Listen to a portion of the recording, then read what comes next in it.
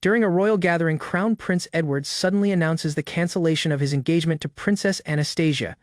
The unexpected declaration shocks the nobles as everyone turns toward the future crown princess. Anastasia calmly asks for an explanation, but Edward dismisses her response and criticizes her attitude. The gathered nobles quietly observe as tension spreads throughout the hall.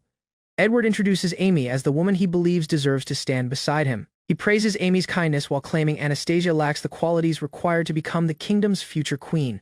Edward accuses Anastasia of bullying Amy and declares that everyone already knows about her cruel behavior.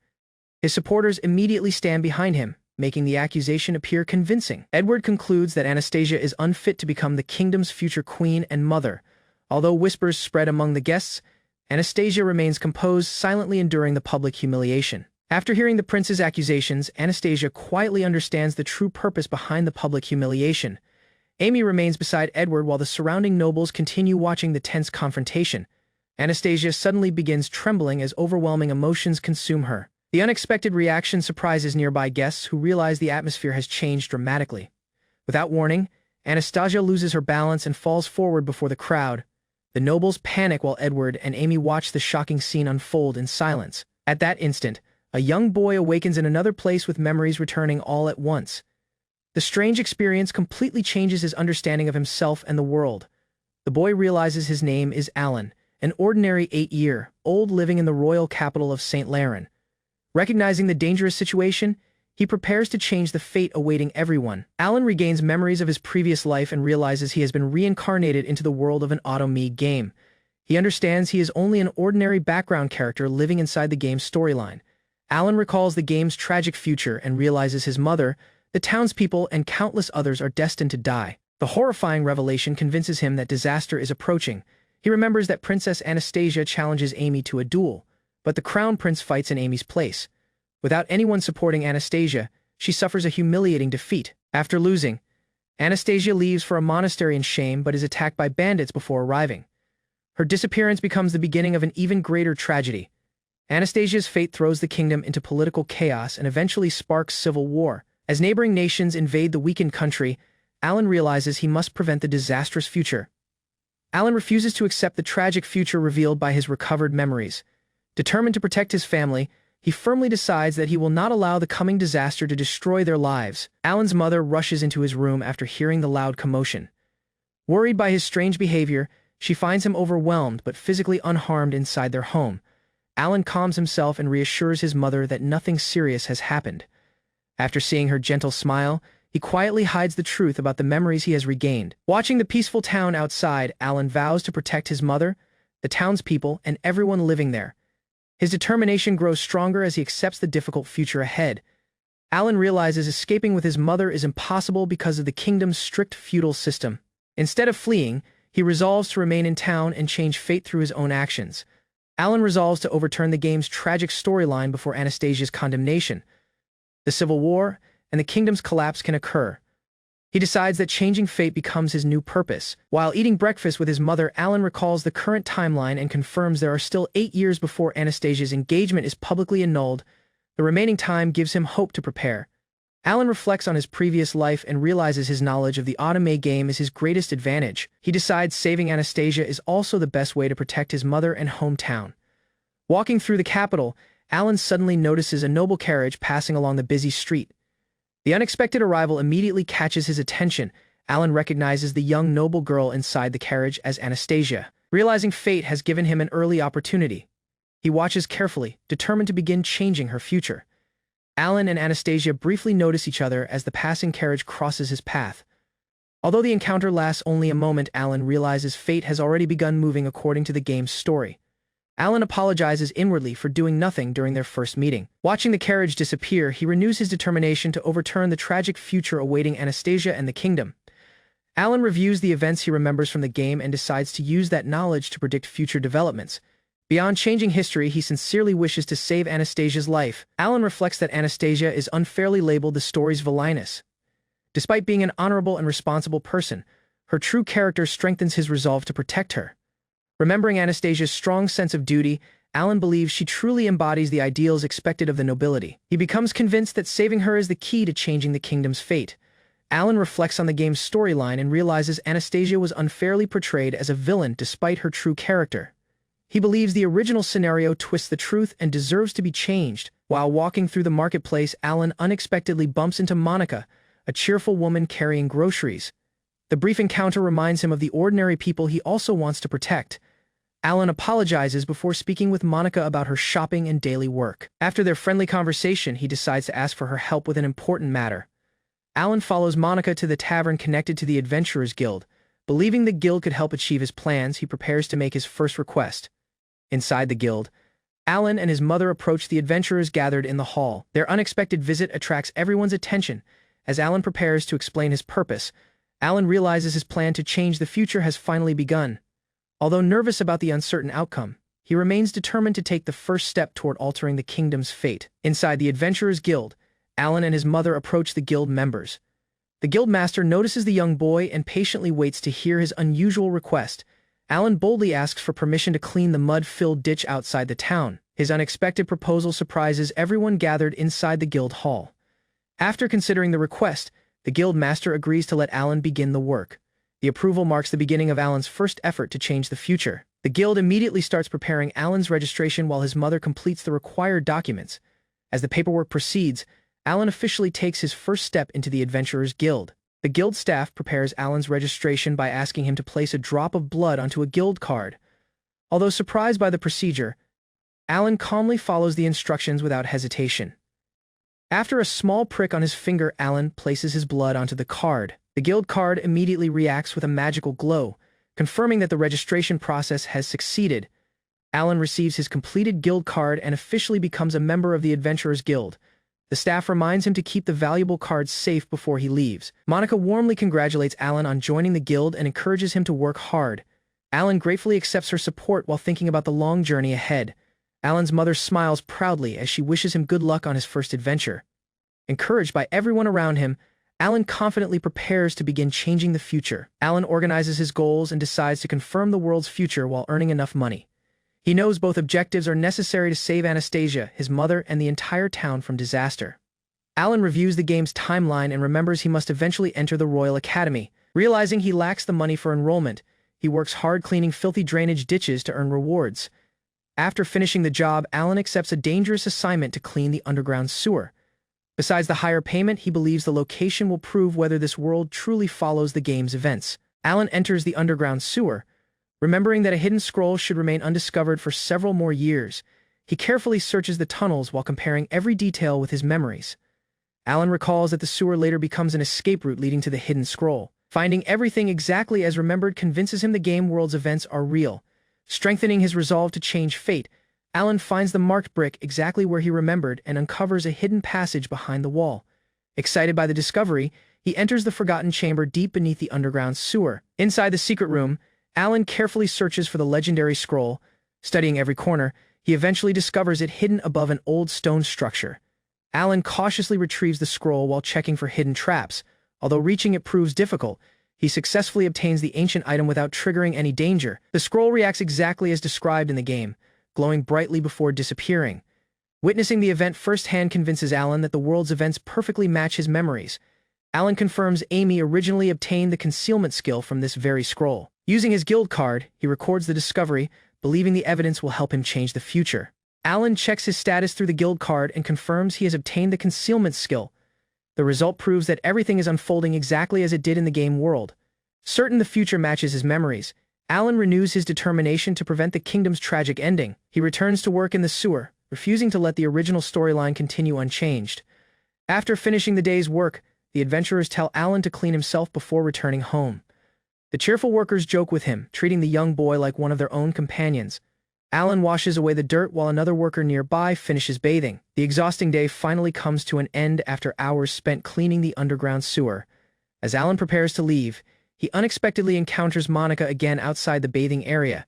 She notices his condition, while the surrounding adventurers remind him that his mother has been worried about him every day. Back home, Alan ignores the workers' jokes and begins testing the newly acquired concealment skill. He quietly checks whether the ability functions exactly as described in the game's storyline. Alan successfully activates the skill inside his house and confirms it works as expected. His mother unknowingly calls him for dinner, proving the concealment ability can hide his presence effectively. During dinner, Alan gives his mother the money he earned from the guild. He also remembers that studying at the local school is necessary before taking the Royal Academy entrance examination. After obtaining concealment, Alan sets his sights on acquiring the appraisal skill. He believes the new ability will become another key to changing the kingdom's future. Alan recalls that the appraisal scroll lies inside a dangerous monster-infested area instead of a sewer. Knowing the journey could cost his life, he still resolves to obtain the skill. Alan continues searching the wilderness while using concealment to avoid nearby horned rabbits. Although the monsters are harmless, his real objective is locating the forgotten ruins hiding the appraisal scroll. For several days, Alan explores forests and compares the landscape with his memories. Despite repeated failures, he refuses to give up and continues searching before nightfall each day. The exhausting exploration continues into the third and fourth days. Alan returns home tired every evening, hiding his true mission while reassuring his worried mother that everything is fine. On the fifth day, Alan finally discovers the ancient ruins hidden deep within the wilderness. Relieved that his efforts have succeeded, he immediately prepares to continue the search. Alan carefully enters the ruins, determined to locate the appraisal scroll before celebrating. Suddenly, an unfamiliar sound catches his attention, forcing him to hide and observe the danger ahead. Alan secretly discovers a group of goblins guarding the ancient ruins. Realizing unexpected danger blocks his path, he carefully considers his next move, taking Alan off guard with their crushing numbers. From a secret vantage point, he assessed the danger. Knowing concealment became the only thing keeping him alive. The appearance of the parchment of evaluation arrived to mind its retrieval, now more urgent than ever. Steadying his breath, Alan rejected the idea of withdrawal, aware delay would cost him all. With fresh resolve, he advanced, placing his faith in the power of romance game skills. Alan descended the stone stride, entering the subterranean layers with careful resolve. The passage forward glowed softly, illuminated by moss clinging to the cave walls. Stretching out to the luminous surface, he took a scene to admire the serene light around him. Despite the cramped space, he pressed forward, quietly hoping no more goblins lurked below. Soon, he found the secret room. The parchment of evaluation was finally within reach. To Alan's alarm, the room held not just the parchment, but piles of loot never seen in the game. An unexpected movement alarmed him. A goblin guard appeared, taking him completely off guard. He hid swiftly, realizing the room served as a treasure vault for the goblins. Single of them drew near, sniffing suspiciously, his appearance uncomfortably close. The odor shaken Alan, but he struggled to stay silent and unnoticed. Unexpected blow distracted the goblin, giving Alan the scene he required to escape detection. He dropped nearby, tired but relieved to have made it past unnoticed. Reflecting on the circumstance, Alan understood the incidents in the ruins were diverging from the game's script. While some changes became troubling, the parchment became still buried in its secret spot. Using the map's clue, he retrieved it safe from goblins. Thanks to clever concealment, Alan let the goblins pass, his heart pounding as he stayed secret just inches away. After safely stretching the surface, he looked rear at the city, relieved to have came back unharmed. In secret, he readied to use the parchment, aware that discovery would bring problems. The ability was properly acquired concealment evaluation. Now part of his arsenal, with fresh resolve, Alan resumed his daily existence, already scheming his next move. A fortnight afterward, Alan noticed an unusual buzz among the others as he arrived in the courtyard. He approached the instructor for answers, sensing something serious possessed occurred. The boy explained they'd found a goblin nest in a remote labyrinth and planned a strike. Alan quietly affirmed his choice, securing the parchment earlier possessed been the right call. Yet as scenarios shifted, he wondered if the game script became already unraveling. Alan asked if the instructor would join the strike, only to listen to him politely refuse. Surprised, Alan questioned his decision, noting how capable he still appeared. With a grin, the boy showed a prosthetic leg, his adventuring days behind him. He explained an orc's poisoned arrow possessed finished his active career. Though the prosthetic functioned well, combat possessed become difficult. Now he focused on teaching and basic routines. The instructor grinned kindly, offering to teach Alan's sword basics once he was prepared. Not long after, the crew began scheming their route to the ruins. Maps spread out across the desk. Watching silently, Alan admired the boy's leadership despite his retired status. Afterward, while working, Alan set his sights on a fresh goal: learning alchemy. On his time off, he readied to head into city, silently advancing his plans solely. Alan walked past the market, thinking about the steep cost of the alchemy parchment, 15 million cents. Encircled by merchants, he pondered how to make enough funds to reach that goal. He understood his evaluation ability could help identify valuable items secret among common goods. A rare earring worth 300,000 cents caught his notice almost immediately. Interested, Alan approached the vendor, requesting about the earring's details and value. Alan inquired about the earring's origin and decided to buy it after hearing its backstory. He paid using his association badge, proving the purchase at a surprisingly low price. Despite the vendor's teasing about romance, Alan stayed focused on his goal. He calculated the profit buying low and selling bright could become a valuable side strategy. With a resolved grin, Alan decided to continue working hard and rescuing steadily. Alan showed the earring and gloves to the instructor, requesting for an expert opinion before selling. The boy examined them briefly, already intrigued, and offered to call a specialist. The expert confirmed the item's identities: earring of strength and rare fireproof gloves. He cautioned Alan about the risks of open selling but offered a fair association purchase instead. Grateful, Alan agreed, warned to stay grounded and not let luck go into greed. Alan created single final petition. He wanted to learn how to wield a sword. Training began, but his appearance became swiftly corrected with loud, sharp commands. Drenched in sweat, he pushed past each swing, eager to improve under his mentor's guidance. The instructor emphasized that power solely required nothing without ability and grasping. He warned Alan mastery comes not from the weapon, but from the single who learns to use it. Alan recognized the instructor's warning. Relying only on cheat skills could cost him all. With fresh will, he became ordered to run 100 laps to build his strength. Despite exhaustion, he kept moving. Knowing each step brought him closer to his goal, he dropped, barely able to breathe, but knew tomorrow's training would be just as tough. In that scene, Alan swore he wouldn't lose. He had too much to guard. Alan continued balancing sword training, manual work, and evaluation-based pay, steadily working toward his goal. Now 11, he had saved over 15 million cents, enough to care for the next decisive step. Alan prepares to leave, prompting his mom to ask if he's going out. Calmly replies he's heading to the market, dressed with goals, showing maturity that surprises his mom. After 2 seasons of study and rigorous training, Alan finally achieves his savings goal past resolve. He enters a perilous district, heading toward a store secret in the darkness of the kingdom metropolis. Cautiously, he descends the alley stairs, scheming to stay unnoticed and avoid unnecessary confrontation.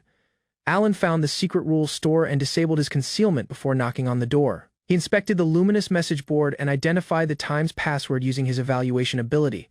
After proving the phrase, he repeated it with precision, prompting the lock to disengage. Within, a cloaked shopkeeper welcomed him with a cryptic grin, requesting his intent. Asked for the parchment of alchemy, ready to negotiate for the steep price offered. Alan paused as the shopkeeper asked for a scene, his gaze briefly caught by an odd skeletal display. The parchment was finally shown along with a bonus goblin sorcery stones as Alan readied his evaluation. To his astonishment, the parchment was showed to be a cheap imitation worth far less than claimed. He confronted the deception directly, demanding honesty, which earned him the shopkeeper's consent. Acknowledging Alan's sharpness, the boy readied to show him the true deal. Alan confirmed the parchment's authenticity this time and offered to pay with his association badge. Upon activating the parchment, the alchemy ability was properly added to his list of abilities. While the shopkeeper cackled with amusement, Alan silently promised never to return again. At house, he was welcomed by his mom's lecture for arriving so delayed. As she warned him about tomorrow, Alan promised to rest early for the big time. The night before the exam, Alan studied notes in bed, aware he'd be graduating early at age 11. In the metropolis, free schools became common, though many skipped middle studies altogether. Alan's class studied etiquette, history, and noble crests. As the teacher called him, he came her to the exam hall. She commended his rare achievement, while Alan promised to give his best. At her signal, the final exam began, timed and intense. Alan breezed past the memorization section. Confident in facts, he barely connected to true citizens. Geography showed a little challenging, leaving him unsure about production stats across regions. He raised his hand and informed the teacher he became finished with the exam. Though only an hour possessed passed, he pressed on submitting his paper, the teacher frantic at his speed, but Alan stayed relaxed, sure of his answers. As Alan exited the room, the teacher told him the results would be announced in a week. 7 days afterward, she hurried in breathlessly, shouting the outcome with excitement. He achieved perfect marks in every subject, a feat unheard of for someone his age. Praising his brilliance, the teacher grew emotional while Alan awkwardly asked her to calm down. Embarrassed, she apologized, and Alan awkwardly confessed to using a few reincarnation advantages. Offered a recommendation for bright studies. Alan proudly agreed, knowing he had earned it. Despite his excitement, the teacher warned him he'd still have to wait until age 15. She explained how the system allowed for accelerated learning but wasn't rose for such leaps. Alan showed gratitude as the teacher congratulated him on his early graduation. Encircled by classmates, Alan confessed his success arrived from effort and a little reincarnation help. Under a soft sky, Alan thought on his middle studies graduation. His mom served a small meal, apologizing for their hardship, but Alan appreciated her appearance more than the food. Surprising him, she offered a dismantling knife wrapped in leather. She explained it became a gift to celebrate his graduation and coming of age. Moved, Alan understood the sacrifice behind it, treasuring the knife as her heartfelt support. Wetness welled in Alan's gazes, surprising even himself. As his mom comforted him softly, she embraced him, expressing her hopes for his happiness and alerting him not to overwork himself. Alan promised to cherish the knife she gave him, calling it his treasure. Though she couldn't afford his schooling, he promised to save up for bright studies. With soft strength, he promised to guard her, resolved to do all right. At 12, Alan became an official F-rank adventurer and gained early bright studies exam eligibility. Abruptly, someone hugged him tightly in excitement, taking him off guard. Monica, beaming with dignity, announced his fresh rank to the entire tavern. While others joked with him, Alan pressed he not be treated like a child. Senior warned him to stay focused. He became good but still possessed much to learn despite lacking a warrior's divine protection. Alan earned praise for his performance and dedication. Divine protection's blessings from gods enhanced abilities or granted special powers in this realm. Heroes like the royal prince and Amy possessed powerful protections, while others still remained out with training. Alan lacked such blessings but pushed himself to overcome this disadvantage past relentless effort. Having rose points from seasons of cleaning, he was single task away from promotion to E rank. Alan learned his promotion job involved herb collection and hunting horned rabbits, both seemingly basic. He agreed to begin the next time, though cautioned not to underestimate the beasts. 2 days afterward, he came back with herbs and sorcery stones, properly completing the task. Thanks to his game knowledge, Alan found the herbs easily in ruins cleared of goblins. Preparing to expression the rabbits, he awakened his concealment ability and drew his weapon. Alan approached the grazing horned rabbits, blade in hand, preparing to strike. Though they looked harmless, he warned himself they became destructive pests and apologized silently. Returning to the association, he was commended and promoted to E rank with a proud grin. That night, he used the knife his mom gave him to dress the rabbits. Grateful, with his fresh rank, Alan gained the right to travel freely and care for longer missions. Alan learned there became only single divine protection available to a villager's secret deep within the Valley of the Flying Dragon. This divine gift enhanced wind thread sorcery, crucial for passing the bright studies' practical exams. With his dismantling knife in hand, Alan announced his next journey, prepared to expression the valley's trial. A furious dragon roared in grief, blaming Amy and her companion for her mate's death. As the dragon lunged, Amy walked in rear, narrowly avoiding the strike. Her partner yelled for her to withdraw.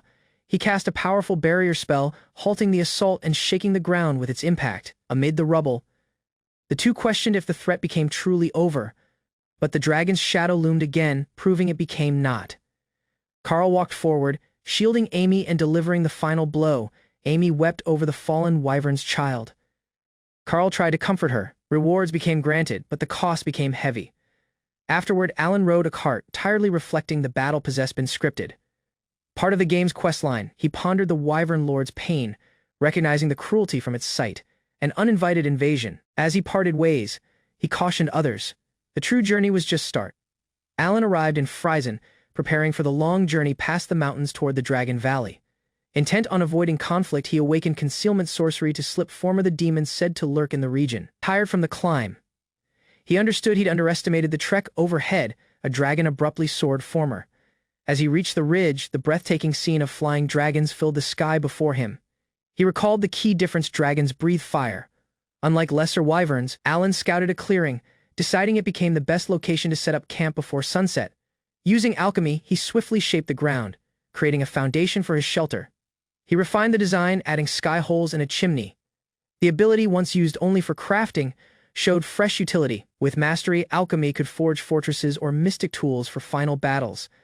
Finished his semi-basement camp, rose from seasons of dedication and ability. Alan whispered goodnight, clutching his blade under the stars as smoke rose from his newly rose camp. At daybreak, he restored the area and set out with fresh concentrate. His goal was the Temple of the Wind. Using concealment, he advanced confidently, avoiding the aggressive wyverns that once posed a constant threat. Soon, he reached the ancient stairs that led to the temple. Just as he began climbing, something surprising caught his notice. Within the temple, a black wyvern lord lay curled beneath the pillars, a father from the slain kin. It appeared to be sleeping. Soft stride moved closer, aiming to retrieve the sacred book unnoticed. An unexpected voice halted all.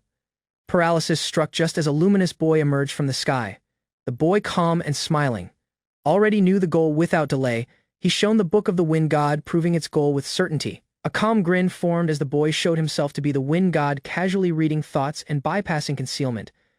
Bewildered and shaken, the boy asked what a god could possibly want. The answer: wake the sleeping dragon. Without delay, a powerful strike launched the wyvern into the sky. The divine figure floated beside it. Waiting moments afterward, the beast came back fully awake. With single eye open, the wyvern was presented as a surprising ally. Jerome nervously presented himself. Voice shaky, he confessed to being a wyvern lord more or less. A brief rush came. Alan presented himself, unsure how to respond to the circumstance. With soft coaxing, Jerome extended a claw.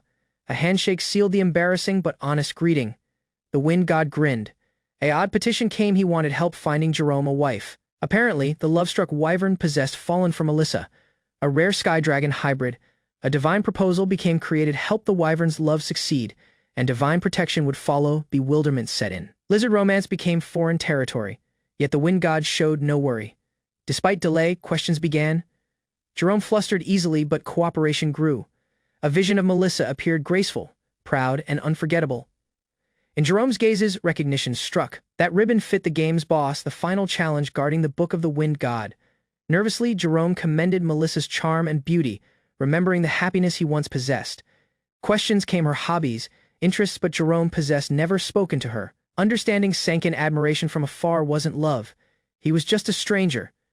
A strategy to start with greetings took shape behind a tree. He trembled, sweat poured as he tried to speak.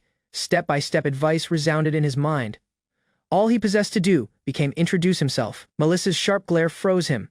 Questions cut past. Who became he, and what did he want?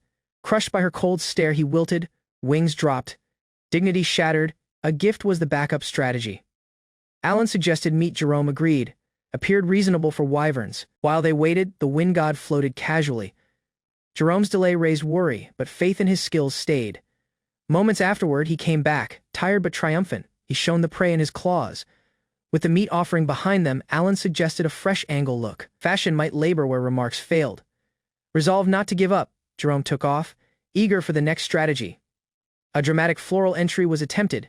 Melissa responded with terror, not flattery. Slumped on the ground, Jerome reconsidered. Maybe flashy wasn't effective. After all, Alan proposed a fresh idea: dress well, not loud. A suit symbolized trust. For humans, at least, an idea formed: if suits gain trust, maybe a necktie solely would help. Alan considered crafting single himself at the middle of a drawn circle. He began shaping it using sorcery. Jerome saw, puzzled but intrigued. Alchemy blazed to existence. A glow rushed as components fused past the awakened sorcery circle. The result glimmered into sight. A perfect, crisp necktie appeared on Jerome's chest. Grinning proudly, he thanked Alan. The effort paid off. He finally seemed prepared. Jerome beamed with gratitude and hurried to show off his fresh look. In the middle of the audience, Melissa remained encircled. He yelled her name with haste. Realizing he didn't know her place, he relied on divine help and launched into flight. Wetness welled up as he spotted her. Resolve filled his heart. Soaring past the sky, Alan and his ally approach a tense battlefield.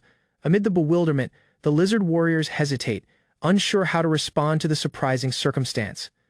Without notice, a violent impact shatters the standoff as two powerful troops collide middle of sky. Crashing to the ground, Alan disrupts the enemy formation, taking them off guard. With fierce resolve, a lone warrior shields Melissa. Unleashing a defiant roar at the approaching threat, several enemies close in, surrounding the fallen warrior as he struggles to hold them rear. Despite his injuries, he urges Melissa to escape, remaining protectively between her and danger. With haste in her gazes, Melissa leaps into the sky, flying away from the battlefield. Behind her, the brave warrior intercepts a strike, refusing to let anyone reach her. Summoning his strength, he unleashes a powerful counterattack, sending enemies crashing in every direction. Melissa is abruptly seized middle of flight, pulled rear by a resolved pursuer stretching out with power. Far above the cliffs, a chaotic chase unfolds as multiple figures scatter across the sky. Down below, Alan and his companion react to the approaching threat, alarmed by the aerial scene. Without delay, the god intervenes middle of sky, disrupting the enemy's path with a burst of wind. Trying to explain the circumstance, Alan introduces themselves as friends, though bewilderment still lingers. Comforted by his companion, Melissa learns the warrior fought bravely to guard her. Midair, the tired fighter loses command and begins spiraling downward toward the cliffs below. A loud crash follows as his form hits the rocky ground, raising a cloud of dust. Melissa, caught beneath him, winces in pain as they both struggle to recover. Flustered and embarrassed, he scrambles off her, apologizing with frantic haste. Melissa, still flustered, expresses her gratitude to Jerome for rescuing her, addressing him softly without delay. She leans forward and kisses his cheek, calling him cool with sincere admiration. From a distance, Alan watches their scene happen, realizing his task is now finished. A divine voice reaches out, promising Alan the reward he became promised for his efforts. Touched by the gesture, Alan receives the wind god's blessing, sought by those he helped unite. The wind god teases Jerome and Melissa about marriage, promising his blessing when the time comes. At the altar, Alan discovers the wind god's book is missing.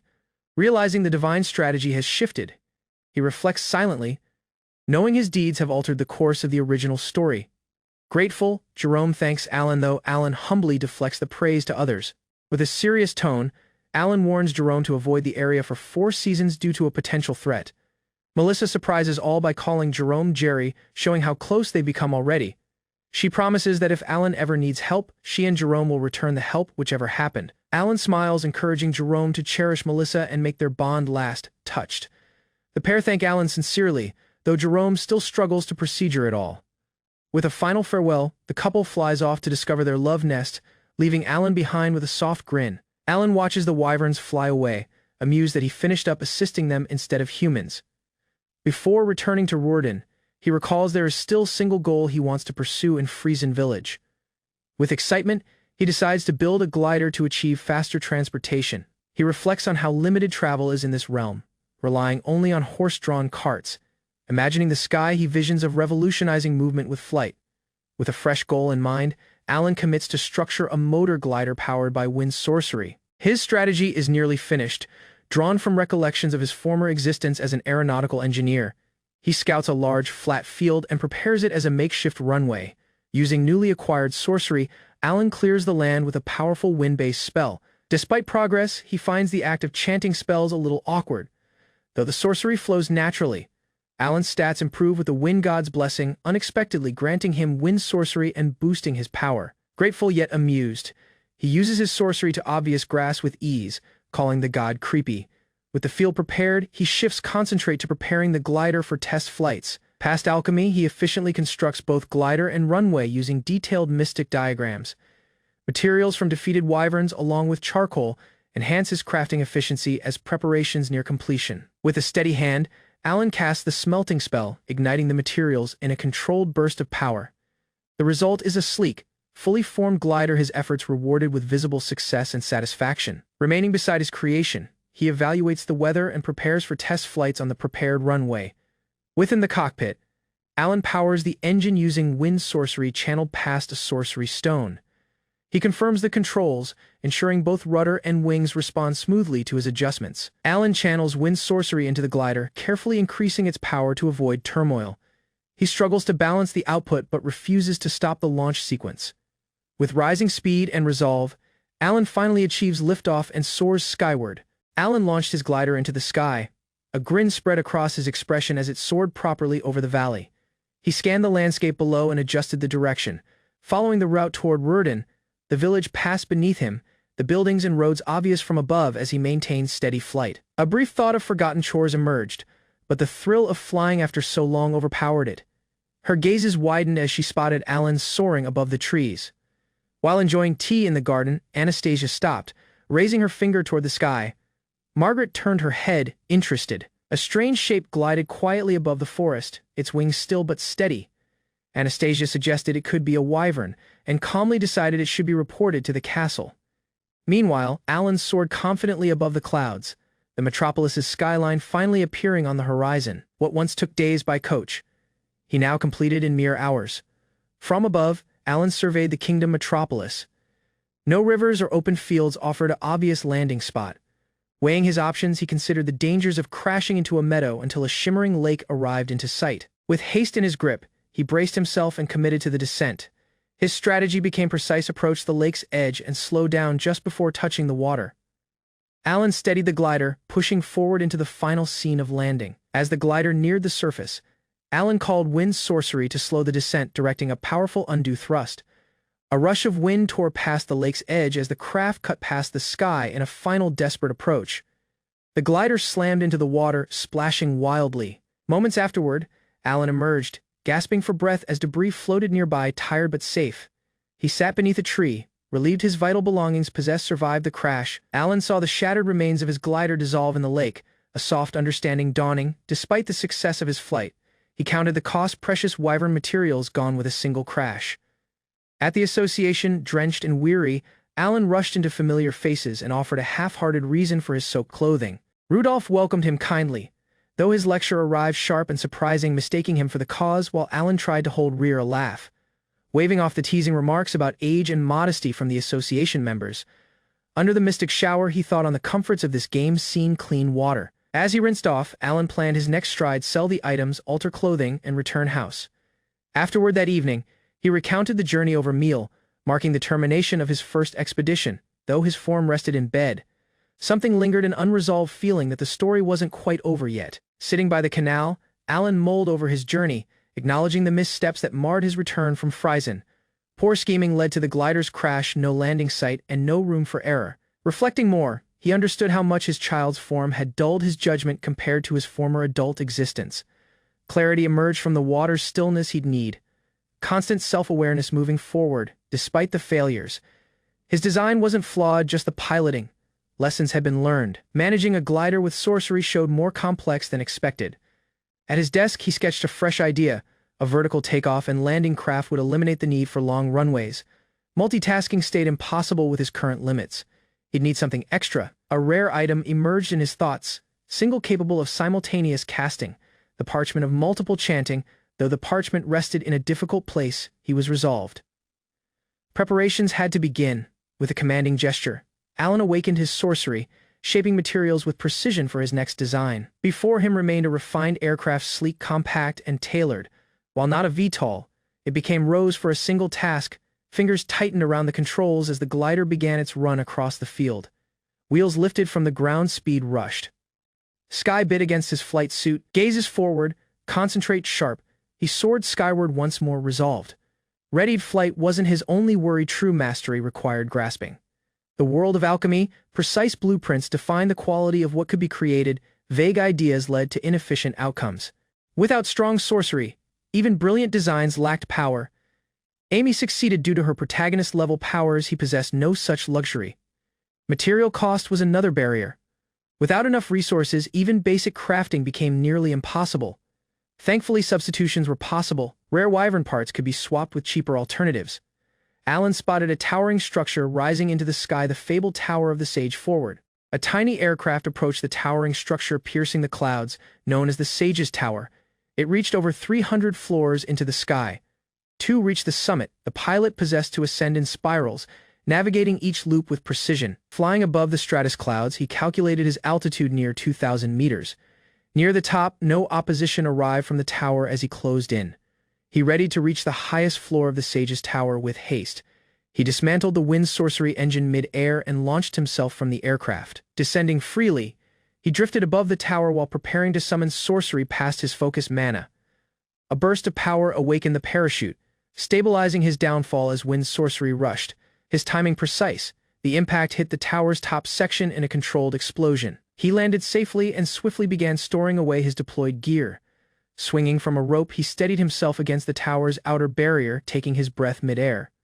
Within the breach, he dropped on the floor, tired but comforted that all proceeded as planned. Declaring the task a triumph, he recognized how his aerial infiltration bypassed all expected threats. He uncovered a sealed parchment within the room, its glow proving its value.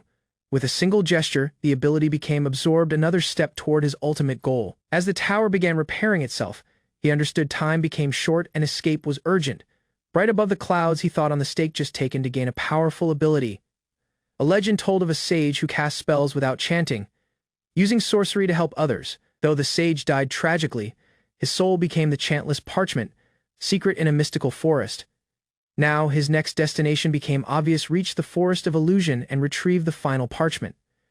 Navigating by a dated association map, he tried estimating his place near the Forest of Illusion. Uncertainty loomed as he drifted off course, worried about landing before nightfall. Strong demons lurked below, and he knew his strength became limited. Caution was crucial.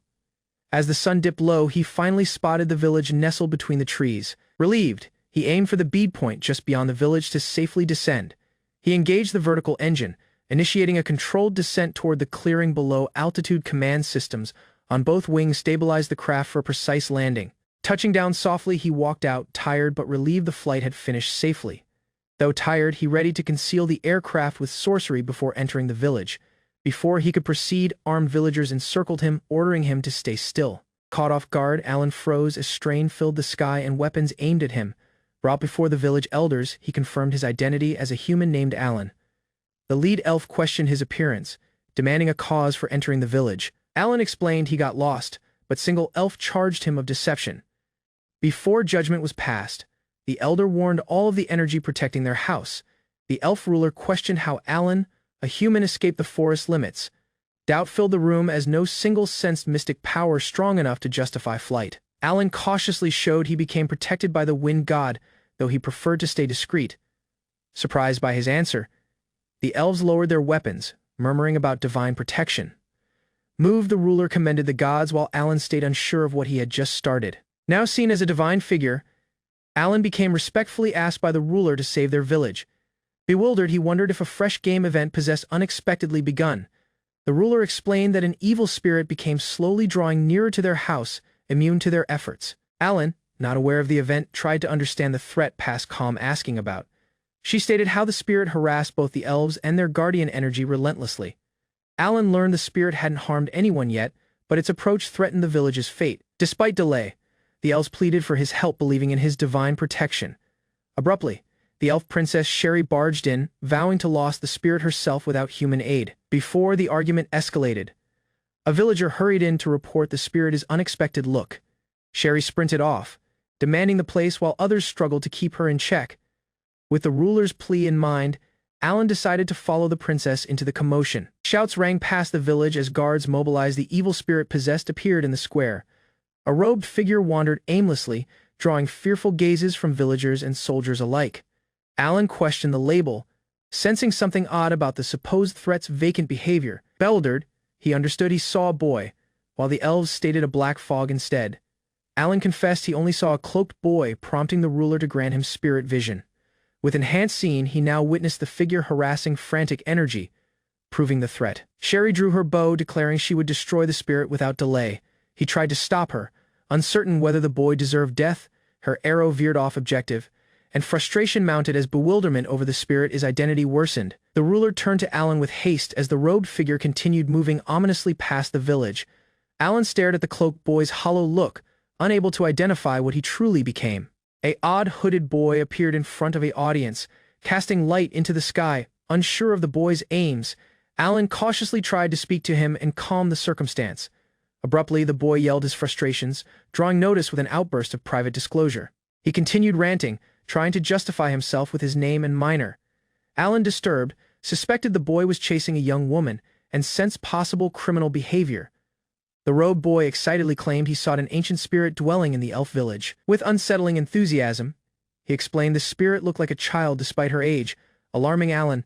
Meanwhile, the elves misjudged the scene, thinking Alan became interacting with a perilous entity. A confrontation broke out as accusations flew, with the boy defensively insisting on his innocence. Alan, growing irritated, scolded him for frightening the spirit and ordered him to stop chasing her. Hooded boy gasped in disbelief upon realizing his appearance was frightening the energy. Despite being told to leave, he stubbornly pressed on entering the elf village, asserting it became essential. He showed his goal, meeting the elf ruler to obtain a key ingredient for creating an elixir. Alan pulled him rear, pointing out the ruler already remained before them. The elves, however, stayed wary, convinced he was an evil spirit due to his questionable aims. Alan asked the boy if he would leave the village in exchange for the ingredients he required. With consent from the elf ruler, Alan formally agreed to listen to the boy's petition. The odd boy reiterated he required a spirit tree petal and honey, promising to go afterward, responding swiftly.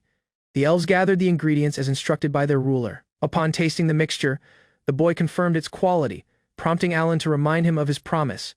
Grateful beyond remarks, the robe boy promised Alan he would never forget the gentleness shown. Meanwhile, the elves celebrated Alan, praising him as a divine figure sent by the gods. Among them, a tsundere elf reluctantly recognized Alan's efforts. Though tried to mask her consent, the villagers invited Alan to stay for the night, offering him a location to rest. Afterward, he soaked in the hot spring. Surprised by the surprising luxury of the elf village, Alan began to reflect, realizing he hadn't anticipated all that occurred during the time. Unexpectedly, a muscular elf went into the washroom and offered to wash Alan's rear, taking him off guard. As the circumstance escalated awkwardly, Alan nervously declined, asking about the randomness of this romance-like event. Sound from beyond interrupted the scene, drawing notice from others in the village. The elf ruler joyfully announced the birth of the spirit of light, leaving Alan astonished once more. Children saw in wonder as luminous energy danced past the sky, single-identified as the spirit of light. The elf ruler marveled at the phenomenon, noting it hadn't occurred in 800 seasons. Alan, remembering game knowledge, grew wary this event didn't match the original story timeline.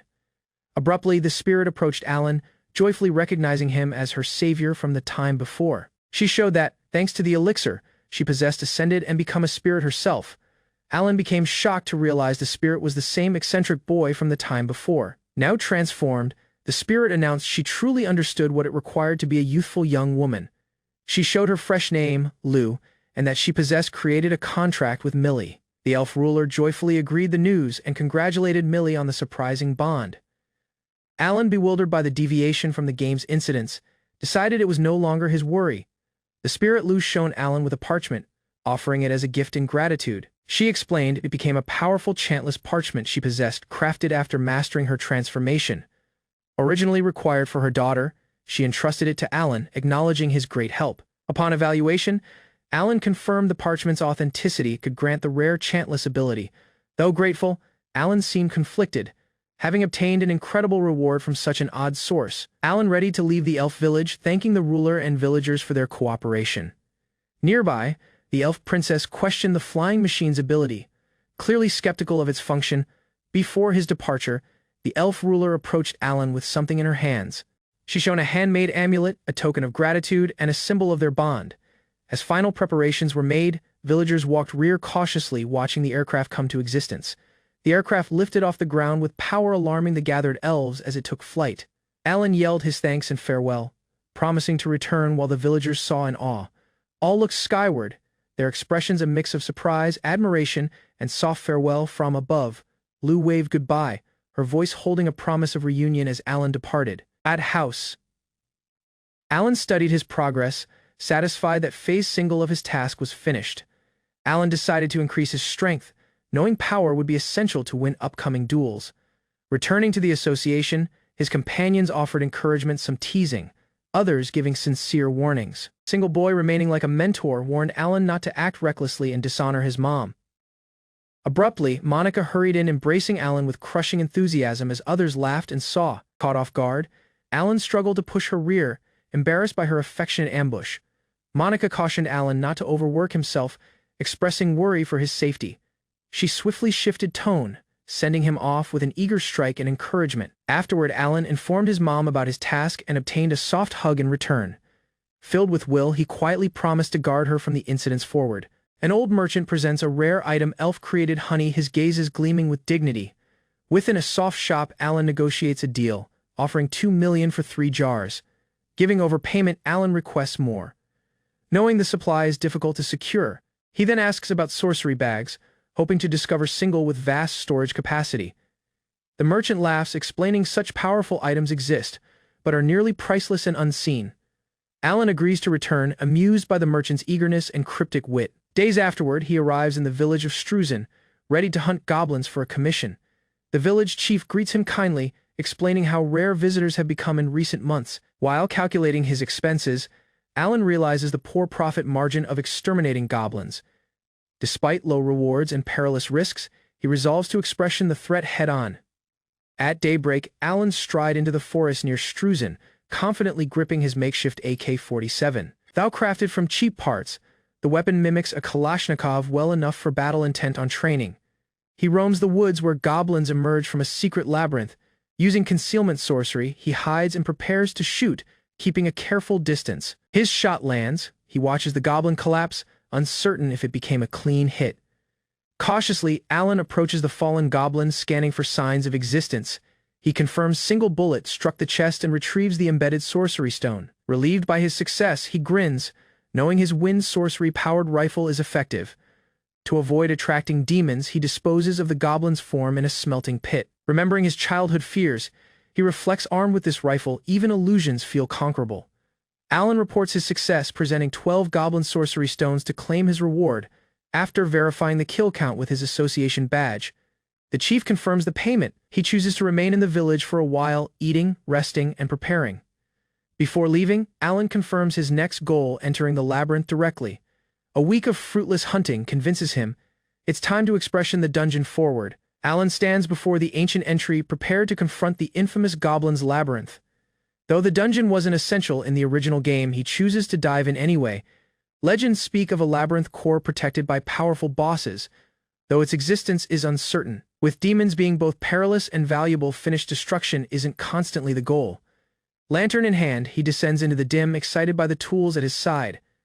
Within the labyrinth, Alan notes it isn't densely packed, but the goblin encounters are steady. From the goblin's perspective, the dungeon's arrangement may seem like a maze of unknowns. Despite concealment, the lantern's glow betrays his appearance. Drawing notice, goblins rush forward only to be struck down by his rapid gunfire. Irritated by the absence of stealth, Alan compares himself to a luminous, defenseless anglerfish.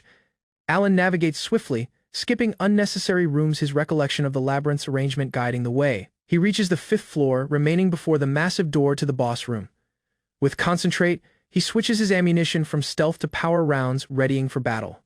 Within, hobgoblins and goblin mages await, defending the core room with hostility. At their middle stands the towering threat, the Goblin King, armed and armored for conflict. Alan prioritizes the goblin mages, unleashing a barrage to eliminate the mystic threat, first with 2 confirmed kills. He swiftly reloads and readies for the next rush. He targets the hobgoblins, next, using smokescreen sorcery and sneaking to re-enable concealment. Their bodies bead, leaving only the Goblin King, who watches in quiet. Alan opens fire, bullets striking the armored giant as it lets out a monstrous roar. The Goblin King charges with crushing strength, smashing the floor as Alan narrowly dodges, cornered and out of options. Alan prepares a last-drained smelted weapon from his pouch. He hurls the bomb toward the king, banking on the surprise impact. Smoke erupts fiercely, blinding the king and causing him to stagger in agony. Toxic fumes erupt from his armor gaps. His roar turns to choke screams of pain. Alan fires relentlessly, closing the distance to land a direct shot to the Goblin King's head. His improvised pepper bomb strategy functioned just like in the game, blinding the enemy. Yet, despite critical damage, the monster refuses to perish, staggering with immense vitality, unable to pierce its skin. Alan chants Wind Cutter while gripping his blade tightly. With the battle over, he sighs, collecting the sorcery stones will be exhausting labor.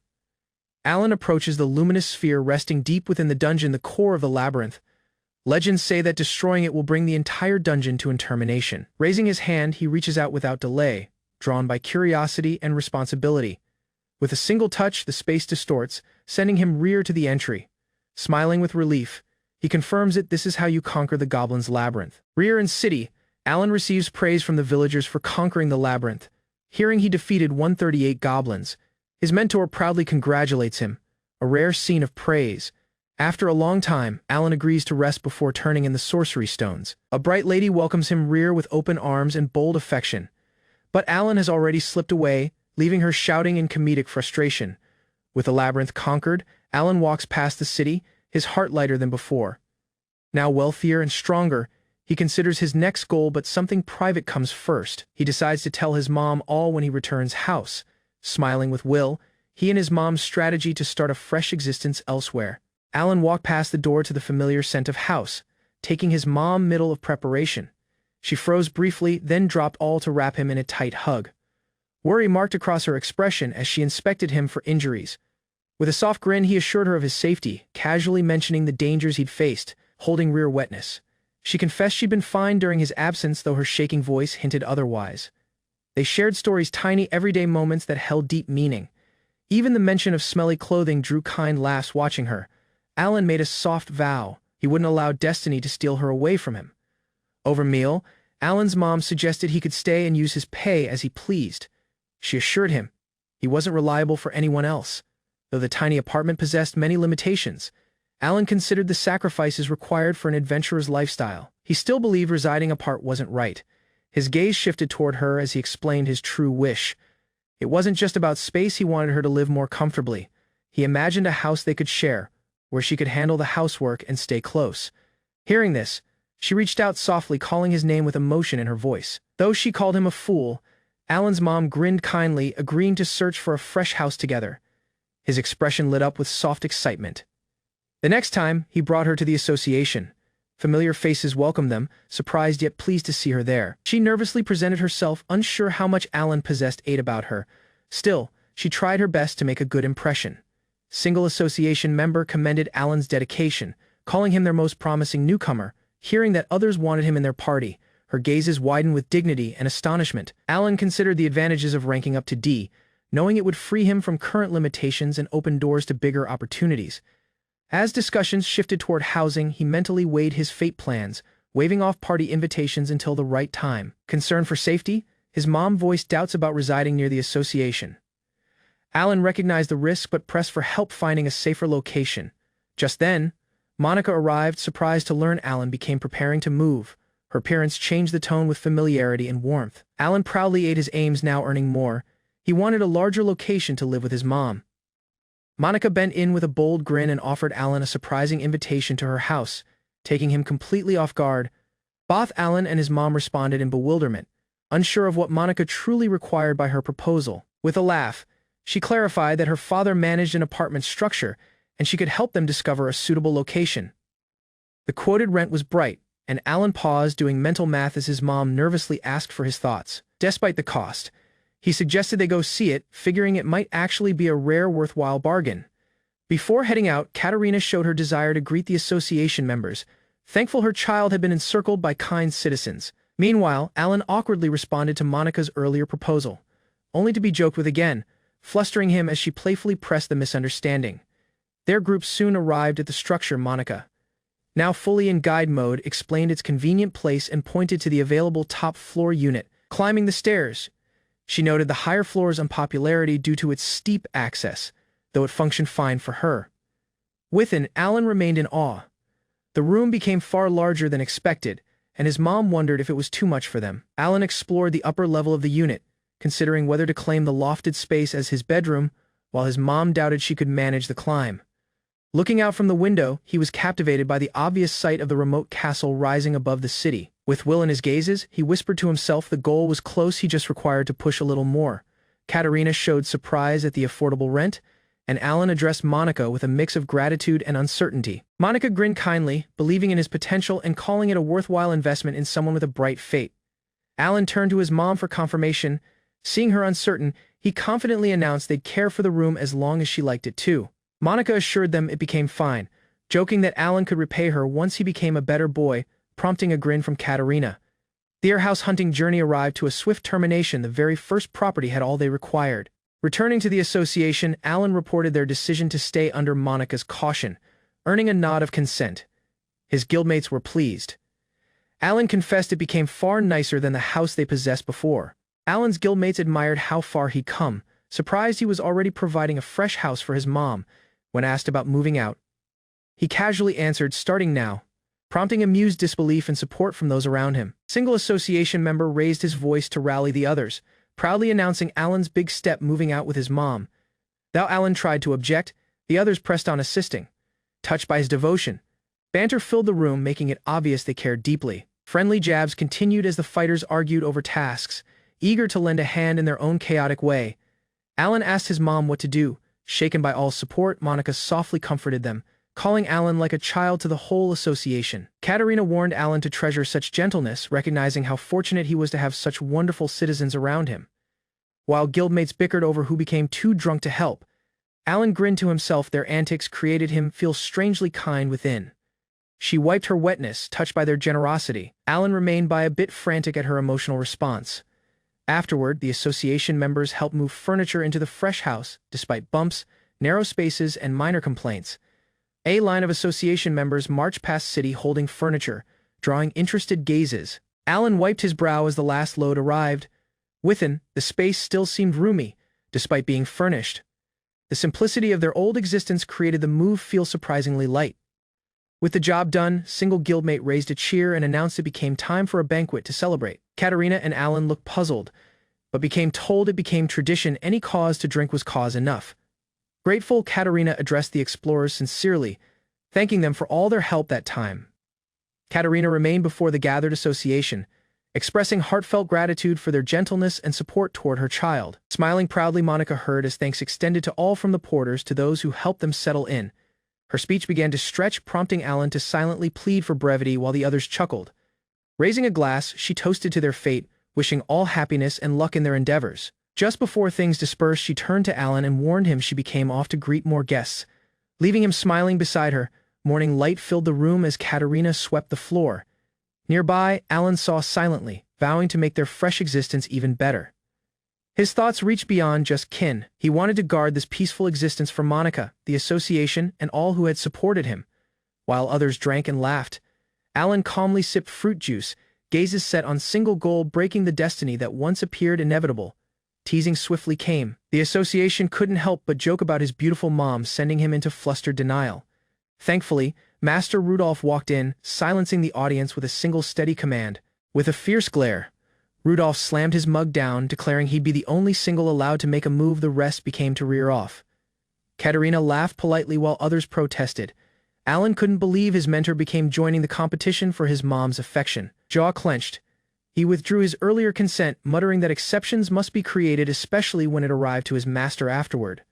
Solely in the forest, he tried his equipment under peaceful skies, letting out a long breath. Careful observation showed good penetration. Still, he required better rounds for the strategy he possessed in mind. Steam rose from the tub as Alan soaked, muscles sore after days of preparation. Nearby, 2 rifles bent against the barrier, single full-size, the other compact. He'd smelted FMJ rounds for both. As he relaxed, a teasing voice interrupted. Katarina joked about joining him, prompting a deadpan refusal. Not long after, a towering armored figure dropped, holes pierced past its helmet. The bullets possessed done their job. Enemies never appeared to stop, but this dungeon created for perfect grinding. He kept pushing past week after week. With over 100 laps completed, Alan had gathered sorcery stones for the association and strengthened his will even more. Alan handed over a beer in thanks while being advised to review his status. His efforts against goblins possessed started to draw notice. Upon checking, he found a fresh nickname, Goblin Slayer, earned from consistent extermination and rising experience as a novice adventurer. In the dense forest, a pair of massive boars marched forward, disturbing the peace with their heavy snorts and trampling hooves. A lone youthful boy went into the forest with a rifle slung over his shoulder, careful but resolved. He stopped briefly, noting that he became just beyond the suburbs of Altman, a region too close to leave such threats unchecked. The boars weren't just perilous, they became resources. Their bodies, mapped and branded, became vital for meat and supplies. Sitting beside a downed creature, he thought on the job forward. Orcs emerged endlessly from a labyrinth deep within, and he possessed no choice but to confront it. Alan confirmed his earlier guess, the hollow point bullets functioned as planned. Every successful hunt not only provided materials but also progressed his association remaining. These bullets, known for expanding on impact, became familiar to him from another existence. Against stronger foes, he planned to rely on FMJ and Kalash rounds while continuing to use smaller calibers for standard threats. He studied each type's role with caution. As night fell, Alan studied his results. Tomorrow, he would enter the Great Labyrinth fully readied. Before resting, he enjoyed a rich dish of braised orc shank, savoring both victory and the spoils of his strategy. Alan gave thanks, but stayed careful about unknown food. Fresh worlds often held unseen risks, even in their cuisine. Surprisingly, the orc meat exceeded expectations. Though rougher than pork, its flavor and texture held depth, especially around the skin and bones. The next morning, Alan gazed at the sky above the village. Thoughts of house emerged. He expected to share this location with his mom's single time. Within the labyrinth, he advanced using concealment tactics. Middle of bosses protected each floor, but his methods showed effective. After battle, Alan harvested what he could. With limited space, he prioritized collecting sorcery stones already used to the routine of survival. At the heart of the labyrinth, the Orc King loomed, encircled by all the middle of bosses Alan had fought before. Its appearance radiated menace, and warned Alan of its savory meat. Without delay, Alan took aim. His strategy was basic: eliminate isolated healers and support units swiftly to weaken the formation. Targeted strikes landed with precision, Mages and priests came by a smokescreen withdraw. Even the orc general took significant damage during the push. Abruptly, the enemy responded fiercely. A sweeping counterattack forced Alan to dive for cover. The general unleashed a burst of sorcery beyond expectation, exposing secret strength Alan had not anticipated. Alan assessed the battlefield. The Orc King's regeneration ability created things difficult, and its massive health pool demanded a strategy beyond brute power. Without wasting time, he launched another smokescreen. The same evasive tactics that possessed brought him this far would have to carry him forward again. The enemies anticipated his usual flanking maneuver and tightened into a defensive formation. He took a different angle and unleashed a blinding chili pepper extract, targeting their vision with practiced precision. Caught off guard, the orcs frantic. Bewilderment spread among their ranks as Alan readied to press the advantage. The disoriented orcs dropped in rapid succession. Alan stayed calm behind cover, striking cleanly past the commotion with trained precision. Abruptly, the Orc King's stirred luminous power rushed past its form, and Alan understood the beast was preparing to regenerate once more. He narrowed his gazes, the healing possessed already completed just as expected. Alan tightened his grip on the rifle, muttering in frustration. With a furious roar, the Orc King charged forward, shattering the floor beneath it. The sky trembled with every step. Alan responded with steady fire. Bullets tore past the smoke, but his gazes widened. The king wasn't slowing down. The Orc King smashed past the debris in a violent rush, sending wood and stone flying across the room. Alan was thrown to the floor. He scrambled rear, gazes broadly as the massive beast loomed over him. Understanding struck. This creature's dense fur and thick fat resembled a brown stance, likely enough to dull even hollow-point rounds. He reached for another rifle, considering the kalash bullet. With steady breath, he readied for a direct strike, though uncertain if it would penetrate. He took aim at the creature's throat, heart locked as the likely weak point. Alan fired toward the Orc King's heart, but the monster staggered forward, seemingly unfazed. His objective had absorbed the damage. Switching tactics, Alan aimed between the creature's gazes, hoping a direct shot would pierce its thick skull. The beast charged. Alan paused. His position gave him a bad angle, and he couldn't land the shot cleanly in time. The impact poured him across the floor. Pain shot past his form as the Orc King continued its relentless advance. Rising slowly, Alan clenched his jaw. It became obvious this wouldn't be a quick fight. He possessed to endure a drawn-out battle. Alan steadied his breathing, considering his next move. The idea of crafting slug rounds crossed his mind, but something seemed off. To his astonishment, the Orc King possessed dropped. Alan approached cautiously, puzzled by the unexpected stillness. A closer look showed the truth. His shot possessed landed in the heart after all. The beast possessed pushed past the pain until it finally gave out. Even with a mortal wound, the king possessed managed to launch single last charge. Alan couldn't help but admire its strength. With little space left, he packed what meat he could. This victory deserved to be tasted. At the labyrinth's termination, Alan found a treasure chest. Using his evaluation ability, he identified the reward, a bracelet of fertility. He frowned at its function, a charm to enhance reproduction. It seemed wildly inappropriate for an orc dungeon. With the Orc King defeated, Alan completed the first round of the Great Labyrinth, yet he couldn't help but question the logic of this realm sometime afterward. He arrived at the Elf Village airport. Children trained nearby while villagers moved with bright power. Grateful for their gentleness, Alan began returning regularly, drawn by their hospitality and the bright quality honey they sold. The village's playground possessed transformed into an archery training ground, but no single appeared to mind. Children practiced enthusiastically still. Alan knew not all was pleased. Sherry, the elf princess, voiced her annoyance about cutting down trees for infrastructure. Despite the commotion, Alan thought on a milestone he possessed finally turned 13. The scene passed silently amid the shouting. His efforts had paid off. He earned the Orc Slayer achievement, rising to rank D and level 23, a respectable growth from repeated dungeon runs. Rear at the airstrip, the elven ruler welcomed him kindly. As usual, the honey he asked for was readied, and the villagers supported him kindly. As Alan showed his gratitude, the villagers warned him of his role in rescuing them. Their warmth left little room for official thanks. Even when the elf ruler offered to waive his payment, Alan pressed on fair trade. With his level rising more slowly now, Alan decided it became time to expression more difficult labyrinths. Rumors of a fresh challenge possessed reached him. He announced his destination, the Labyrinth of the Wind Mountain. The journey would test all his skills. There, a blizzard phoenix expected. Stronger than any foe he'd faced, it identified the start of a truly perilous stage in his adventure. The elf ruler asked if his destination became perilous. Alan gave a reassuring nod, promising not to overexert himself. He showed her the amulet she once gifted him. She grinned kindly, touched that he still wore it. With sincere remarks, she wished Alan luck and trusted the charm would keep him safe. Alan responded with soft resolve. Just then, a frantic call rang out. Alan became smacked by an overeager greeting, caught completely off guard. A tiny fairy lamented she couldn't join his journey due to a contract. Despite her antics, Alan became secretly grateful for the distance. At the Xivan Explorers Association, a youthful boy made an unusual petition to enter the labyrinth of the Wind Mountains solely. Introducing himself as Alan, a 13-year-old D-rank adventurer, he stayed calm despite their skepticism. His serious gaze showed soft will. Before proceeding, the rules were outlined. Any unregistered entry or removal of items from the labyrinth would be treated as a criminal act.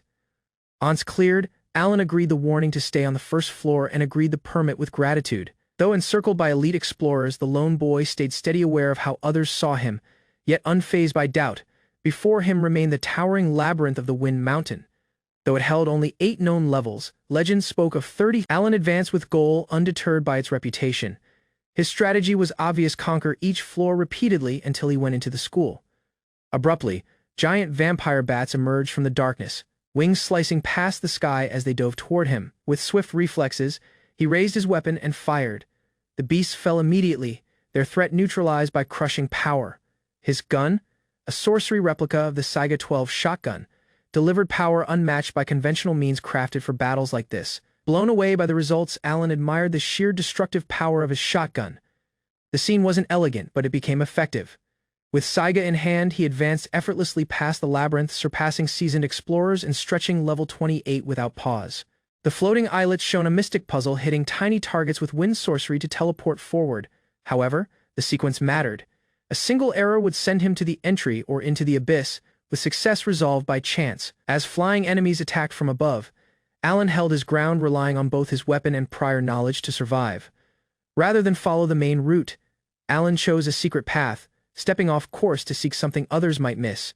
He recalled that a secret room could be found below the islet, accessible by navigating its side correctly in-game. With each step, Alan charged his special ability, Smelt, preparing to forge or enhance equipment using accumulated power. Within the room, he found a rare treasure: 2 substitute rings, capable of reviving the wearer once after death. Knowing their in-game roles, Alan took both without delay, scheming to equip single immediately and save the other for afterward. Remaining before the final door, Alan readied himself. With a substitute ring equipped, he possessed no cause to stall any longer. Within the dim room, he faced the last guardian of the labyrinth, a towering figure waiting in quiet. The enemy showed itself as the Blizzard Phoenix, a powerful creature of ice and flight. Without notice, the beast launched its assault, sending freezing winds and shimmering feathers crashing forward. Anticipating the ambush, Alan awakened a protective barrier past his smelted shield, prepared for the decisive clash, just as the game had taught him. Dodging the first strike, Alan kept his distance. He knew that surviving the opening attack became key to the fight. From there, he unleashed a rapid combination of concealment and gunfire, trying to wear the Phoenix down with precision shots. However, the enemy adapted. It evaded his bullets and retaliated with freezing winds and ice arrows, threatening to overwhelm his defenses. Thinking swiftly, Alan conjured a boulder to shield himself, buying precious seconds against the relentless assault. He stopped to reassess, scheming to weaken the Phoenix from afar until it fell within range of Saiga's decisive shot. Alan understood the rhythm. His only option became to trade blows from afar in a drawn-out skirmish of hit and run. He swiftly evaded incoming strikes, generating another boulder for cover before sliding behind it to avoid the ice barrage. Using the boulder as a shield, he waited patiently for the blizzard to subside, conserving power and assessing the enemy's movement. Once the assault stopped, Alan resumed the cycle: attack, concealment, withdraw, then fresh shelter. Each intervention timed with practiced precision. Just as he neared his opportunity, the Phoenix shifted tactics, unleashing a freezing turmoil that engulfed all in its path. Seeing the Blizzard Phoenix plummet, Alan seized the chance. He hurried forward, prepared to deliver a final close-range shot, but as he sprinted, his footing gave out. The slick, icy ground caused him to slip uncontrollably. Panic set in. He yelled in vain, realizing he couldn't stop in time. The falling beast hurtled toward him. With a violent crash, the Phoenix slammed into the ground just inches away, throwing up ice and debris. Alan landed hard but unharmed. The Phoenix was down, motionless. He caught his breath, aware how narrowly he'd escaped death. Knowing the danger wasn't over, Alan readied determination to fight properly before the Phoenix could recover its strength. He approached the fallen creature, shivering as he examined its form. The intense cold seeped past the feathers and ground. To his astonishment, the feathers didn't melt when removed. Carefully, he began collecting the tail and wing feathers single by single within the treasure room. Alan found light bones worth harvesting and a sealed chest waiting to be opened. Though the fabled sword drew notice, it was the odd device tucked in the corner of the sorcery stone synthesizer that truly intrigued him. Alan examined the tiny sorcery stones, intrigued by the synthesizer's ability to combine them into larger, more powerful forms. A visual account showed the value in merging 16 tiny stones could create single rare, bright-grade gem worth far more. Realizing the profit margin, he devised a strategy. Repeating dungeon runs and using synthesis would steadily increase his wealth. For now, he chose to remain low-key, farming resources silently. He promised to hide the extent of his progress. Rear and city, Alan blended in, easily returning to menial chores, all while concealment the strength he had just proven subterranean. Though he continued doing part-time labor, Alan confirmed he would soon enroll in bright studies, balancing both paths carefully. He mentioned his recent promotion to D rank, noting it aligned with finally attending official classes. Within, his mentor urged him to finish a petition that would push him to C rank, particularly to avoid being underestimated at studies.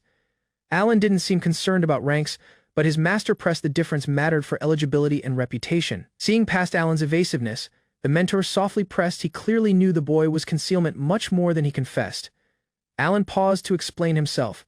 He didn't want anyone discovering his fighting style reliant on guns and concealment sorcery. Before he could clarify more, a trio of elder explorers appeared, eagerly welcoming him as a fresh crew member caught off guard. Alan questioned the arrangement. Working with a group of experienced fighters wasn't what he expected, but his mentor left no room for debate. A task possessed already been scheduled, and orders became to meet at dawn. Even more shocking, his association petition had been absorbed without him knowing. All had already been set in motion. Alan tried to protest, but single of the drunk crew members abruptly clung to him, causing immediate discomfort and panic. Despite Alan's complaints, the group became rejected casually. His complaints about alcohol, when ignored as orders for tomorrow's task, stayed steady. Carlin bent forward with bright gazes, urging Alan to reveal something she couldn't wait to see. Her power filled the room as Alan glanced over. Somebody nearby warned her not to interrupt, prompting a light-hearted pout from Carlin while Alan stayed silently composed. Not long after, the journey began. Alan took his location among the escort crew, guiding a line of wagons toward the remote village of Yerstorf. Their client, Dirk, journeyed the route regularly, managing supply runs whenever the village faced shortages. By selling essential goods in the metropolis, Dirk ensured Yerstorf stayed stocked, then created his way rear without delay. While the wagon rattled along the trail, Carlin bent toward Alan and eagerly asked to see his sorcery once they reached the village.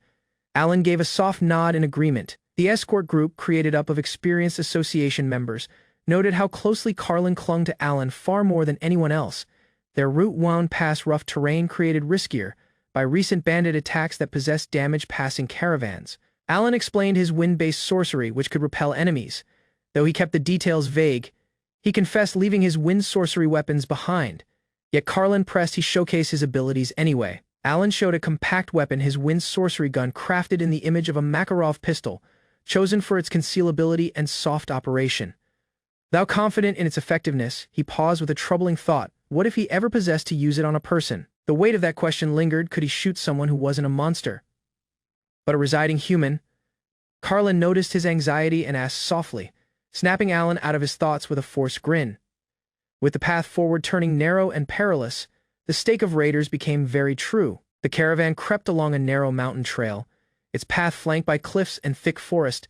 Secret gazes saw from above. Abruptly, boulders tumbled down the slope. Alan and the others responded immediately as commotion broke out. Horses neighed, and Carlin clung to him tightly. From the cliffs, armed raiders began their ambush, flanking the convoy from the rear as well.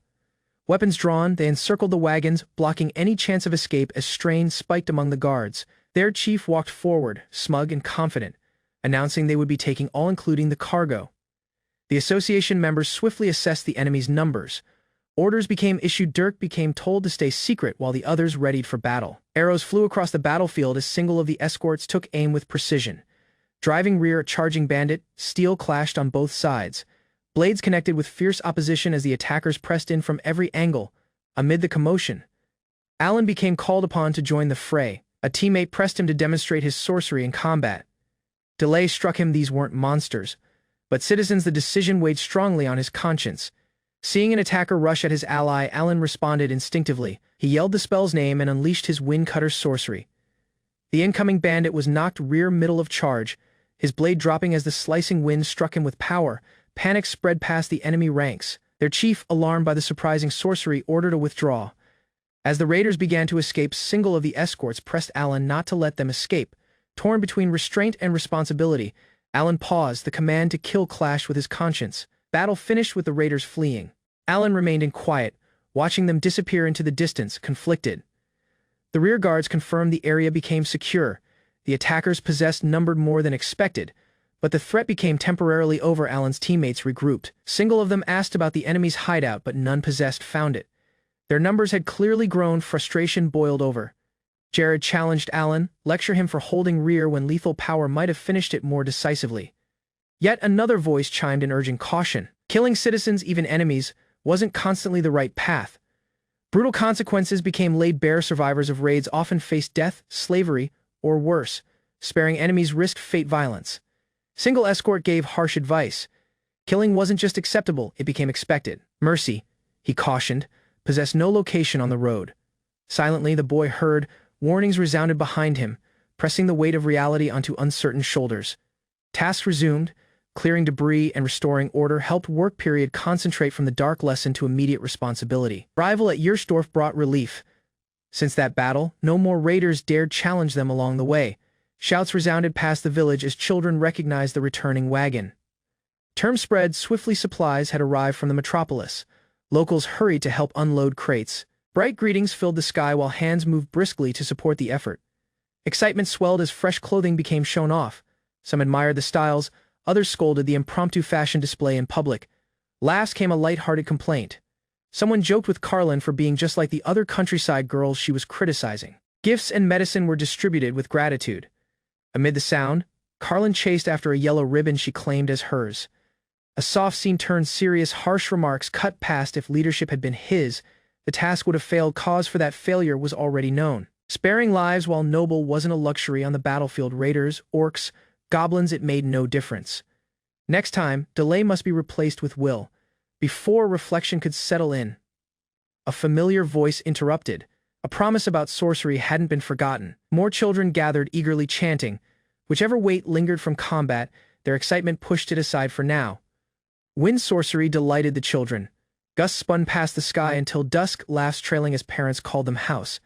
Afterward, tables filled under lamplight. Locals gathered for a feast, raising cups in celebration of safe arrival. Gratitude rushed deep, but tradition experienced its part too. Hospitality toward outsiders wasn't just polite, it became expected. A soft custom lingered beneath the surface. In isolated places, newcomers became pressed to help preserve bloodlines. Single bold invitation caught him off guard, blushing and flustered. He stammered past rejection, asking about the absurd circumstance. Morning brought groggy greetings. Companions, drained from more than battle, joked wearily while the village resounded with surprising sounds. Despite the fatigue, children gathered once again. Smiles came back swiftly, their bright gazes begging for another show. Abruptly, strain shifted. A frantic voice called out for the chief. Haste replacing happiness, shouts grew louder. A name pierced past Carlin. Fright gripped the room as understanding struck. Stillness broke, term hit like lightning. Carlin possessed disappeared, abducted while no single noticed. Gazes widened, hearts dropped. Calm was over. News of Carlin's abduction spreads past the city, casting a heavy quiet. Alan hears the report and freezes in disbelief. At house, he gazes at the younger children, his chest tightening. He recalls the scene they left the barrier to gather crops. Now sure, that was when it happened. Alan blames himself. Guilt overtakes him. He rushes out of the house, resolved to act, meeting Jared as he leaves. Wetness mixed with sweat as Alan shouts he failed to stop the threat. He failed to kill them when he possessed the chance. Jared questions his will, urging caution. But Alan is steady, he's going to raid the raiders solely. Alan tries to rally support, but Jared warns of consequences. Explorers won't act without cause, and retaliation could bring ruin to the village. A shadowy figure emerges with a chilling claim. 3 children are now in his command, and their safety hangs by a thread. At the gate, the raiders make demands: surrender resources and citizens or expression slaughter and destruction. Any opposition would lead to immediate bloodshed. He voices regret, asking about Jared's choices. If intervention possessed been taken earlier, things might have been different. Jared reflects grimly. The raiders acted smart, and even if delayed, their threat became inevitable. While others paused, a single proposal emerged to raid the hideout and defend the village at once. Despite doubts, Alan gave a steady answer. Dark warnings came. A single scene of delay could cost lives. Resolved gazes connected the challenge with will, recollections of a smiling expression pushing him forward. Support arrived unexpectedly. Explorers who once remained rear now agreed the task, offering strength for the battle forward. Single villager walked forward, pleading for his siblings' safety. Wetness streamed down his expression as desperation broke past. Under the moonlit sky, a soft vow became created. No matter what, she would be saved. Questions about the raiders' place led them deep into the forest. Based on the timeline their concealment spot possessed to be nearby, estimates placed the hideout just a few hours away on foot. Every scene counted as they moved under the cover of darkness. From a hilltop vantage point, a sweeping sight showed likely hideout spots nestled in the remote woods. A faint watchfire glowed near a known cave, once housed to a former gang. It likely housed around 30 fighters. Without delay, Alan planned to infiltrate. Doubts became cast, but his decision stayed steady. Confidence replaced doubt. Alan assured them stealth became his strength, and the village couldn't afford delay with the threat looming. Questions about his solo strategy arose. He broke down the enemy's reduced numbers, showing that victory wasn't as far-fetched as it appeared. A strategy formed in his mind. While testing his setup, he comforted Jared, who stayed skeptical about infiltration. Trust didn't come easily, but the stake became agreed.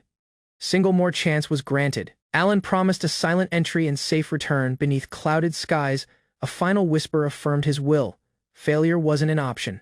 Approaching the hideout, Alan cautioned Jared to stay behind. Too much movement together risked detection, and the enemy possessed laid-out sound snares. Using concealment sorcery, he moved unseen. Even his closest ally failed to notice him slip away. With his ability active, Alan crept toward the cave entry.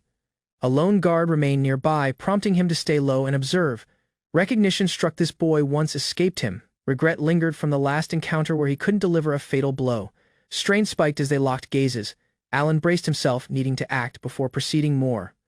With evaluation sorcery, the cave structure arrived into sight. A sprawling and intricate arrangement reached forward, far larger than expected. Navigating more within, Alan began analyzing the enemy's positions. Grasping their patrol routes became crucial to proceed undetected. A three-way fork emerged deeper. 13 fighters became already accounted for, heightening the stake with every step taken. In single room, several children sat behind iron bars unharmed for now. Relief arrived briefly, but Carlin became nowhere among them. Gazes shifted toward the sealed passage. Hope flickered that answers and Carlin lay beyond that barricaded path. A sealed passage led to a deeper room. Supplies scattered beyond hinted at its importance. Resolve filled Alan's gazes. Heavy wooden beams blocked the way, but he found a route for them. Every step was deliberate, quiet, a necessity. Past a narrow opening, he spotted movement.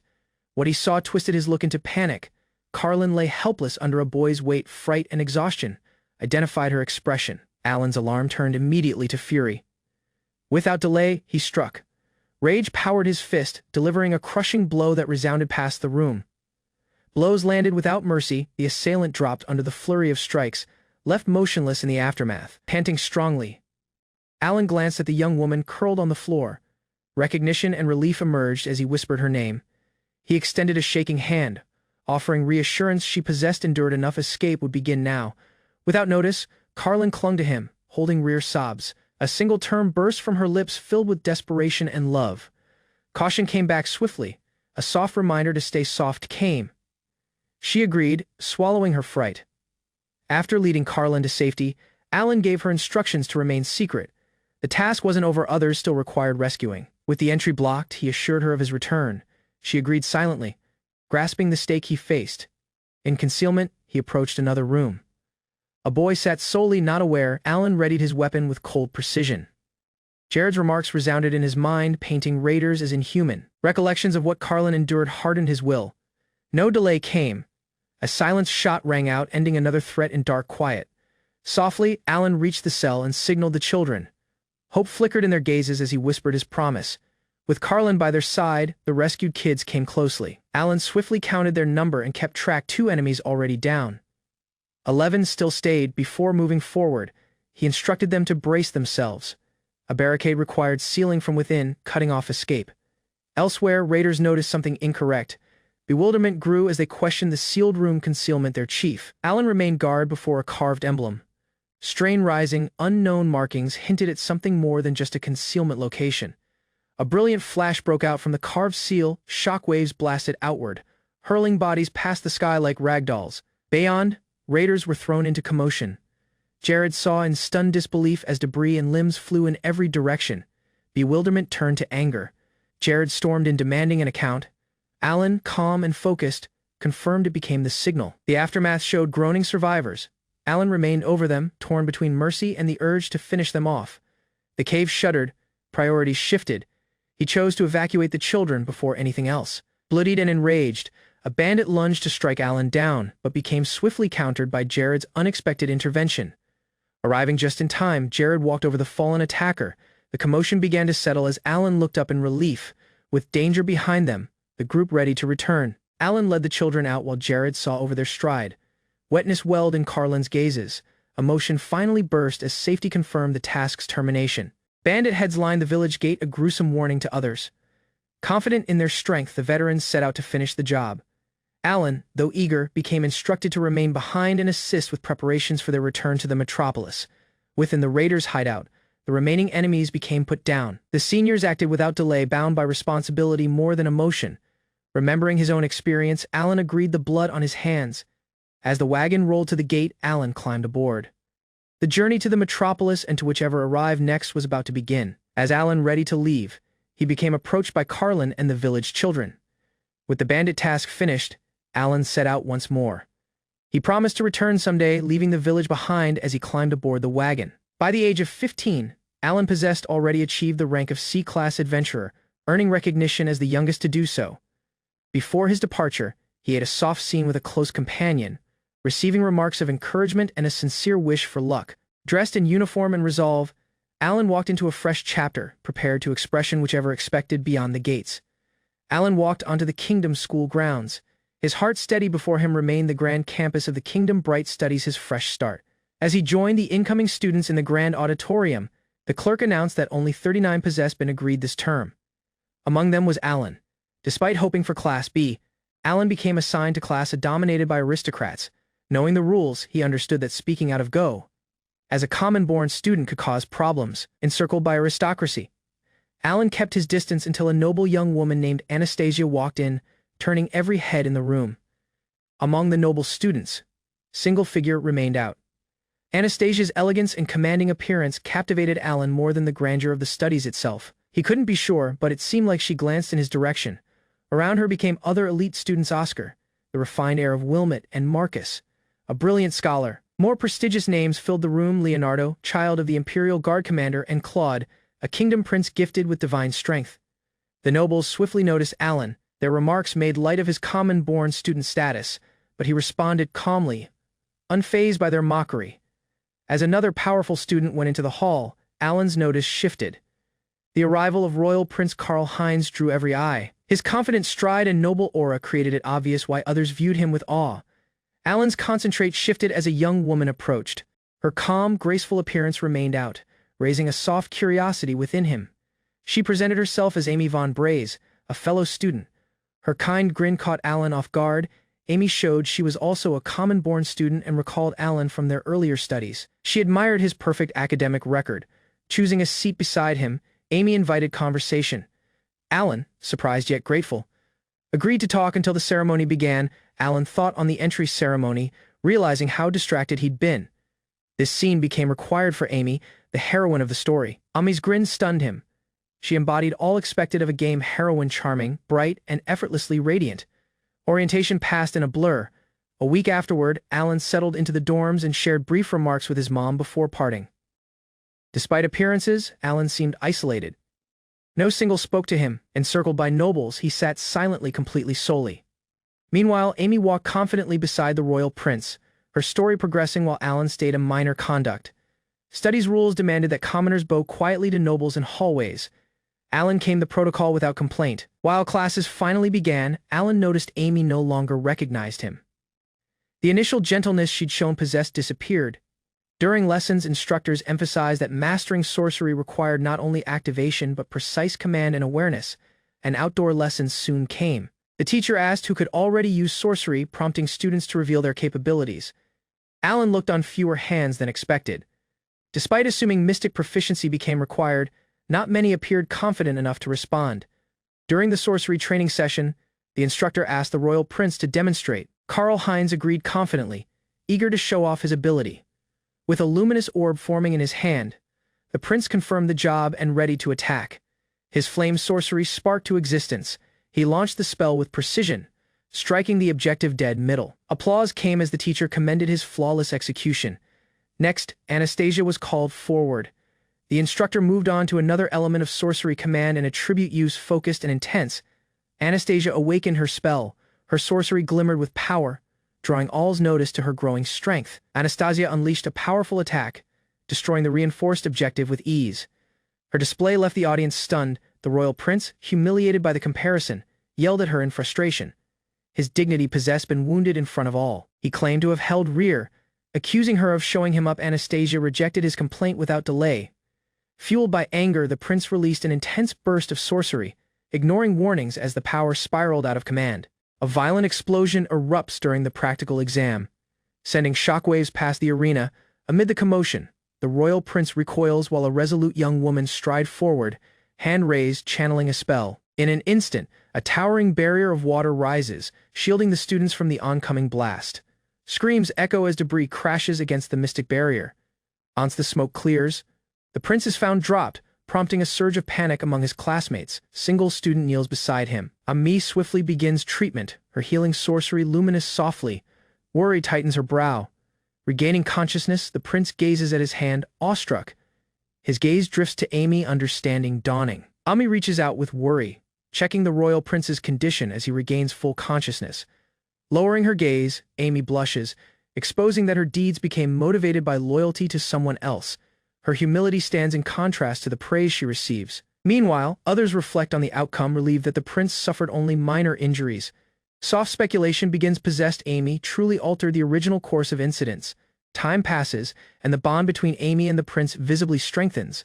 Their closeness deepens. Yet jealousy festers, murmurs of her origins go harsh, and Amy begins to express targeted bullying. Anastasia reappears at the school accompanied by girls once believed to have disappeared after civil unrest. Their appearance draws immediate notice. Confronting a group of students, Anastasia reprimands them harshly for gossiping, alerting them of their duties as nobles. Her stern tone silences them. Meanwhile, Amy silently notices the work period and atmosphere. Feeling isolated, she wonders why her classmates have started avoiding her. Behind closed doors, rumors spread more. Some accuse Amy of manipulating others past charm to gain help with the prince and others. Observing the circumstance, single student reflects on how different Amy feels from the version he knew in the original game. Amy silently endures her loneliness, reflecting on her position once a common-born student, now thrown into aristocratic society, targeted by bullies and suspicion. Within the school, factions have clearly formed. Anastasia leads single, the royal prince the other. Amy, however, stands solely with no allies. Despite this, Anastasia keeps hostilities at bay. Her own faction is tiny, but she restrains them from escalating the conflict. Meanwhile, the royal prince's side shows little affection for Amy.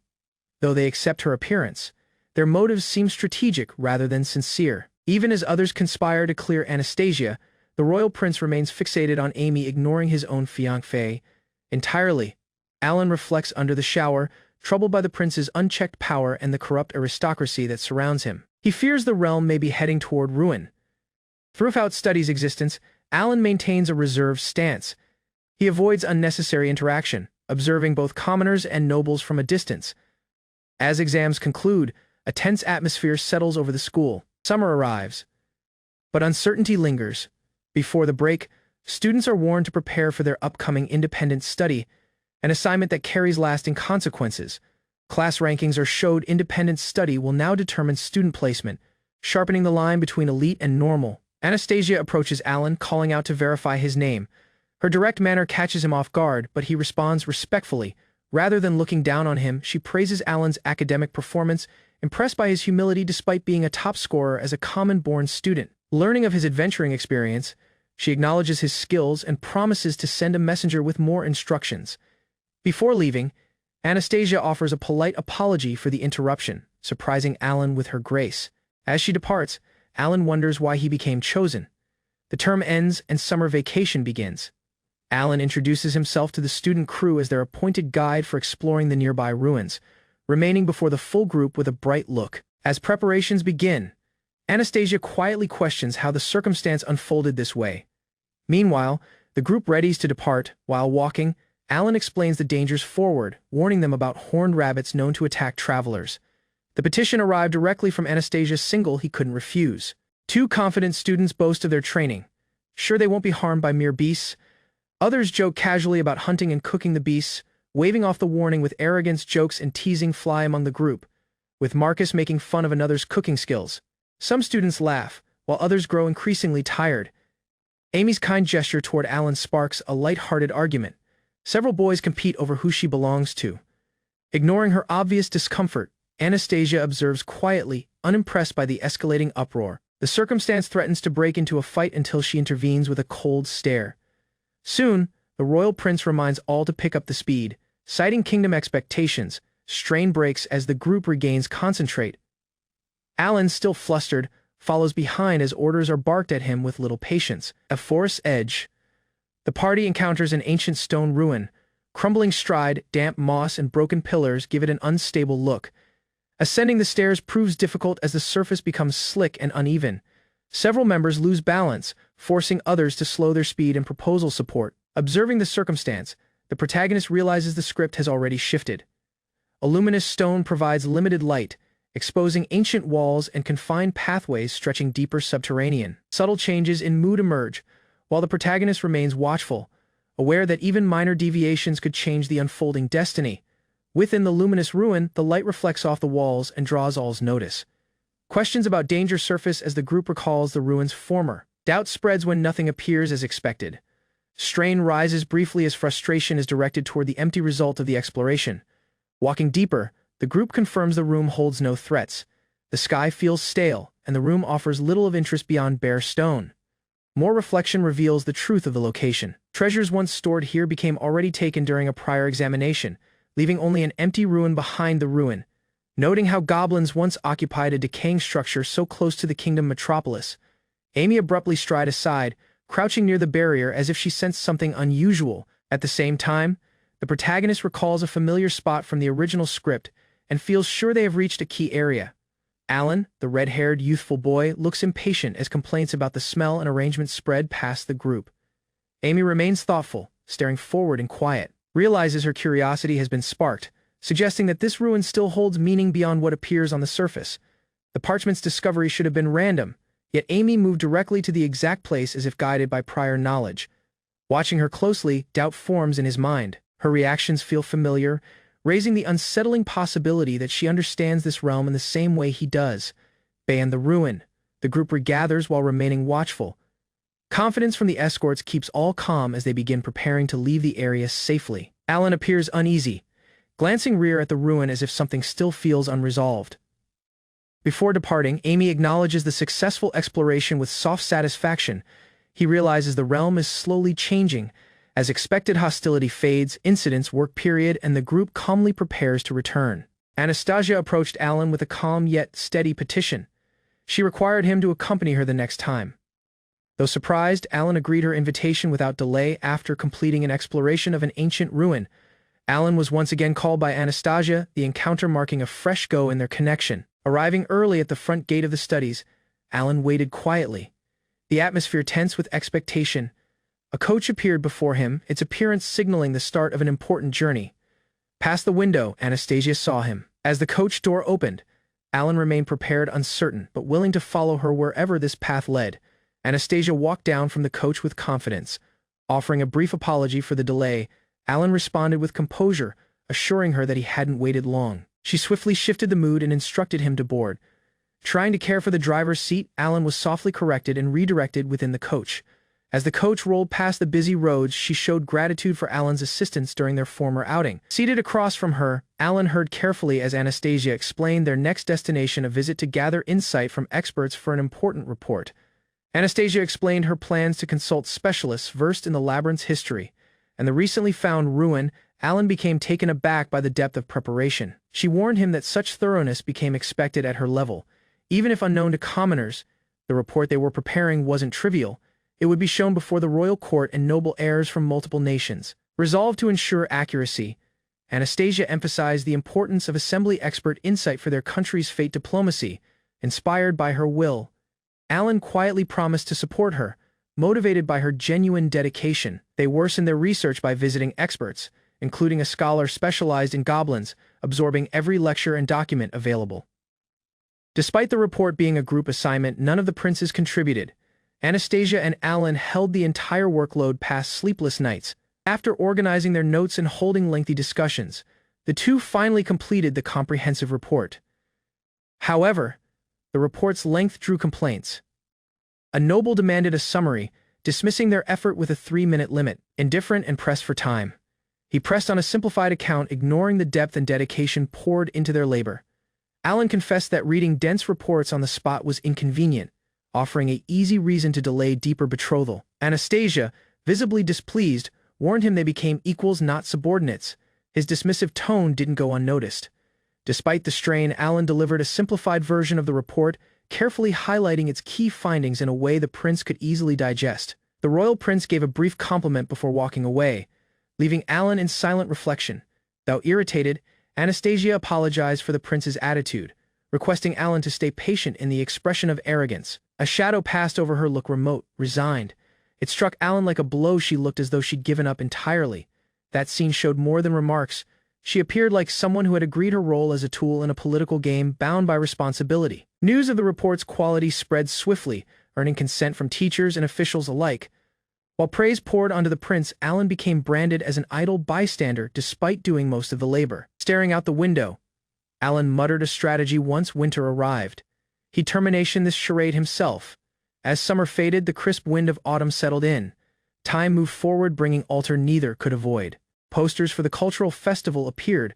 Students buzzed with excitement, chatting about booths and group projects in every corner. Participation was mandatory. While Alan had his own strategy, he also kept an eye on sure citizens, expecting something to go incorrect. Anastasia approached with a proposal to assist her again, but Alan had already submitted his entry. Though surprised, she grinned and wished him well. Her voice was kind, but something behind her gazes stayed remote. No longer obligated to join any group, Alan chose to keep his distance until the scene he required to act arrived. Secret by a concealment spell, he silently looked on the preparations. Amy naturally took charge while others came her lead. As feared, Anastasia remained isolated, ignored as the group favored Amy's suggestions and appearance. Instead of being treated as a partner, she became asked to serve tea, her talents overlooked, her voice rejected. Amy's tone became patronizing.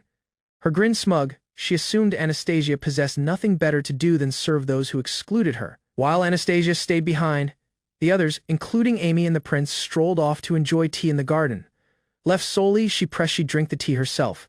Their dismissal didn't go unnoticed, but she endured it in quiet. Amy came back asking about her appearance with a sharp grin. Her tone suggested Anastasia's efforts became meaningless. With a smug look, Amy mocked her composure and cautioned that Carl would grow tired of her cold demeanor.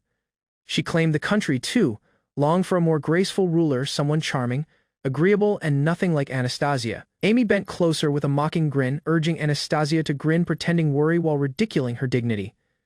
Behind the facade, strain thickened. Amy's remarks stung, and Alan, watching from afar, recognized how the circumstance possessed veered off the original game's path. A reminder of hierarchy became swiftly thrown at Anastasia. Fellow students used social rank to quiet her, rejecting the idea of equality. She countered, pointing out Amy's hypocrisy. Her deeds with Carl weren't innocent either. The confrontation escalated.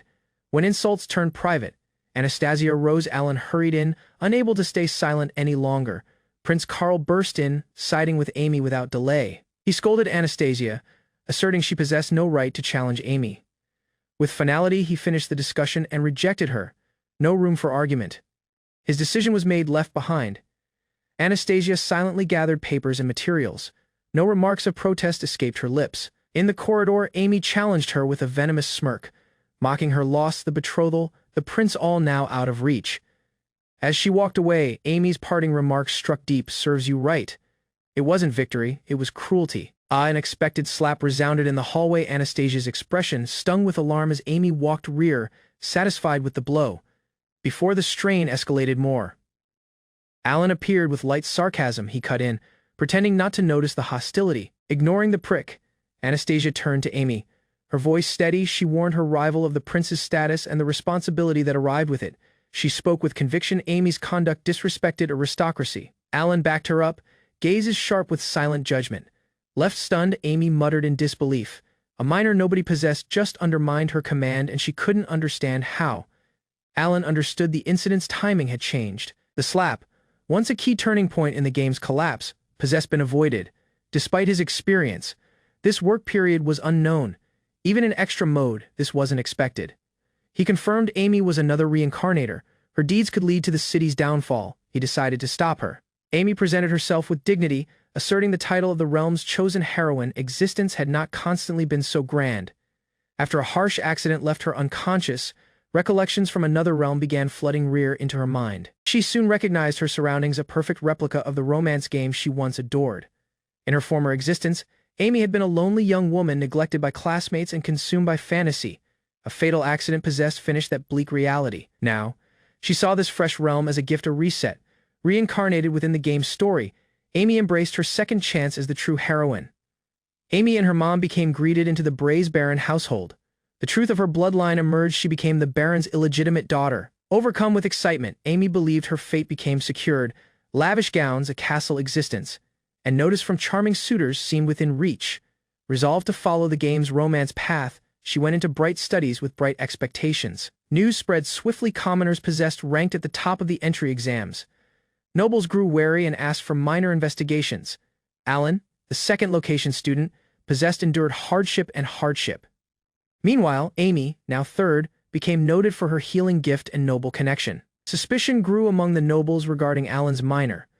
Despite being a common-born student, he had achieved unusually bright exam scores and attracted notice. The possibility of foreign influence or political manipulation emerged. Rather than act hastily, the ducal kin decided to observe him for now. During the entry ceremony, fresh students began to care for their seats. Formality filled the hall as the studies year officially began. Alan's look raised soft worry. Though unremarkable at first glance, his appearance drew a calculating stare from single of the nobles. Resolved to guard the prince, the young woman grew alert. The seemingly harmless student might not be normal after all. Some students recognized Alan from the common-born student studies. His academic brilliance possessed been known, though few expected to see him here. Amy approached him bravely, requesting to sit beside him. While outwardly friendly, she swiftly judged him too dull to be useful. Romantically amused, she decided to keep him around as a minor helper. In her mind, Alan posed no threat, yet her concentrate soon shifted elsewhere. The royal prince remained beside Amy, though their betrothal became political. Their closeness drew silent resentment from another noble. Fearing ruin, the noble young woman saw warily. If the prince stayed under Amy's influence, the entire realm might be at stake. Anastasia stayed steady in her belief she had a responsibility to guide the prince. If ignored, the consequences would downfall upon the realm's citizens. Meanwhile, Amy demonstrated her healing ability, using a basic blessing to tend to the prince's injuries after an incident. Though slow, the spell functioned. His recovery strengthened his trust in Amy. Much to Anastasia's growing anxiety, encircled by admirers, Amy basked in notice. Suitors commended her beauty and charm, and romance flags bloomed around her effortlessly. To Anastasia, Amy's rise seemed unfair.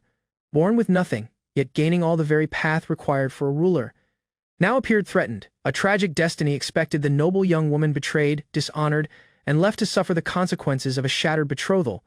In the attending, the final exam results became showed. Alan took first location, but what shocked many was Anastasia's surprising second location ranking. She thought on her failure, blaming her distraction over the prince and another lady.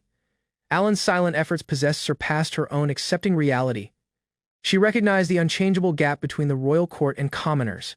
Resolved to move forward, she focused on her studies and summer research. Upon inspection, the group understood the evaluation parchment had disappeared. Alarmed by the implications, they decided to withdraw immediately. Amy's look brightened with understanding, grasping the circumstance aligned with a key element of the game's higher difficulty. Anastasia recognized the challenge calmly. As an experienced player, she agreed the parchment's absence and seemed comforted in having invited Alan along. She looked on Alan's confident leadership. His former struggles forged his wisdom, making him an invaluable guide. Grateful for his continued support, She invited him to accompany her again, recognizing his surprising strength since their first encounter. Amy casually looked on Alan from afar, noting his growing rapport with Anastasia and his diligence in handling reports. Confident in her plans, she envisioned a fate where, after removing the villainess, Alan would become her loyal subordinate. Meanwhile, Anastasia reaffirmed her impression. Alan's brilliance became unmistakable and continued to exceed expectations. Their exchanges became intellectually stimulating. Though once inexperienced, Alan now contributed sharp insights. This progress brought Anastasia genuine delight. Caught smiling, she rejected his worry with a soft reassurance, hiding her raising emotions beneath composed remarks. Alan sat apart, isolated as constantly encircled by nobles. His position as a common-born student made the academy's environment feel suffocating. Anastasia considered how she could reach out. The upcoming cultural festival sparked an idea. Perhaps inviting him would help. However, when she approached, Alan already submitted his own application, leaving her proposal unnecessary. She recognized the outcome without protest, masking her surprise behind composed remarks and soft acceptance. Though a little disappointed, she shifted concentrate to the event itself, choosing instead to look forward to what the festival might bring. Amy challenged another student, concealment her disdain behind etiquette. Despite their equal status as classmates, she warned her of the unspoken social divide. Tensions escalated as Anastasia confronted Amy's behavior. Accusations flew, sparking a heated argument just as Amy neared her goal. In a scene of provocation, Anastasia lost her composure. As she raised her voice, Carl intervened, demanding an account. He rejected Amy's excuses and pressed her to leave. Though Amy masked it with a grin, her strategy had misfired a little. Undeterred, she decided to push forward, eager to finish what she started. Amy challenged Anastasia with a cold grin, mocking her loss with a harsh question about her stolen fiancé. Her remarks dripped with malice. Without remorse, she sneered, asserting that Anastasia deserved the humiliation. Provoking more, she confronted Anastasia to retaliate, promising to repay her anger many times over, eager to escalate the conflict. Just as strain peaked, a loud sneeze interrupted them, cutting past the charged scene unexpectedly. Alan's unexpected look stunned both girls. While Anastasia questioned his timing, Amy's scowl worsened, her plans once again disrupted by the same mob. Stepping aside, Alan's appearance diffused the scene, but Amy's clenched look showed her fury. Victory had slipped from her grasp. A reminder rang out: His Highness wasn't someone to be toyed with, regardless of private ambition or jealousy. Insults blazed in response. Decorum shattered as accusations and titles flew. Yet only Single walked away with dignity intact. Footsteps resounded down the hallway. No retaliation arrived, just silent withdrawal and unspoken thoughts. Solely in her room, regret flickered. A reckless outburst rear then might have caused damage beyond repair. Command this time had prevailed. Moonlight filtered past the window. She remained still, reflecting on the time. A soft thought emerged: someone possessed protected her. Alan prepares for flight during the cultural festival, checking his gear as the aircraft lifts off. Afterward, he carefully secures a large package, noting the perfect temperature for transport. Every detail has been calculated. Freshness must be preserved. Crowds begin pouring into the bustling festival grounds. Among the attractions, a themed cafe draws notice, blending entertainment with student effort. Within, Anastasia stands poised while Margaret informs her that preparations are finished. Anastasia agrees to explore the exhibits. They walk past the grounds, scanning the area. Following directions from the committee, they approach the next place, gazes taking movement forward. At a bustling stall, a student enthusiastically promoted roasted orc meat, drawing notice with its unusual presentation. Margaret, intrigued by the aroma, struggled to hide her appetite. Anastasia looked on her reaction and noted her familiarity with the dish, which was considered a specialty in her homeland. Despite its appeal, many students paused. The concept of eating monster meat unsettled them, even as curiosity lingered in their gazes. Sensing Margaret's interest, Anastasia asked her to accompany her elsewhere, a soft resolve behind her grin. Meanwhile, the vendor questioned if nobles found the display distasteful. He'd left the orc whole to attract notice, but few dared approach. While savoring his own dish, Alan confessed he set up the stall just to enjoy orc meat himself. He planned to deliver leftovers to the association afterward. Unexpectedly, Anastasia arrived with Margaret and asked for a skewer. Alan straightened up in surprise, unprepared for their unexpected interest. As he asked about Margaret, Anastasia presented her proudly. Margaret confirmed her identity, remaining confidently beside her friend. Margaret asked for her own skewer, mentioning her bright standards when it arrived to orc cuisine. Her look was earnest. Examining the meat, she asked its origin. Alan confirmed. It was from Altman, pleasing Margaret, who recognized it as her home city's delicacy. Margaret took her first bite and became shaken by the flavor. The texture became crisp yet tender, experienced only with salt, making every bite unforgettable. Anastasia questioned the source of the premium meat. Margaret admired the quality and affordability, noting how perfectly it possessed been readied. Alan responded vaguely, hinting at a secret method of acquisition. Though he avoided specifics, he confessed to using his adventurer status to make it possible. Margaret confidently evaluated the meat's traits. Its firmness and absence of odor confirmed its freshness and bright grade, watching her enthusiasm. Bystanders grew interested. Her vivid praise and reaction drew more notice than the meat itself. As the enticing aroma spread, students began crowding the stall. Alan obtained rapid-fire orders, trying to keep up as demand soared. With the audience structure, Margaret suggested they leave. Anastasia agreed in agreement, watching Alan get busier by the minute before departing. They shared smiles. Alan thanked them sincerely, while Margaret joked with him about how fun the encounter had been. Alan invited them rear for the orc dismantling show. Margaret declined, but Anastasia, interested, entertained the idea briefly despite the rush. Alan still wondered about Anastasia's group. He planned to visit them once the afternoon slowed down. Thanks to the audience drawn by Anastasia and Margaret, Alan managed to sell out by morning. With the shop closed, he decided to explore the festival. His first stop became the exhibit hosted by Anastasia's group. Interested and with time to spare, he walked within. Surprisingly, the room was empty. There became no receptionist and the displays remained unattended. He skimmed past the exhibition, which depicted a common-born student's diet in the kingdom metropolis, an elaborate spread branded as typical meals. The descriptions painted an idealized sight: children fed well, meals rich with vegetables and meat. Alan quietly questioned its accuracy. Alan studied the remaining displays, noting their polished presentation of education and safety. While well-arranged, something about it seemed disconnected from reality. Nearby, another exhibit caught his notice. This single featuring embroidery intrigued. He stopped to explore it before returning. To his astonishment, Margaret welcomed him kindly at the entry.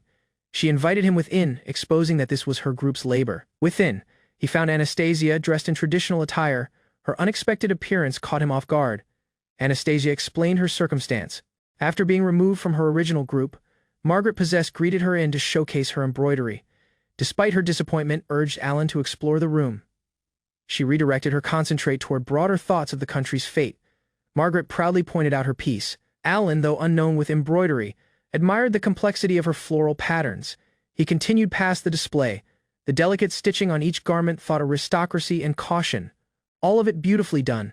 She showed another piece, Anastasia's. Its basic charm remained out, depicting a plate with fruit and dessert. Alan chuckled, admitting he got hungry just looking at it. The scene drew smiles all around, caught off guard by the compliment.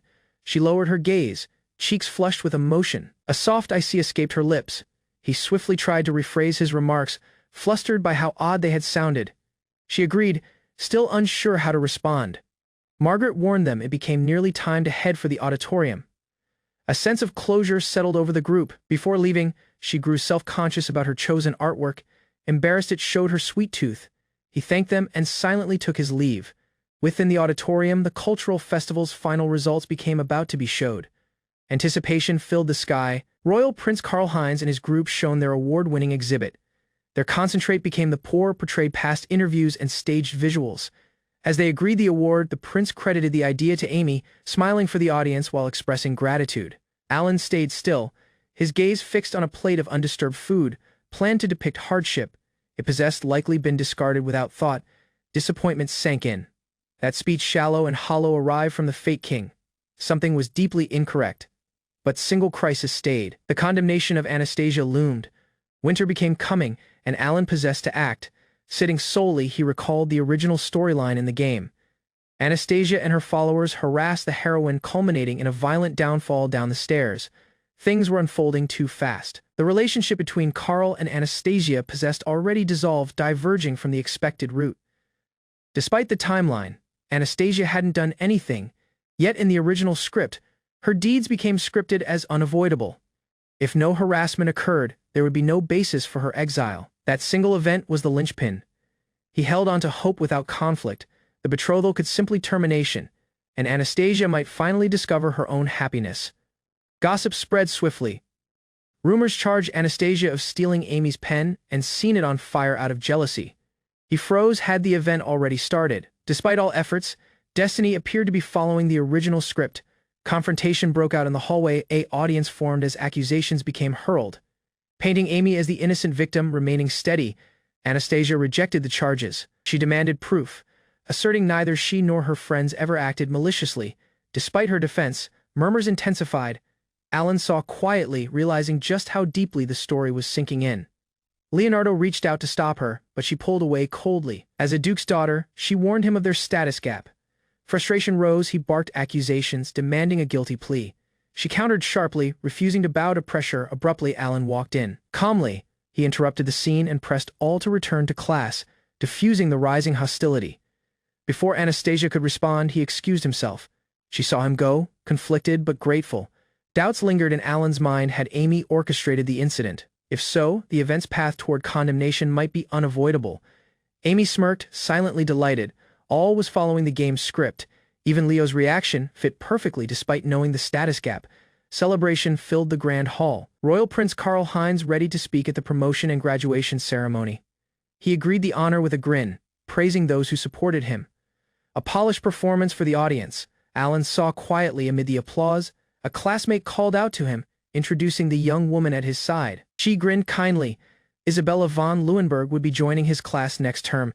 Alan, however, sensed his time here might be limited. The royal prince commended his companions and claimed his achievements became thanks to their support. With a confident tone, he readied to deliver a surprising declaration. In front of the audience, he called Anastasia's name. Alan stiffened as she walked forward, sensing the start of the condemnation. Before the gathered students, Anastasia faced the prince, who announced their betrothal became over. Anastasia stayed composed, calmly.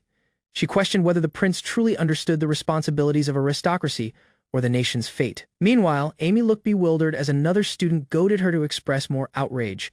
The prince angrily pressed she was misjudged.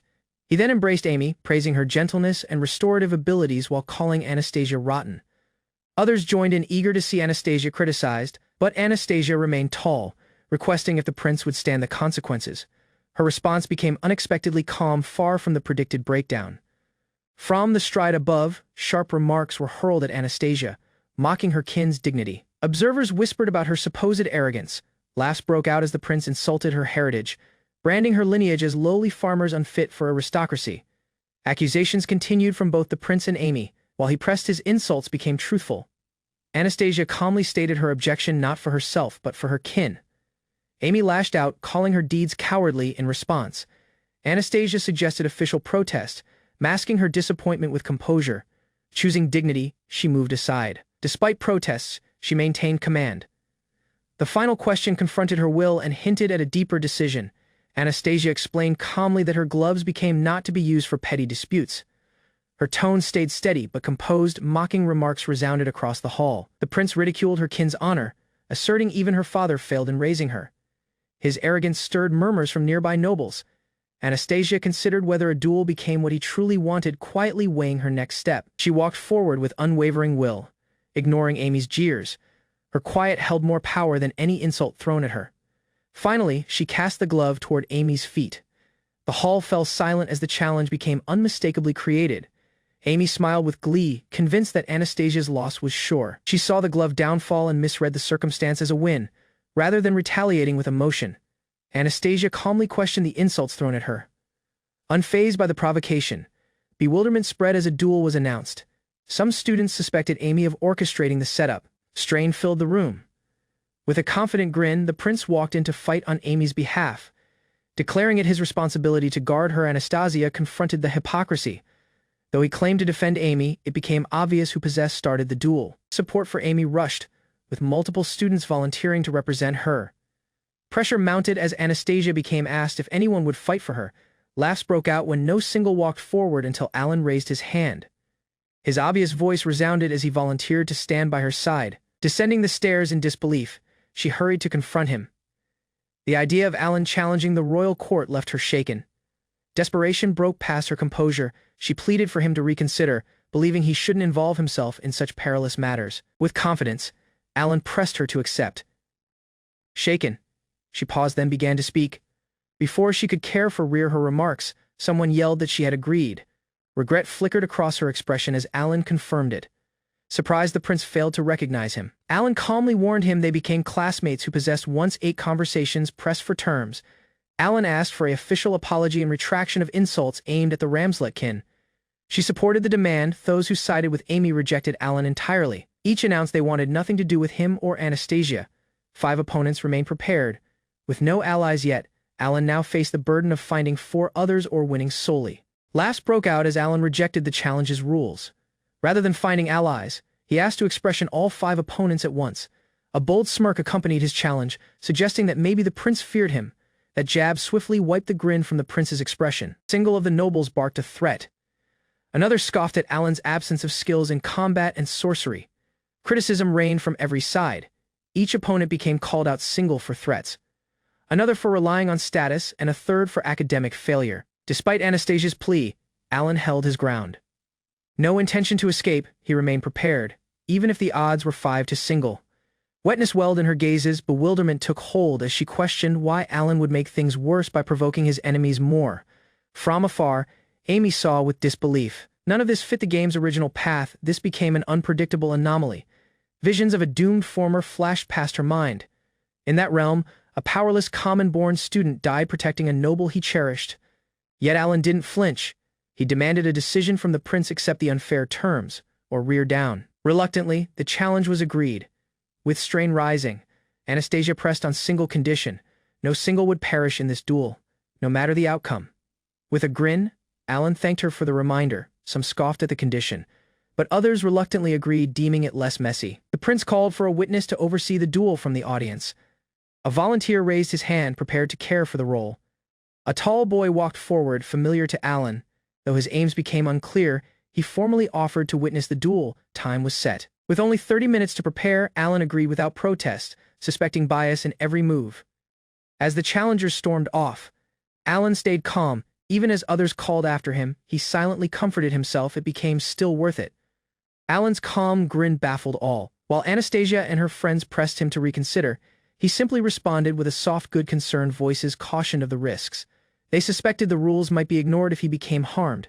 Yet Alan stayed composed. Wetness welled in Anastasia's gazes as she begged him to withdraw. She couldn't stand to see someone with potential downfall for her sake. He deflected the worry with a grin. Rumors of a youthful adventurer reached the group, and Alan showed the truth. Was that adventurer the goblin and orc slayer, survivor of countless battles, far from normal? Confidence shone on Alan's expression. He comforted them with a calm farewell, asserting victory was already sure. Her breath caught as he walked away. Doubt, awe, and fright stirred behind her broadly gazes. From the darkness, a young woman saw. Bewilderment filled her thoughts. This scene wasn't part of the game she knew. Still, she clung to belief. Carl's victory was assured. Alan, in her gazes, stayed a fool chasing affection. Regardless of outcome, she concluded single thing: Anastasia would suffer, either past loss or by watching her protector downfall. Amy saw with twisted delight, convinced the story would help her. As the heroine, she believed destiny itself became on her side. Gasps resounded when Alan walked into sight, equipped with only a dagger. His entry shocked the audience. Even as worried voices questioned his choice, he approached the arena confidently and addressed the prince without fright. Kneeling, he promised to win not for dignity, but for Anastasia. His sincerity left her speechless. The duel was officially announced. With rising strain, weapons were drawn. The realm ready to watch a common-born student defy expectations. As the duel began, Amy's ally charged recklessly. Alan, remaining calm and unarmed, slowly reached for his dagger with a soft grin. In a flash, a massive explosion engulfed the field. Spectators gasped, stunned by the unexpected, crushing power. A dense smokescreen bursts across the battlefield as 3 students brace themselves, weapons drawn. They expression the cloud, uncertain of what lies beyond it. Commotion erupts among the spectators. Bewilderment spreads as they realize it's a smokescreen. Students squint past the clearing smoke. Visibility slowly returns. 2 figures lie unconscious on the ground, and more silhouettes emerge. As the smoke fades, a lone boy stands encircled by fallen elites. Watchers recognize the dropped figures: the royal court and nobles, triggering panic. Even Royal Prince Karl-Heinz and Marcus are down. Survivors cough and stagger. The atmosphere shifts. Something irreversible has just occurred. Alan reveals the unconscious figures on the ground, forcing all to witness the results of the clash. Pressuring a noble, he demands acknowledgement of his victory, holding a blade to a fallen student as others look on in alarm. Among the audience, Anastasia calls out to Alan, her look mixed with disbelief and awe at his swift intervention. Before the battle began, Alan had awakened a smokescreen and disappeared using a stealth technique. Taking his opponents off guard, blinded by smoke, the enemy fumbled in bewilderment. Unable to locate Alan, a strain rose with each second lost. Alan challenged the brawny opponent directly, calmly aiming the gun he'd previously used to stop thieves. Loaded with non-lethal rounds, the weapon wouldn't kill, but the impact became strong enough to cause serious damage. Sweat dripped from his expression as he awakened a second smokescreen, pain flaring across his form from the strain. Caught off guard, Marcus the mage became enveloped in smoke, his panic growing with every uncertain second. While the mage paused, Alan moved swiftly past the haze, preparing for his next objective. Leonardo, desperate to regain visibility, the swordsman called for wind to disperse the smoke. Relief crossed his expression as the sky began to obvious. Meanwhile, Oscar, the elite archer, drew his bow amidst the coughing, hoping to land a clean shot despite the haze. However, even his ability couldn't overcome the obscured vision. His aim faltered and frustration overtook him. Royal Prince Karl-Heinz, a powerful offensive mage, scoured the battlefield, furious and accusing others while searching for Alan. The prince swung his sword recklessly past the smoke, forcing Alan to hold rear, alert of harming nearby students. News spread across the field. Leonardo, Claude, and Oscar possessed all been defeated. Spectators remained stunned at the scene. Gasps resounded past the audience. Single young woman, shaken, could only repeat her disbelief as strain gripped the watchers. Alan remained quietly among the commotion. Names of fabled talents resounded in contrast, yet none possessed managed to stop him. Wetness filled her gazes as she cried out. Her realm, once predictable, now teetered on the edge of collapse. Conflicted, Anastasia called Alan's name. Her voice trembled with awe and fright, asking about what he truly was beneath the surface. Alan stayed steady before the audience, explaining how Oscar had yielded and how the others were already down. Only two opponents stayed, Marcus and the royal prince, both central figures in the country's fate, lay unconscious. In the game's realm, their political roles became irreplaceable. Faced with loss, Marcus resorted to veiled threats. He cautioned Alan of the consequences, trying to invoke his kin's influence. Alan questioned his motives calmly, pointing out how he constantly used status when cornered. His remarks struck deeper than any blow. With unwavering will, he warned Marcus of the truth behind the duel and confronted him to recognize the true injustice. Marcus tried to justify his deeds, asserting it was to guard Amy, but Alan swiftly exposed the baseless accusation. Amy, watching from the sidelines, grew desperate. Her calls for Marcus to retaliate showed her panic as the truth emerged. Alan responded strongly, demanding an apology for the harm done to Anastasia. His remarks criticized Marcus's short-sightedness and dignity. Abruptly, Alan delivered a decisive blow. Marcus staggered backward, the slap echoing louder than any sorcery could have. Lying on the ground, Marcus became announced defeated. Alan remained tall, and the broken glasses symbolized the termination of the confrontation. Alarm spread across the audience as students whispered the common-born student had already defeated 4 noble elites in succession. Alan shifted concentrate to the final opponent. Royal Prince Karl-Heinz, though still remaining, was visibly shaken and reduced. The prince, sweating and furious, charged Alan of using cowardly tactics and demanded a fair fight without tools. Unfazed, Alan responded with composure. He warned the prince that it became he who forced Anastasia into this public duel. Karl-Heinz tried to justify his deeds, but Alan pressed on, exposing the baseless world of the accusations against Anastasia. Alan raised his voice before the audience, declaring the accusations against Anastasia to be entirely unfounded and baseless. He explained how Anastasia only filed a fair complaint, exposing that she had done nothing deserving of blame. Prince Karl-Heinz attempted to deflect responsibility, muttering a weak protest while others began to question the truth behind Amy's role. Frustration burst forth from the prince. He yelled at Alan, blaming his kingdom burden and societal expectations for his deeds. His voice turned possessive and bitter. He confessed that Amy created him feel seen, his emotions twisting into obsession and delusion. Alan recognized that even the royal prince been manipulated. Amy, with knowledge of the game's structure, approached him strategically. He turned to Anastasia, praising her for her loyalty and strength. Despite the betrothal, she had functioned tirelessly for the realm. But the prince neglected her, choosing to chase other women. Alan's accusations struck hard as the prince tried to shut him down. Defensive and emotional, the prince lashed out. He claimed the royal court arrived with burdens, unlike the freedom commoners enjoyed.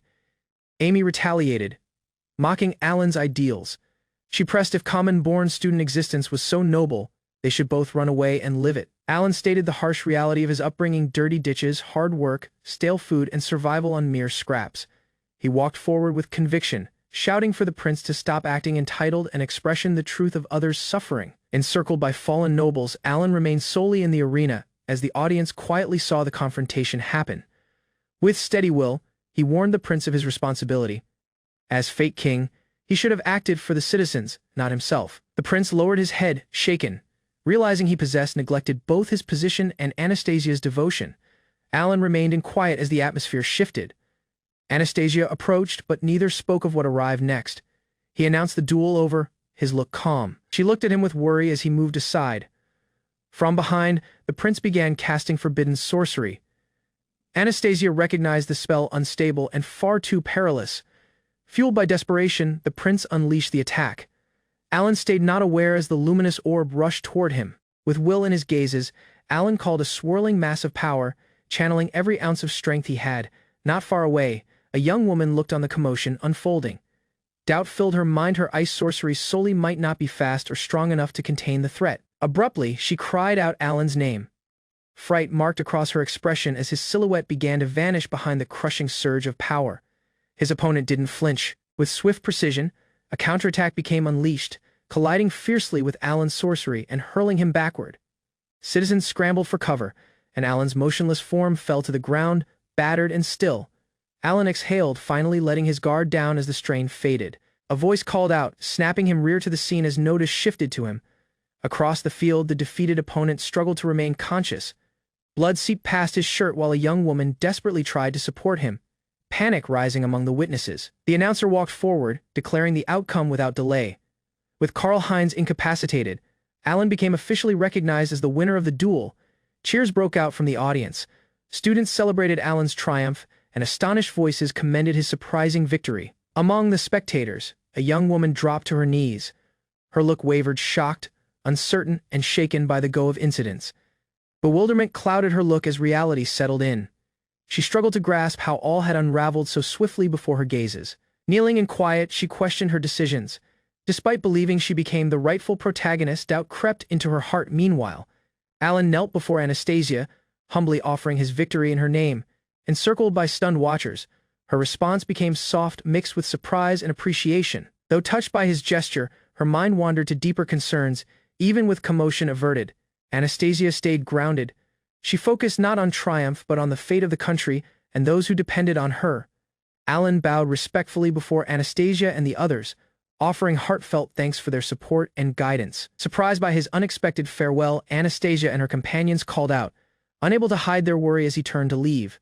A nearby official walked in, requesting confirmation to formally close the duel proceedings. The outcome was obvious, but protocol still required to be came. Weighed down by guilt, she recognized her responsibility. Knowing she started the duel and could not walk away from the aftermath. As she saw Alan from a distance, a mix of regret and soft will stirred within her.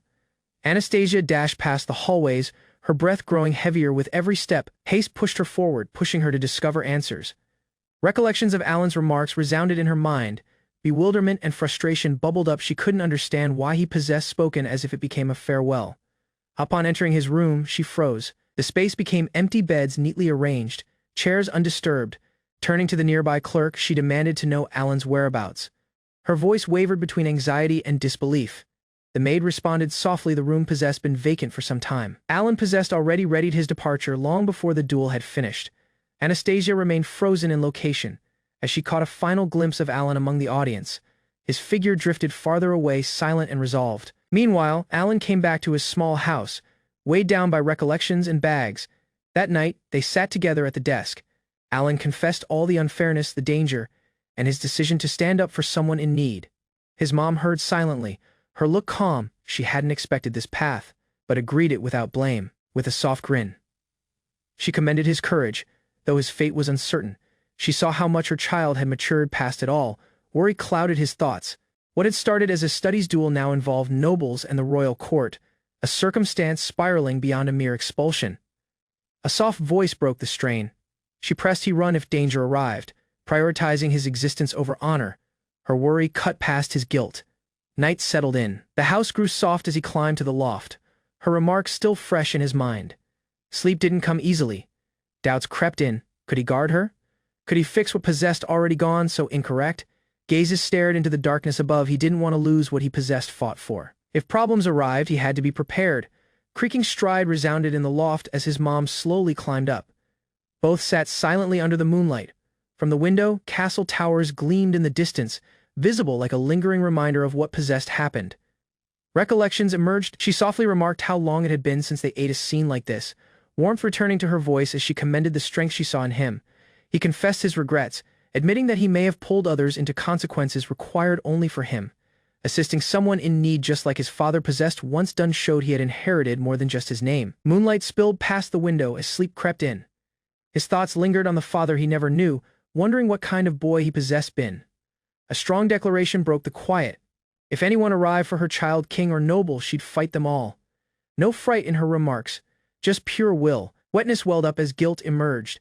Yet her reply arrived without delay. He possessed done his best.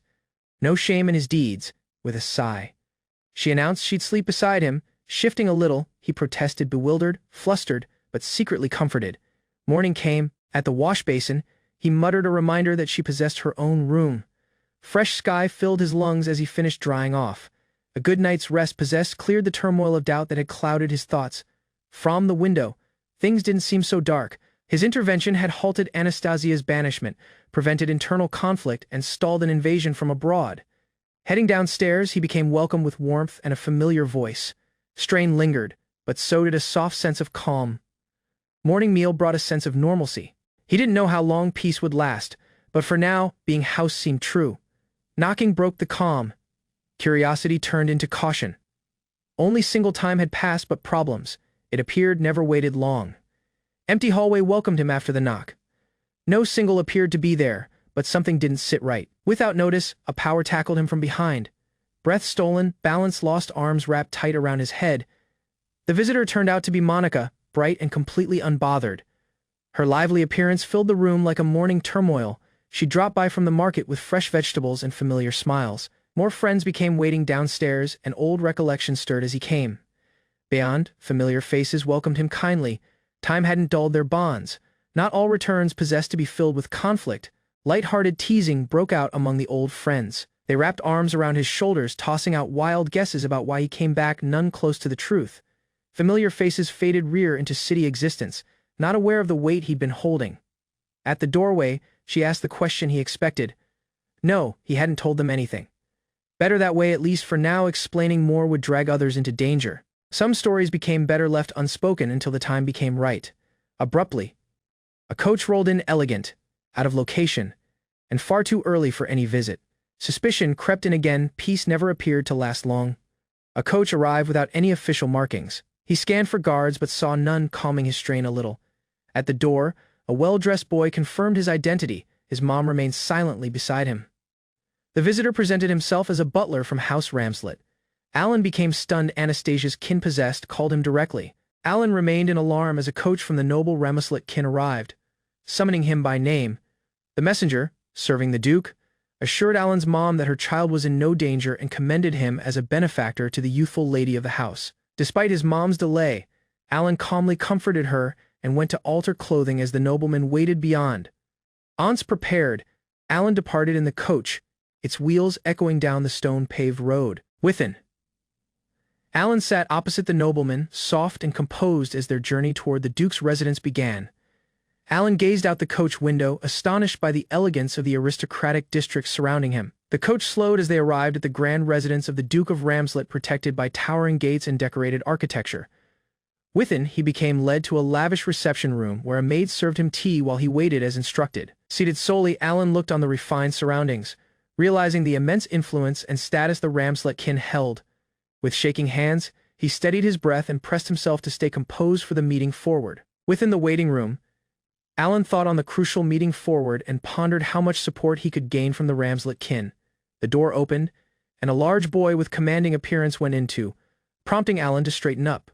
With a calm look, the boy welcomed him and confirmed his identity, establishing familiarity. Alan respectfully presented himself and agreed the proposal to sit as the nobleman gestured toward the seat.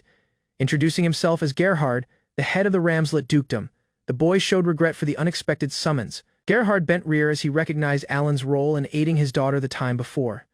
He offered sincere thanks, recognizing Alan's bold duel with the royal court on behalf of his daughter. With a thoughtful pause, the Duke asked to ask questions, prompting Alan's surprise and polite agreement.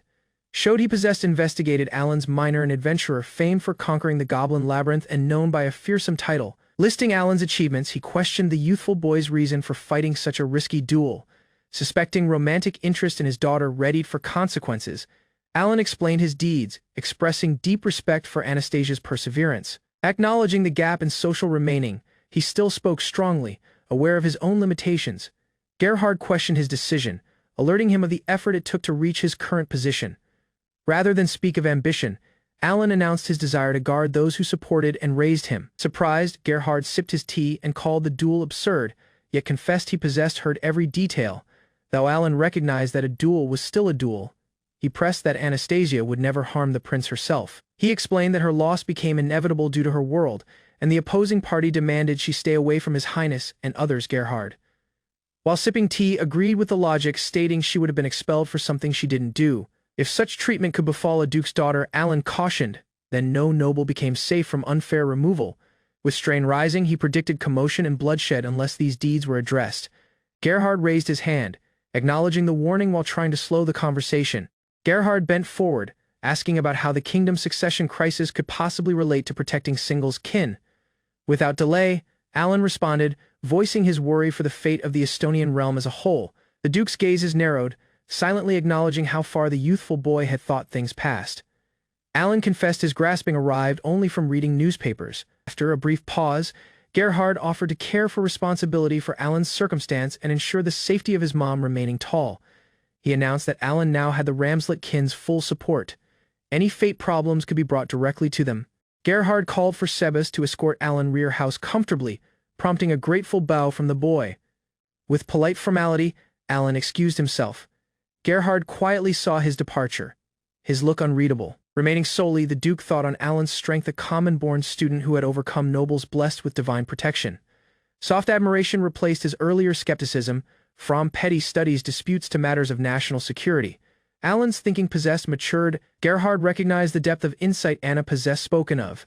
That same night, frantic cries resounded past the estate. A youthful lady's voice pleaded urgently for her father to listen, marking the start of another turning point. Caught off guard by Anna's unexpected return, questioned her surprising look as servants attended to him.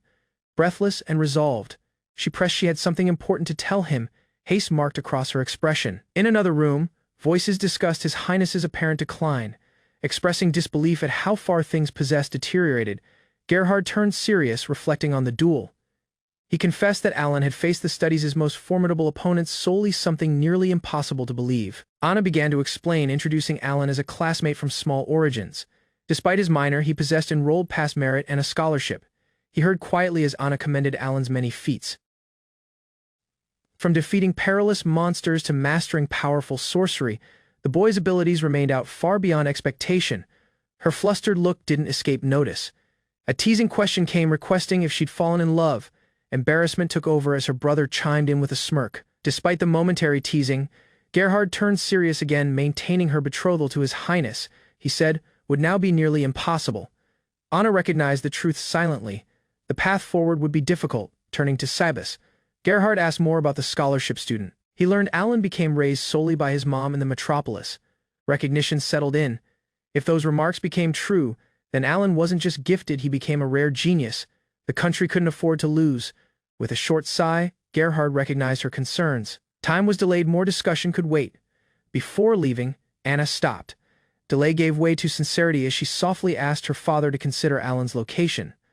Staring past the tall windows, frustration rose. Her circumstance with His Highness becoming too tangled to ignore. Just as he turned, her voice arrived again. Steady stride into the room affirmed her remarks. That boy, she pressed, truly fit every expectation she'd stated. A reckless response to provocation pulled Alan into a conflict that risked escalating far beyond study's walls. Regret lingered in the room as her mom confessed her shame about the entire circumstance with His Highness. Soft arms wrapped around Anna, no remarks were required. Across the room, Gerhard's voice broke the quiet. He would visit the kingdom palace himself. As Duke, he promised to shield Alan. Wetness fell as Anna gave a faint nod, acknowledging that his decision became what she possessed expected for all along. Beyond the mansion, stillness came back, grasping had been reached, and a fresh path was start to care for shape. A soft coach expected beyond the estate gates. Alan became told Anastasia wouldn't be meeting anyone that time. Thoughts clouded his mind as the coach pulled away. No goodbyes, no answers. Regret came closely behind, whispering that maybe she resented him now. Despite surviving the ordeal, satisfaction never arrived. Destiny had shifted, but the road forward stayed long and uncertain. Days afterward, a voice called from downstairs. Someone had come to visit, and his mom called him down with a kind grin. At the door remained the same boy who once brought existence-changing news. Familiar remarks welcomed him. It possessed been a while. Official invitation arrived, requesting Alan to attend meal the next time. Alarm struck him upon hearing Anastasia would be attending. Beyond the grand estate, Alan adjusts his uniform while his mom hesitates nearby, visibly uneasy about her small attire. The difference in status weighs on her. Aunts within, Alan calmly reassures her. Thanks to the host's thoughtful gesture, official clothes isn't required. Calming some of her discomfort, he quietly acknowledges her worry. After all, it's rare for normal citizens like them to be invited to dine with aristocracy. The Duke greets them with a welcoming grin. Alan introduces his mom, who politely thanks him for the honor of their appearance. Grateful in return, the Duke expresses appreciation for Alan's support of his daughter. His respectful tone puts Katerina softly at ease. The Duke introduces his wife, Elizabeth, and their child, Friedrich. Both propose polite greetings, presenting themselves with warmth and poise. Elizabeth smiles gracefully as she acknowledges Alan's appearance. Alan bows respectfully, introducing himself while expressing gratitude for the invitation. A calm voice interrupts the exchange. Anastasia enters the room with soft elegance, drawing Alan's notice immediately as he mutters her name in surprise. Without notice, she commands Alan to follow. The surprising order stuns the surrounding guests as Alan is pulled away. Down the hall, Anastasia corners Alan, gripping his collar tightly. Her look remains unreadable as quiet hangs between them. Anastasia lashes out at Alan, her voice sharp as she confronts him over his unexpected disappearance, demanding an account. Caught off guard, Alan stammers an apology, unsure whether her anger stems from worry or resentment. The strain softens a little. Anastasia silently thanks him for defending her in the duel, while Alan expresses happiness at seeing her again. Their embarrassing reunion draws notice. Laughs erupts nearby, and someone comments on how close the two seem. Awkward them both not long after. They return together. Anastasia apologizes for the delay, regaining her composure before the gathered nobles. Elizabeth cheerfully shares how worried Anastasia possessed been, even exposing she cried delayed at night over Alan's disappearance. Anastasia swiftly denies it, visibly flustered. Alan freezes as Elizabeth presses him for a reaction. Her teasing tone catches him off guard, leaving him unsure how to respond. Trying to recover, Alan asks if he may call her Anna. Embarrassed, Anastasia allows it, but only when others aren't around. Moments afterward, she briskly changes the subject and leads the group toward the dining hall, with Sabas following. Deciding to express his emotions more openly, instead of concealment behind a reserved facade, all gathers around the meal desk as the Duke addresses Alan, requesting a full account of the recent incident. Calmly, he explains the outcome of the duel. An official apology will be made at the school's opening ceremony, where many witnesses can listen to it. While sipping his drink, the Duke announces the betrothal between the royal prince and his daughter is now formally annulled. A soft petition follows. Continue supporting Anastasia, not just as an ally but as a trusted companion. Smiling softly, the Duke assures there will be no punishment or expulsion awaiting Alan at studies. A generous proposal is created. Alan may join their household after graduation or be presented to valuable connections. The Duke urges him to enjoy studies' existence first. Wetness well up in Katerina's gazes. She expresses sincere gratitude for the gentleness shown to her child. Comforted, she's softly urged by those around her. Grateful beyond remarks for the surprising warmth, Anastasia smiles softly, promising to rely on Alan again in the coming year. He responds with soft enthusiasm as meal begins. Laughs and conversation fill the room. A once official assembly now feels like a celebration. A soft scene at the desk brings Alan peace. He reflects with dignity on his efforts, finally feeling that all became worth it. At the coach, gratitude is shared. The Duke assures Alan and his mom they are welcome anytime, parting with warmth. Before they can leave, Anastasia pulls Alan aside, requesting for a private term. Elizabeth offers to guide Katerina past the garden in the meantime. With confidence, Anastasia requests Alan's help exploring the newly found Altman labyrinth. Margaret will accompany her as well. Hearing the name shocks him, Recollections resurface and his look stiffens. Something perilous may be secret forward. Anastasia questions the labyrinth's depth, still officially unknown. Alan hesitates, wondering if he should admit his former exploration before it was openly found. Surprised by her reaction, he confesses he found it long ago during his travels past the jungle. She covers her expression, realizing he never reported it. Alan downplays the discovery, saying there became no snares and only a minor boss at the termination. Interested and bewildered, Anastasia asks about fast laps. Alan explains it's a method to train efficiently, based on repeated runs. He breaks it down, completing the labyrinth, returning, then repeating the procedure to increase strength. Anastasia pauses middle of remark, flustered by Alan's calm appearance. He notices and softly asks what's incorrect, but she brushes it off. Their conversation shifts to scheming. Alan agrees to guide them past the labyrinth, and they decide to organize it after the fresh year. Upon arriving at Altman, Margaret greets them. She shares that other explorers may have already started exploring, but there is still a chance for them. Margaret praises Alan's strength, and even suggests scouting him. Her confidence leaves him surprised. Playfully, she reassures Anastasia that she wouldn't dream of taking her precious knight. Flustered, Anastasia denies the implication. Alan casually admits he already collected the treasure from the Orc Labyrinth. Though apologetic, he jokes about giving it all away, drawing a reaction. A group of adult explorers questions his qualifications. They're surprised to learn Margaret chose a student as their guide. Skepticism continues until Single mentions Alan's former feats conquering the Goblin Labyrinth and earning the title of Orc Slayer. Alan proposes an ability test to determine roles. Confidently, the fighters assure they'll guard Margaret, causing Alan to question their capability. Together, the party enters the labyrinth. Alan instructs them to engage the orcs directly. Prepared to assist if required, distrust hangs in the sky. Alan senses the group's delay, realizing danger will follow if they refuse his commands middle of battle. A beast appears almost immediately. Single of the knights volunteers to lead the attack, but Alan stops him just in time. Without waiting, Alan strides forward himself. The others protest. Unsure of what he's scheming to do, challenging the enemy directly, Alan prepares to demonstrate his strength, resolved to make their trust past intervention. With a modern firearm in hand, he surprises all as the creature charges. Alan readies his weapon, calm and focused. An enraged beast charges forward, baring its fangs and shaking the tunnel with its roar. Despite warnings, Alan kneels and raises his weapon, ignoring the shouting behind him. His concentrate remains locked on the approaching objective. In a flash, he opens fire. The gunfire echoes past the corridor, and the beast collapses middle of charge. Stunned quiet follows, lowering his weapon. Alan exhales calmly. Shocked expressions surround him, questions pouring in about what they just witnessed. He explains the weapon is a mystic tool powered by wind sorcery, designed to fire iron bullets. Respect begins to replace doubt. Alan calmly signals for the group to proceed. The others, now cooperative, nod with respect and slight nervousness. Praise for his technique spreads. Single Knight admits relief that Alan is an ally, while Alan proposes they labor together to guard both Margaret and Anastasia. As another monster approaches, Single Knight strides forward, eager to prove himself this time. With swift movements, Anastasia intervenes instead.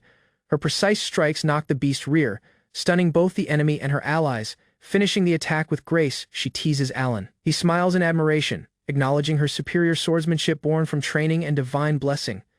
Leadership shifts into motion as positions are assigned. Alan takes point, Anastasia follows close behind.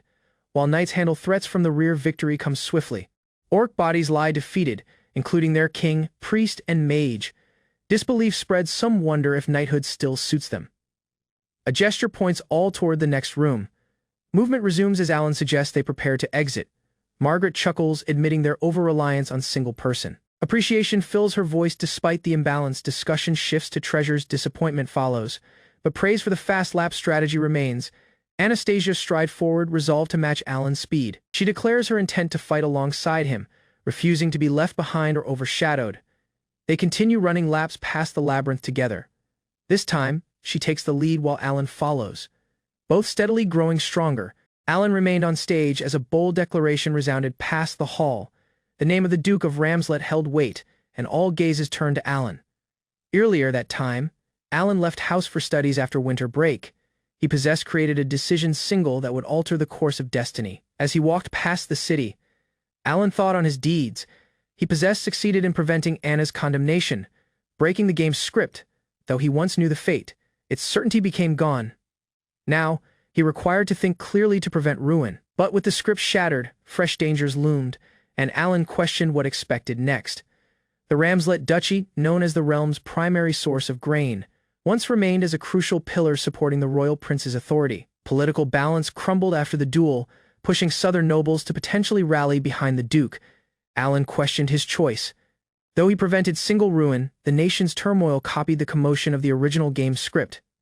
Suspicion now turned toward Amy. Her persistent ambition and cunning hinted at a fresh scheme, single possibly targeting Anna. Resolved to guard those he cared about, Alan walked forward.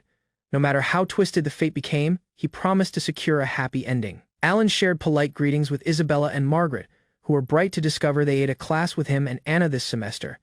Their gentleness was kindly obtained. With smiles all around, they pledged to support each other as classmates going forward. Knowing Anna would benefit from positive companionship, Alan seemed comforted.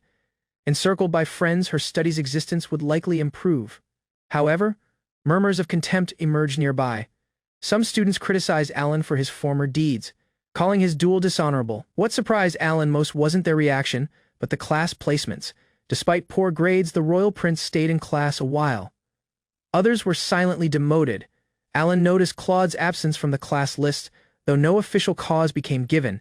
It appeared Claude, possessed, silently dropped out. Not long after, Anastasia appeared and caught Alan off guard with her unexpected appearance. She warned him strongly not to address her casually in public. As they walked, she spoke about her brother being away for labor. Alan paused when asked if Claude became still enrolled. Anastasia clarified the circumstance. Claude's withdrawal was at the petition of the realm of Westerdale, raising more questions. Leonardo's circumstance was worse. He possessed been disowned by his kin, possibly due to the consequences of the duel. The Ramslet kin had lodged an official protest against the Duke's kin. Leonardo's refusal to admit fault left his kin unable to shield him any longer. Anastasia thought on the string of difficult incidents. Though troubling for her personally, the outcome brought stability and benefit to the realm. Redirecting the scene, she invited Alan to the auditorium. He recognized the time's importance. It was time for the opening ceremony. Official apology from the royal prince and his allies was about to be delivered in front of all as Anna had asked for. When names became called, Anastasia walked forward confidently. Alan, unexpectedly called, came her toward the podium.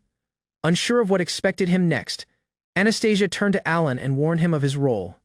Having fought for her, he possessed earned the right to stand behind her during the apology. As names were called, single of the royal prince's companions walked forward to the stage, his look stiff under the gazes of the audience. Remaining steady, Anastasia demanded an answer. Would they finally acknowledge the outcome of the duel? Strain thickened as Alan looked on their discomfort. The group appeared bitter, but they couldn't deny the result. Some muttered silently, blaming only themselves. In the termination, they bowed.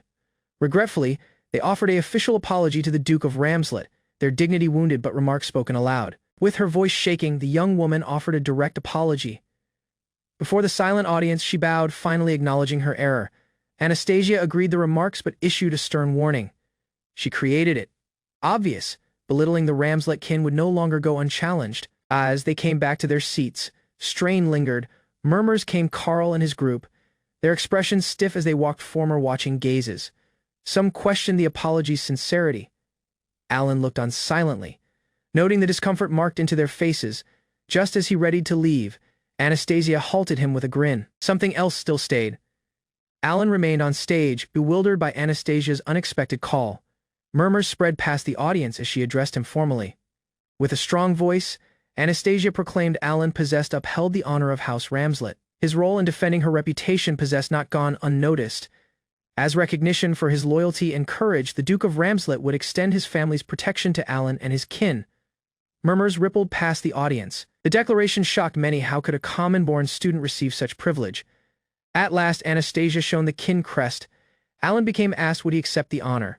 Alan agreed, the handkerchief with a mix of bewilderment and sincerity. Unsure if it held deeper noble importance, he pledged himself to the gesture. Applause broke out from the audience. Margaret and Isabella clapped enthusiastically, their consent surprising yet comforting to Alan. Together, he and Anastasia exited the hall. The echo of clapping came them past the grand corridors of the school. Interested, Alan asked why she created such a public declaration, especially when the king became already aware of the arrangement. Anastasia explained her reasoning. It became a warning. Any harm toward Alan would now be treated as a threat to the Ramslet kin itself. Still holding the handkerchief, turned to Anastasia with uncertainty. He silently asked what the gesture truly required. Before she could reply, classmates gathered around praising Anastasia's deeds. Alan, meanwhile, became pulled into conversation by interested voices. Isabella and Margaret approached with bright smiles.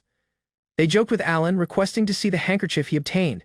The two girls bent closer with excitement. Alan, puzzled by their reactions, asked what became so significant about it.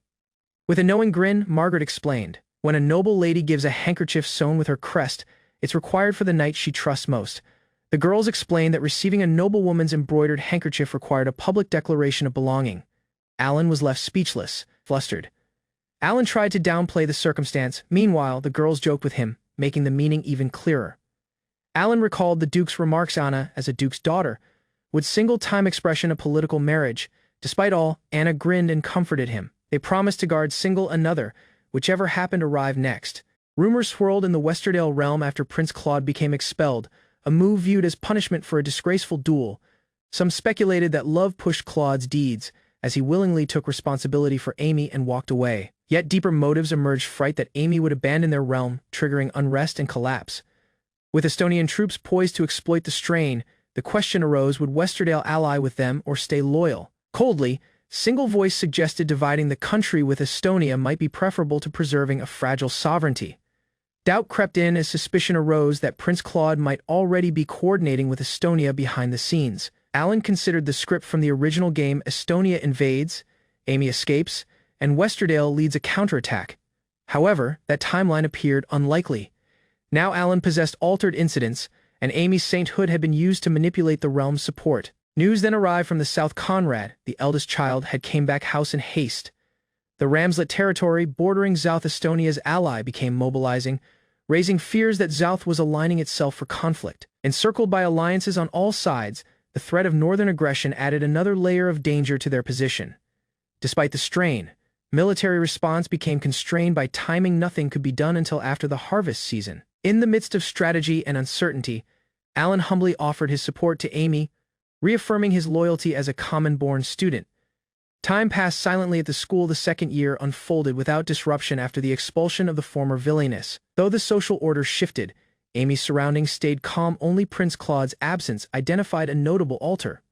Around the school, the second prince's faction began deliberately distancing itself from the royal prince's allies. Political strain from the kingdom palace seeped into student existence, raising concerns and murmurs of deeper schemes. Anastasia approached Alan, inviting him for a walk under the pretense of easy conversation. She showed her research interest and exploration of explorers and their impact within the realm's structure. When she asked for an introduction to the association, Alan paused, unsettled by the unexpected notice from its intimidating members. Anastasia joked with Alan playfully, pretending to be offended by his delay, only to brush it off with a grin. As the summer research began, she mentioned that Isabella and Margaret would labor together on literature, drawing knowing smiles from nearby classmates. Alan noticed Anna begun smiling more frequently, likely a result of her growing bond with the girls. Afterwards, she appeared dressed in basic village attire, uncertain about the necessity of her disguise. On the road, Alan explained the outfit became arranged by Sebastian, prompting Anna to remark on her unusual act of sneaking out. Anna's circumstances shifted noticeably following her duel and broken betrothal with the royal prince. Though reluctant to hide, she agreed the need to remain discreet while her kin stayed neutral in the kingdom conflict. During their walk past city, Alan and Anna encountered a wary figure, prompting Alan's watchful response. A group of elite students appeared, bravely asserting they would eliminate monsters and ask for directions to the village. However, the cloaked young woman's soft confession showed an uncomfortable truth: there were no monsters, exposing a misunderstanding or something deeper. Strain broke out as the cloaked young woman yelled her innocence, but Marx furiously charged her of lying to the fake king. Meanwhile, Alan and Anna wandered the roads until an unexpected gasp showed someone had recognized them. An unknown young woman challenged Anna, convinced she was interfering with her divine blessing once again. Alan, bewildered by the accusation, tried to understand what blessing required, only to witness the cloaked young woman prepare for a desperate move. Without notice, she lunged at Alan, knocking him down while Anna saw in stunned disbelief. Alan recognized the young woman's voice and was stunned to realize it was Cheryl Laura, someone he hadn't expected to see here. She confirmed her identity without delay, swiftly turning the circumstance in her help. Cheryl charged the other students of threatening her, asserting they planned to steal her funds, stating they became only following a prophecy obtained by Amy and were acting accordingly. The prophecy demanded the elf village be saved from a monster attack. and Cheryl's appearance misled them into thinking she became part of it, irritated. Cheryl strongly rejected being attacked by any monster, demanding they stop bothering her. Anastasia walked forward with authority, condemning the group for trying robbery within city limits. Carl, realizing the circumstance became turning against them, ordered to withdraw, though visibly irritated.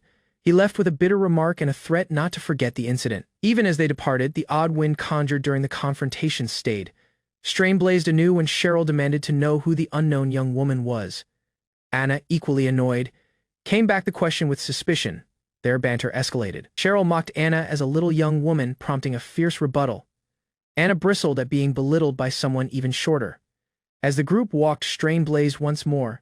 Cheryl demanded Alan's support in the ongoing spat, while Anna issued a kingdom challenge asking about her opponent's identity.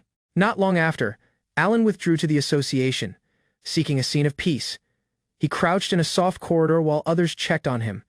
Association member explained Alan's withdrawal, amused by his entanglement in what he called a lover's quarrel between two fiery women. When Alan stayed silent, the teasing escalated. Another member charged him of eavesdropping, forcing Alan to respond to their light-hearted accusations. Within the room, Alan tried to regain calm. He invited Cheryl to clear her hood, hoping to work the atmosphere. Cheryl finally removed her hood, exposing her elven ears. Alan presented her as the daughter of the ruler of elves, stunning Anna, who hadn't understood she was the royal court. Anna, caught off guard by the revelation, swiftly apologized for her earlier behavior. To smooth over the strain, Alan explained that in the elven village, rank held no weight, and nobles and commoners became treated equally, something Anna found unusual. Brightly, Cheryl shifted the mood by inviting Alan to a summer festival held in her village, clearly excited to extend the invitation, though her unexpected look and effort alarmed all. She explained that the festival was rare, occurring only once every 10 seasons, and she believed Alan. Cheryl excitedly agreed to accompany Alan, eager to ride the flying ship after the festival. Anna silently looked on the exchange. Anna, suppressing irritation, demanded an account. Alan paused, realizing he could no longer hide the truth. Meanwhile, a clerk member found an unconscious boy in the hall, apparently punished for eavesdropping. Anastasia's voice cut past the room as she demanded to know Alan's connection to the elf. Without delay, the elf showed Alan's role in their village. To her, he wasn't just a stranger, he became someone who possessed once saved them. She explained how Alan defended their citizens from malevolent energy. Strain rose as light-hearted accusations filled the sky. Anastasia questioned the elf's influence, while Alan, clearly shaken, tried to deflect the teasing with visible frustration. With a confident grin, the elf shifted the mood. She bent forward, inviting them to attend the village's upcoming summer festival. Ending the discussion on a lighter note, Alan questioned how Cheryl managed to enter the city unnoticed. Though willing to attend the festival, he appeared uneasy about her appearance. With an easy gesture, Cheryl claimed she simply walked past the gate, treating the circumstance as if it were nothing unusual. Concerned, Alan cautioned her of the stake. Exposure could lead to the elven village's secret being showed, a danger neither of them could ignore. Cheryl, bewildered by the haste, asked if humans truly posed that kind of threat.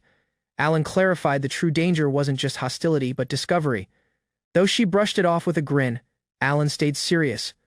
Her luck wouldn't last forever, and single error could compromise all. Before departing, Alan paused and asked whether Anastasia could accompany them. She stayed soft, processing the petition. He proposed using the noble's gate, reasoning that her appearance would prevent suspicion. The strategy hinged on her consent to Alan. It became the safest route out of city. However, the idea of a human entering the elven village sparked immediate opposition. Cheryl, thoughtful yet amused, suggested an alternative: they could pretend Anastasia became Alan's fiancé. Flustered but compliant, Anastasia agreed. If that became the condition, she would play the role, however embarrassing it seemed. Alan apologized, worried the strategy might problems Anastasia, but she stayed steady, seeing it as a valuable chance to understand elven existence firsthand. Without delay, she excused herself to prepare, requesting logistical questions along the way. Her unexpected enthusiasm left Alan a little bewildered. An hour afterward, the group gathered beside a sleek aircraft. Cheryl beamed with dignity as she presented it as Alan's flying ship. Astonished, Anastasia questioned if it truly soared. The elf assured her that it would, empowered by the divine wind's blessing. With goggles in hand, Cheryl expected guidance. Alan paused, caught off guard by her readiness. Perched solely on the rear of the aircraft, Cheryl yelled, bewildered why no single else had joined her. Alan calmly explained that others would sit up front, He assured her the seat became special chosen for its scenic sight but asked her to keep it secret to avoid upsetting Anastasia. Rather than complain, Cheryl smiled, praising Alan's cleverness. The other stayed unsure of what he possessed whispered. To balance the weight, Anastasia became instructed to ride behind Alan. She climbed aboard and wrapped her arms around him. Though embarrassing, she pressed it was fine, waving off the close contact and weight as necessary. The aircraft lifted off with a powerful surge, soaring into the sky as the group braced for flight. Astonishment filled their faces as clouds hurried former. Cheryl marveled at the speed and altitude, calling out in excitement. From above, the kingdom metropolis appeared remote and miniature. Anastasia clung tighter, surprised by the scale of the sight below. Alan explained the journey would care for 4 hours, promising they'd reach the elven village by sunset despite the cramped conditions. Though pressed together, Anastasia glanced at him with admiration, silently acknowledging Alan's brilliance and resolve. As the aircraft descended, the elves below recognized Alan and confirmed Cheryl's safety. But bewilderment stirred when they noticed a third figure aboard. Surprise rippled past the group a human became with them. Murmurs swiftly spread among the watchers. Stepping out of the aircraft, Anastasia obtained hesitant praise for the elves. Seeing another human besides Alan became unsettling. Curiosity grew. While villagers marveled at the sky journey, Anastasia remained tall, absorbing the reality of the elven village. Afterward that evening, they were welcomed by the ruler of elves herself, who politely asked about the unknown young woman by Alan's side. With calm conviction, Alan presented Anastasia as someone dear to him. His remarks caused her gazes to widen in surprise. The ruler responded with subtle amusement, softly repeating the term precious as she looked on them both. Though initially uncertain, the ruler agreed Alan's account. The atmosphere lightened a little, though curiosity lingered. Anastasia formally presented herself, presenting her noble status with grace. Her manner appeared to ease some strain, but the ruler's tone shifted. She questioned whether Anastasia understood the reasons behind the elven village's loneliness from humans, hinting at deeper truths forward. The ruler questioned Anastasia's aims. Despite knowing the village's loneliness possessed, she still chosen to accompany Alan. Alan attempted to explain their circumstances, stepping in before Anastasia could respond, but strain lingered in the sky. She softly asked for to speak with Anastasia solely. Alan and the others became asked to step beyond. Under the moonlight, Alan thought quietly. Doubts crept in what became being said behind closed doors, and possessed he created the right decision. But as recollections of their flight came back, he comforted himself. No, bringing Anastasia here became something he believed in. Under the moonlight, Alan remained silently lost in thought. His mind came back to Anastasia and what she required to him now. Originally, his task became to help others, but somehow she possessed becomes central to his thoughts. That work period alarmed him more than he expected. His contemplation became interrupted by the look of Lo-chan, the lively spirit of light, who immediately scolded him once again. The misunderstanding escalated as a youthful young woman arrived. Another elf questioned Alan's behavior, adding to the uproar. Meanwhile, Lo gleamed with curiosity, eager to meet the said wife Alan possessed supposedly brought along. Alan swiftly clarified that Anastasia wasn't a child, nor just a comrade. Lo joked with him anyway, insisting she understood him well. Millie rushed up, requesting for a hug. Alan, flustered, complied while Lo loudly announced him a valued companion, though not without mockery. Meanwhile, within the ruler continued her soft conversation with Anastasia. She asked if she understood the cause elves hid from humans. Anastasia responded solemnly. She recognized the cruelty of humans capturing elves for their beauty, treating them as possessions. The ruler cautioned her exposure would bring danger. Alan could be targeted just for knowing them. The ruler calmly cautioned Anastasia that her choice to come place not only Alan, but her own kin in danger.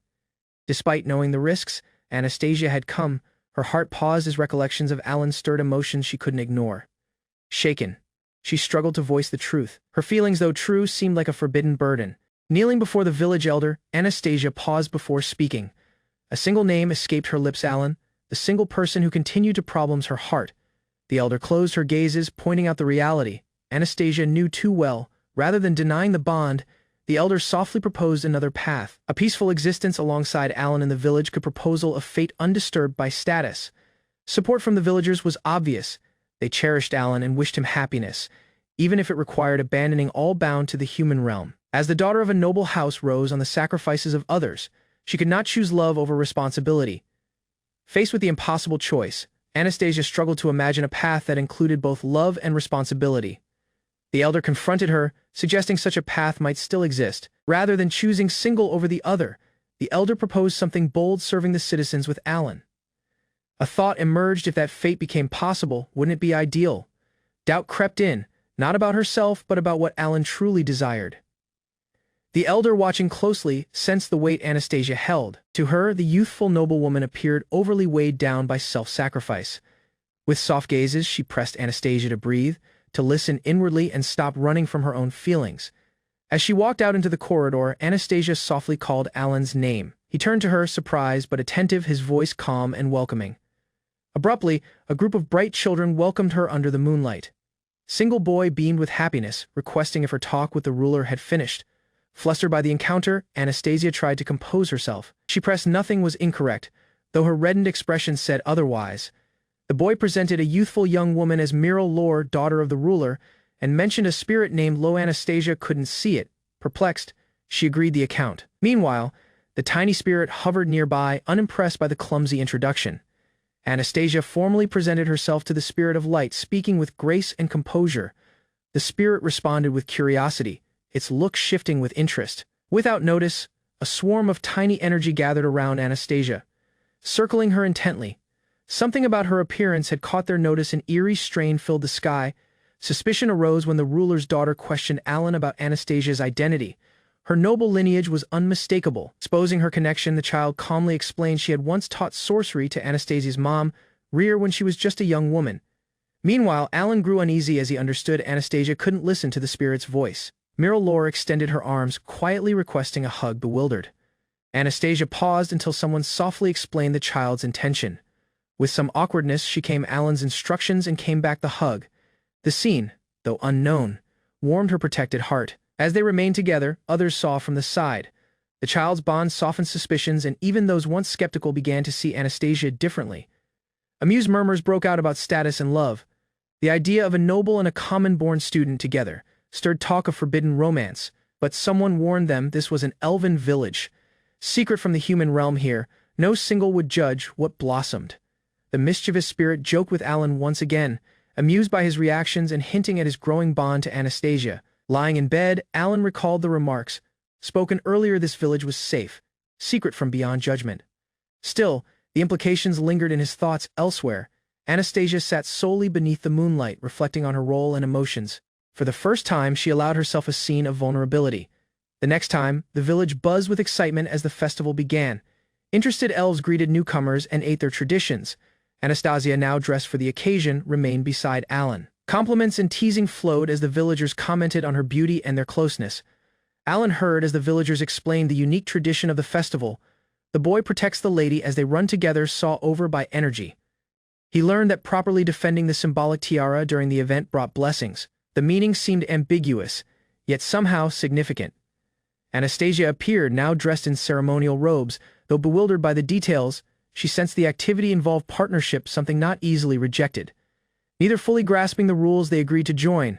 After all, they became already part of the village's rhythm. Together, they came the others deeper into the heart of the celebration, interested and uncertain. Yet walking side by side, romance bloomed around the festival grounds as couples ate soft moments. Alan and Anastasia, remaining stiffly among them, could only watch in quiet. Feeling the pressure of the audience, they nervously agreed to skip the affectionate traditions. Their awkwardness was mutual and obvious. As music filled the sky, the two were drawn into the middle of the assembly. A host invited all to join the circle without delay. Uncertain, they looked on the dancing but chose to follow along. Alan couldn't proposal answers, only a shrug and patience. Instructions finally arrived. Don't let the tiara get dirty and just run. The true game was about to begin. With the beat of drums rising, the elf villagers rallied, shouting in excitement. The challenge became about to begin in full power. Alan and Anastasia looked around nervously as the villagers advanced, baskets in hand and expressions oddly serious. Just as bewilderment peaked, acceleration sorcery launched the participants forward. Single elf grinned and simply wished them luck. Alan grabbed Anastasia's hand and rushed. The goal became now obvious: guard the tiara, avoid getting hit, and survive the onslaught of flying fruit. A second afterward, Alan took a direct hit to the expression. The trial had officially begun. Despite the stinging fruit assault, Alan pressed Anastasia to guard the tiara. He comforted her with a bleeding grin. It didn't hurt much. An unexpected burst of water sorcery slammed into them. Alan shielded Anastasia, bewildered by the mystic escalation. Single villager smiled and yelled the rule anything goes as long as it's harmless. Commotion was fair play. With Anastasia injured, Alan pulled her close and unleashed a smoke screen, buying them precious seconds. Lifting her in his arms, Alan created the call. There became no time to hesitate. They possessed to keep running. Alan finally halted under cover, seeing Anastasia down softly. Flustered, he apologized while she asked to be released. Soaked but still holding the tiara, Anastasia became relieved it stayed intact. Silently, she wondered if she possessed been too heavy. Alan swiftly rejected the worry, asserting he could carry her for hours. The comment resounded around them, drawing teasing laughs from nearby villagers. Even the tiny energy were moved, reenacting dramatic declarations of love and support, their light-hearted exaggerations echoing past the sky. But the break finished swiftly. Guided by a villager, Anastasia took Alan's hand and pulled him rear into the dash. Alan used wind sorcery to shield them from incoming fruit. Encircled and shaken, he held Anastasia and looked for cover. Their pursuers closed in with fresh power. Despite exhaustion, Alan held steady, refusing to surrender as strain escalated. Encircled by enemies, Alan stayed steady with Anna at his side. He kept her close, bracing for the confrontation forward as the attackers closed in with confidence. Without delay, he pinned Anna against a nearby tree, using his form to block any incoming threat. The enemies hurled their weapons with harsh smiles. Anna could only watch in fright as Alan shielded her from the assault, fighting to stay upright. Alan began chanting. He focused his mana, resolved to hold out until time expired. A surge of power burst forth, his spell launched. The ice spear struck single enemy, directly halting their advance. Anna's voice trembled as she challenged Alan, asking about the meaning of his sacrifice. Her worry became not for the outcome, but for his safety. Abruptly, the sound of approaching footsteps broke the strain. Alan turned, alarmed by the interruption. A lady walked forward, announcing the termination of the trial as a ceremonial bell rang in the distance. The ordeal was officially over. Anna dropped into Alan, shaken by relief. Meanwhile, single of the elves apologized for acting on impulse, challenging her mother's judgment. Their efforts didn't go unnoticed. Praise came from the officials, and Alan could only respond with soft gratitude. A festive atmosphere encircled Alan and Anna as the audience gathered for the next part of the ceremony. Decorative poles swayed in the breeze while soft murmurs filled the square. Officials announced that those who protected the tiara must return 10 seasons afterward for another job. Alan and Anna became called forward, still unsure of what expected them. Bewildered by the instructions, they paused. Murmurs and glances confirmed something unusual became about to happen again. Cheering broke out as the audience pressed them to perform a ritual. Embarrassment washed over them. Meeting gazes, they reluctantly agreed to go along, encircled by watchers. They remained side by side. As they remained inches apart, Anna paused, alerting Alan he wasn't obligated. Still, he agreed, insisting they continue, even if just for show. Their lips connected briefly before pulling apart, the gesture leaving both broadly watched. The surrounding audience faded into the minor. Alan looked away, cheeks flushed, unsure how to procedure what just happened. Anna stayed silent, her look mixed with bewilderment and understanding. Abruptly, a strange young woman appeared, recognizing herself as the daughter of Elizabeth and Gerhard. Both Alan and Anna were stunned. She presented herself as Loringas, the spirit of light and a descendant of a fabled sage. Her appearance shifted the mood entirely. The spirit of light turned to Anna, acknowledging her unwavering will. She offered her divine blessing without delay, promising protection from both herself and the spirit Loringas. She entrusted Anna with Alan's fate. Grateful Anna agreed the responsibility with a soft nod. As terms spread, the audience broke out in surprise and praise. Receiving such a blessing, especially for a human, became unheard of. Afterward, Alan found solace in the soft of a hot spring. The festival became far from over, but he required a break. Reflecting in the steam, Alan understood the entire event became a ceremony for choosing partners.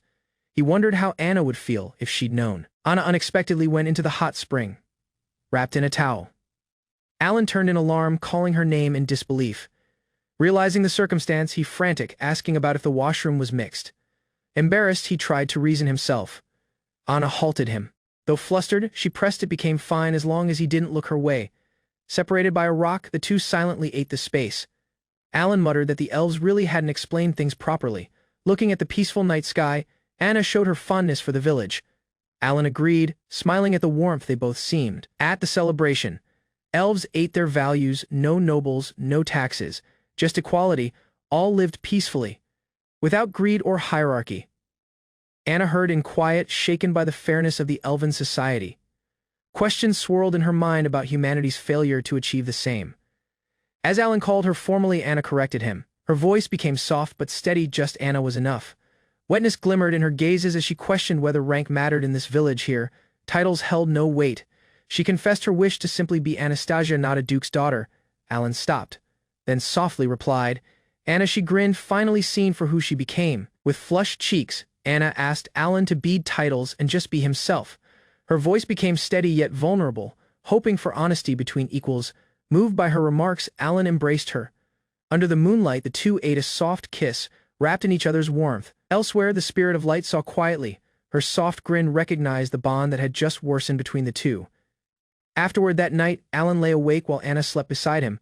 Thoughts lingered on all that had changed. As they talked in the dim recollections resurfaced of a fleeting meeting in childhood, both finally understood they possessed crossed paths long ago. They held each other in quiet, wrapped in the warmth of 8 emotions. Alan awoke slowly, the calm of the morning sun filtering past the paper window. His thoughts lingered on the night before. Anna stirred beside him, teasing him softly for waking up delayed. They shared soft greetings, unsure of what to say next. As she remained up, Anna deflected the strain with blame, telling him it became his fault. Alan could only stammer in response. Sitting down, Anna warned him once more, no more titles. Just Anna. Alan agreed, grasping her completely now. Before leaving the village, Alan halted Anna. He possessed single more location he wanted her to see. They arrived at a soft lake on the outskirts, hand in hand. The calm water thought the peace they both seemed. Anna grinned and pointed to the many energy dancing above the surface. Alan called her name, hesitating, trying to apologize for the night before. He walked in over his remarks. Anna halted him strongly, reluctant to let awkwardness ruin what they had. Looking out over the lake, Alan created a promise. Someday, he would make the Duke's recognition no matter how long it took. With conviction in his voice, Alan promised to achieve something worthy so he could stand before Anna proudly. No matter what, he promised to guard her. Though unsure of the timing, he pulled out a ring, admitting it became out of order. He asked her to marry him. Anna's gazes welled up with emotion, and with a radiant grin, she said yes. Encircled by luminous energy, the two embraced. A fresh chapter silently began. Afterward that time, they ready to depart. Anna wore a fairy's ornament, a token of truth. Their hearts became prepared for what lay forward. Alan and Anna flew toward the kingdom metropolis, knowing it would be the last time they could forget their roles. Though reluctant, they agreed it became time to return. Upon arrival, Alan was called. A stern boy challenged him, requesting if he understood why he had been called. The atmosphere shifted, calm became replaced by strain. Alan watches Anna unleash swift blade strikes, cutting through charging bats as the monsters dive toward them relentlessly without hesitation. After finishing the attack, Anna lowers her weapon while Alan confirms every bat has been defeated, leaving the path clear. Together, they continue deeper into the cave before Alan offers water and suggests a brief rest before facing the boss. Anna drinks gratefully and catches her breath while Alan quietly observes her recovering strength before moving onward once more confidently. Earlier, Alan met an elderly man who noticed his ring and questioned its unusual origin, beginning an important conversation together. Alan explains that he personally gave the ring to Anastasia, leaving her father shocked and questioning why she wears it. Anger erupts as the Duke scolds Alan, warning him not to grow close to his daughter despite their previous connection. Remaining calm, Alan argues the ring protected Anastasia's dignity after the duel and prevented greater disgrace for her noble family. Alan reveals the ring is a rare substitution ring, capable of saving its wearer by taking a fatal blow once. Realizing its immense value, Anastasia recognizes the legendary artifact while Alan modestly accepts that such a priceless gift deserves noble recognition. Alan advises Anastasia to keep wearing the ring, then presents rare treasures from the Wind Mountain dungeon to prove where he found it. Impressed by the evidence, the Duke listens as Alan explains his goal of earning military achievements and obtaining a noble title. Alan firmly declares that he seeks the right to stand beside Anastasia and protect her for the rest of his life. After hearing his determination, the Duke grants Alan 3 years to prove his worth through genuine accomplishments. The Duke warns Alan that harsh battlefields await and forbids any deeper relationship with Anastasia until he succeeds. While Alan calmly accepts the challenge, Alan tests his firearm by defeating another monster, proving his unique fighting style despite lacking talent with the sword. Anna promises to protect Alan in close combat while he explains that magic and firearms are the only abilities he can truly rely on. Alan reveals he entered the dungeon to strengthen Anna, believing her growth will protect both the duchy and herself during future battles. Reaching the boss chamber, Alan asks Anna to witness the upcoming fight while she confidently prepares to observe his strategy. Together they step into the final chamber, where the powerful Blizzard Phoenix awaits as their greatest challenge begins. The Blizzard Phoenix charges fiercely, but Alan calmly instructs Anna to keep her shield raised while he prepares the decisive attack. Timing the opening perfectly, Alan fires a precise shot that strikes the Phoenix's weak point as Anna blocks its assault. The Blizzard Phoenix crashes to the ground moments later, and Alan confirms the battle ended after his attack hit the vital spot. Standing beside the enormous corpse, Alan and Anna begin collecting the valuable magic stone tail and wing feathers. Alan offers the precious magic stone to Anna, insisting they earn the victory together and she deserves the greatest reward. Alan explains that helping Anna conquer the labyrinth will strengthen her reputation and bring greater honor to her family's duchy. After taking a short break, Anna notices the treasure chest and Alan reveals that someone has already opened it earlier. Searching through the remaining items, Alan suddenly discovers an extraordinary sword hidden inside the dungeon's rewards. Alongside a useful magic bag, Alan identifies the magnificent blade as the true treasure left within the labyrinth. Anna carefully examines the legendary Sky Knight's sword, astonished that such a priceless weapon had been waiting inside the dungeon. Alan offers the legendary Sky Knight's sword to Anna, believing she deserves its power despite its incredible value. Although Anna hesitates because the sword is a national treasure, Alan explains it is an early birthday present for her. Alan warmly says he wants his first birthday gift for the woman who accepted his proposal to be unforgettable. Touched by his sincerity, Anna thanks Alan, while he promises to give her the sword again on her next birthday if necessary. Resting in the dungeon afterward, Anna confirms they are finally alone before suddenly leaning close, leaving Alan completely surprised. Embarrassed after finding themselves alone, Anna quietly confirms nobody else is nearby before both awkwardly decide to continue exploring the labyrinth. After completing several dungeon runs, Alan helps Anna finish her training before returning to the Duke's estate with their hard-earned spoils. The Duke accepts their report, promises to register the completed quest, and reminds Alan to keep his distance from Anna. Alan respectfully agrees, keeping their growing relationship secret while remaining determined to honor the Duke's conditions. With only 2 vacation days remaining, Alan and Anna travel toward the Valley of the Flying Dragons to meet Melissa and Jerome safely. While flying toward the Valley of the Flying Dragons, Alan notices Anna speaking differently and gently asks why her tone has suddenly changed. Anna nervously wonders whether men prefer polite, noble speech, admitting she fears her usual way of speaking sounds unpleasant. Alan reassures Anna that he values her true personality and wants an honest relationship instead of forced formal manners. Relieved by his answer, Anna agrees to speak naturally, saving her formal tone only for important occasions. During the journey, Anna explains that years serving the prince shaped her speech, though she hopes to return to her natural self someday. Alan jokingly says that if Anna marries him, her formal speech will gradually disappear, leaving her completely flustered by the unexpected remark. Before Anna can recover from her embarrassment, a fierce wyvern suddenly swoops toward their aircraft, forcing both of them into immediate battle. Alan's aircraft is suddenly chased by a wyvern, placing everyone aboard in immediate danger as the beast closes in. Alan calls to the wyvern, hoping it recognizes him, but the creature continues its fierce pursuit through the valley. A black sky dragon suddenly appears, intercepting the wyvern and forcing it away before it reaches Alan's group. The sky dragon safely approaches Alan's aircraft, astonishing everyone as Jerome arrives to protect them. After landing, Alan thanks Jerome for the timely rescue. While the grateful sky dragon reunites peacefully with its trusted companions, Alan introduces Jerome to Anastasia, explaining they became friends after many adventures and Jerome evolved into a powerful sky dragon.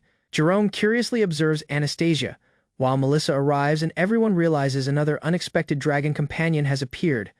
Alan asks about recent events, learning humans attacked the valley after a strange pink-haired woman stirred trouble among the wyverns. After hearing the situation, Alan requests Jerome to protect Anastasia whenever she faces danger, and Jerome gladly accepts the responsibility. Jerome assumes Anastasia is Alan's future partner, leaving her flustered while Alan confidently promises to earn her family's approval someday. Jerome misunderstands Alan's relationship with Anastasia and suggests eliminating anyone who refuses to acknowledge him, leaving both of them completely shocked. Anastasia immediately scolds Jerome's dangerous thinking, while the embarrassed sky dragon quickly apologizes for the misunderstanding and calms down. Jerome asks her to remember Anastasia's scent so he can recognize and protect her whenever she needs help in the future.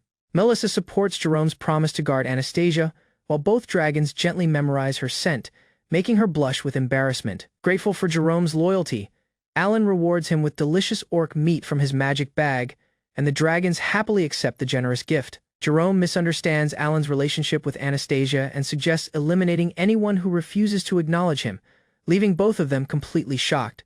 Anastasia immediately scolds Jerome's dangerous thinking, while the embarrassed sky dragon quickly apologizes for the misunderstanding and calms down.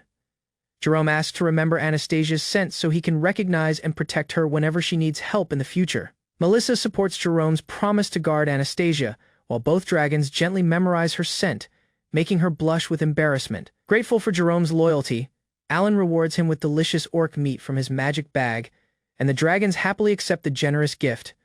Rumors about Anastasia's gifts spread throughout the academy, yet she firmly refused to reveal the person who had given them to her. Ami suddenly confronted Anastasia, claiming the fairy hair ornament belonged to her and demanding that it be returned immediately. Anastasia calmly refused, insisting the ornament had been entrusted to her by someone important and could never be surrendered to anyone else. The prince and Amy's supporters sided against Anastasia, while Alan stepped forward, explaining the accessory had a special meaning for her. Ignoring Alan's words, an angry student lunged toward Anastasia, escalating the dispute into a dangerous confrontation before everyone present. The fairy hair ornament suddenly released powerful magic, knocking the attacker away before Anastasia could be harmed and leaving everyone in complete shock. Mysterious voices echoed through the hallway, declaring Anastasia the spirit's chosen child and warning against anyone attempting to steal her proof. Ami panicked as her plan collapsed, insisting everything had been ruined because she believed she was destined to become a saint. Alan firmly defended Anastasia, declaring the fairy hair ornament rightfully belonged to her regardless of Amy's desperate claims. Alan urged Amy to face reality, reminding her that everyone before her was alive and that her delusions could no longer deceive anyone. Alan told Amy that everyone in the royal capital was living their own lives, not following a predetermined story or destiny. Believing the conflict had finally ended, Alan expected Amy to reflect on her actions and stop causing trouble for everyone. Alan invited Anastasia to lunch, but she quietly admitted she had recently been searching for places where they could spend time alone together. Their classmates welcomed them to eat outside, where everyone enjoyed a peaceful meal while chatting about simple daily routines. During lunch, Prince Oscar approached Anastasia and handed her a sealed letter from the king, requesting an immediate response. Anastasia accepted the royal summons, promising to visit His Majesty soon before respectfully sending the prince on his way. After the prince departed, Anastasia revealed she had been ordered to report to the royal castle the following day, leaving everyone curious about the unexpected summons.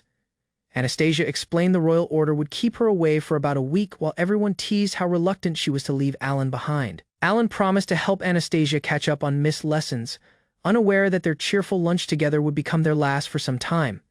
Alone, Amy secretly smiled, believing Anastasia's absence would help restore the villainess role while creating trouble for Alan's plans. Anastasia departed after the academy announced her official assignment from the king, leaving Alan to wait for her return. A week passed, then several more days, yet Anastasia still had not returned, leaving Alan increasingly worried that something had gone wrong. Alan visited the Duke after Anastasia's prolonged absence, where he learned His Majesty had never summoned her despite the official-looking royal decree. The forged order revealed Anastasia had been forced into marriage with Gunther Werner, a commander from the East Empire, using the king's stolen seal. Further investigation exposed another forged decree, while the crown prince refused to testify, despite knowing the truth behind the incident. Realizing everything, Alan angrily concluded that the kingdom had effectively handed Anastasia over to its enemy through deception.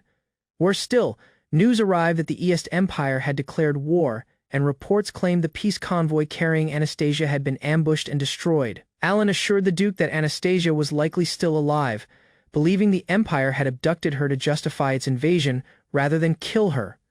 Remaining calm despite the crisis, the Duke concluded the forged decree had delivered Anastasia into enemy hands and demanded swift action. The Duke ordered Alan to join the student mobilization, allowing him to enter the Empire legally as a soldier and search for Anastasia. Accepting the mission without hesitation, Alan promised to bring Anastasia home, fulfilling the Duke's request as both an adventurer and loyal ally.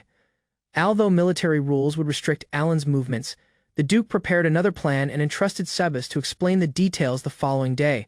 Leaving the Duke's residence, Alan reflected on the betrayal, convinced the forged decree and the East Empire's cruelty, confirmed the Duke's judgment. Alan's anger grew as he blamed the Crown Prince for allowing Anastasia to be handed over to the enemy through deception. The next morning, Alan quietly gathered information while learning Isabella had testified about the suspicious royal letter delivered to Anastasia. Isabella revealed several students had also been questioned because they opposed the Crown Prince, suggesting the investigation was still expanding. Although Alan concealed the truth about Anastasia, he suspected her disappearance and the war declaration were closely connected, strengthening his resolve to rescue her.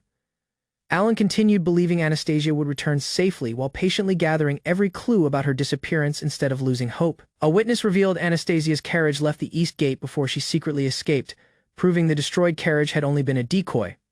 Sebastian concluded Anastasia had likely transferred to another carriage, making it unlikely that ordinary kidnappers had captured someone of her strength. More testimonies confirmed Anastasia had reached the royal castle, prompting the Duke to openly accuse the Crown Prince of orchestrating her abduction. As Alan organized the growing evidence, Amy approached him with a mocking smile, provoking him by mentioning Anastasia's supposed marriage in the Empire. Amy mocked Anastasia's disappearance as inevitable, but Alan confronted her, suspecting she had manipulated the tragedy from the very beginning. Smiling confidently, Amy claimed everything was following the original scenario where the villainess would eventually fall before the story's heroes. Amy declared Alan had already lost, ridiculing him as an insignificant extra who could never change the world's destined outcome. After laughing at Alan's despair, Amy walked away satisfied, leaving him furious over her cruel enjoyment of Anastasia's suffering. Alone, Alan blamed himself for becoming overconfident, realizing his earlier victories had made him overlook the growing dangers surrounding Anastasia. Overwhelmed by guilt, Alan blamed himself for Anastasia's disappearance, swore to rescue her, yet struggled to find the path that would lead him to her. Alan learns the kingdom has entered war with the Est Empire far earlier than the original game's timeline, making him fear the coming tragedy. Remembering the original scenario, Alan recalls Anastasia would eventually fall into darkness and lead the Imperial army after suffering exile. Refusing to accept that fate, Amy pleads for peace, believing Anastasia would never wish for innocent people to suffer. Stepping before everyone, Amy encourages understanding instead of violence, inspiring several students to support her compassionate appeal. Her hopeful message quickly spreads across the hall as more people rally behind peace, giving Alan a reason to believe fate can still change. Amy's peaceful proposal receives mixed reactions while Alan realizes the original game's storyline has already changed beyond his expectations. As confusion spreads, the Academy announces its closure because of the war, leaving students shocked by the sudden disruption. Commander Otto von Junks urges every capable student to defend the kingdom against the Est Empire's unexpected invasion. Many hesitate after the commander's appeal, uncertain whether joining the battlefield is the right decision during the growing crisis breaking the silence. Alan steps forward and volunteers first, determined to protect the kingdom while preventing the tragic future he remembers. Alan's courage inspires other students to volunteer, proving determination matters more than noble status as the selected recruits head for the royal palace. While some nobles avoid enlisting, Alan notices Prince Leonardo remains absent, strengthening doubts about the royal family's commitment to the war. After changing into military uniforms, the volunteers receive apprentice assignments before preparing to meet the king with proper discipline. The king officially welcomes the students into the kingdom's army, wishing them success as they begin their military service. Realizing rear support would keep him from finding Anastasia, Alan boldly requests permission to address the king before leaving the audience hall. Alan earns the king's attention by explaining he serves the kingdom willingly despite his connection to the Ramslet family and requests permission to speak. He urgently asks the king to protect Anastasia and punish everyone responsible for abusing the royal seal and forging the royal decree against her. Although the commander rebukes his bold words, Alan immediately apologizes, admitting he had spoken beyond his place before the throne. Refusing to withdraw completely, Alan asks to be sent to the front lines, hoping to prove his loyalty through battlefield service. The king questions Alan's true allegiance, but Alan firmly declares his devotion to the kingdom and pledges himself to his majesty alone. Impressed by Alan's resolve, the king grants his request, ordering him to the front lines to fight the Est Empire's invading forces. Alan receives orders to defend the fortress city of Chaldacia and reclaim the Bruzini region, promising to request his reward only after victory. The king accepts Alan's determination, offering any reward for success while forbidding his return to the capital until the campaign is won. After Alan leaves, the king privately remarks on his potential, deciding the battlefield will reveal whether the young commoner is truly worthy. Later, Alan confirms the king spared him as expected and quietly prepares to carry out his risky plan despite being branded a traitor. After leaving the palace, Alan returns home and tells his mother he successfully secured a position on the battlefield despite volunteering as a student. Although relieved he will not face immediate danger, Alan's mother notices his concern for Anastasia and gently realizes how deeply he cares for her. Embarrassed by her insight, Alan recalls their recent moments together, confirming his growing feelings without denying them. His mother encourages him to protect Anastasia, reminding him not to worry about her and to rescue the girl he treasures. Left alone afterward, Alan reflects on his mother's advice and carefully decides which priorities must guide his actions from now on. Alan strengthens his resolve to save Anastasia, then asks the dragon Melissa to search for her instead of attacking the royal capital, explaining that human wars should remain humanity's responsibility. Alan convinces Melissa to avoid unnecessary bloodshed and focus only on finding Anastasia. Melissa accepts the mission, promises to locate Anastasia quickly, and encourages Alan to survive while she begins her search. With their plan decided, Melissa flies away to rescue Anastasia as Alan heads toward the front lines to face the coming war. Anastasia receives an urgent royal order while preparing for the day. Realizing the king has summoned her directly instead of contacting the Ramslet Duchy. Although surprised by the unexpected request, Anastasia quickly gets dressed and prepares to leave without delaying the royal summons. Alan arrives as she finishes packing, then wishes her a safe journey before watching her carriage depart toward the royal castle.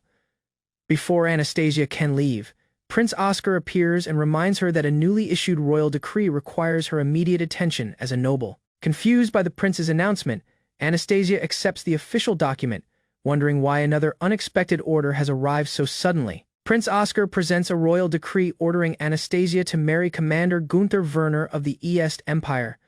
Warning refusal would brand her family as traitors. Despite her doubts, Anastasia accepts the official order, deciding to meet the king first before informing her father and causing unnecessary conflict.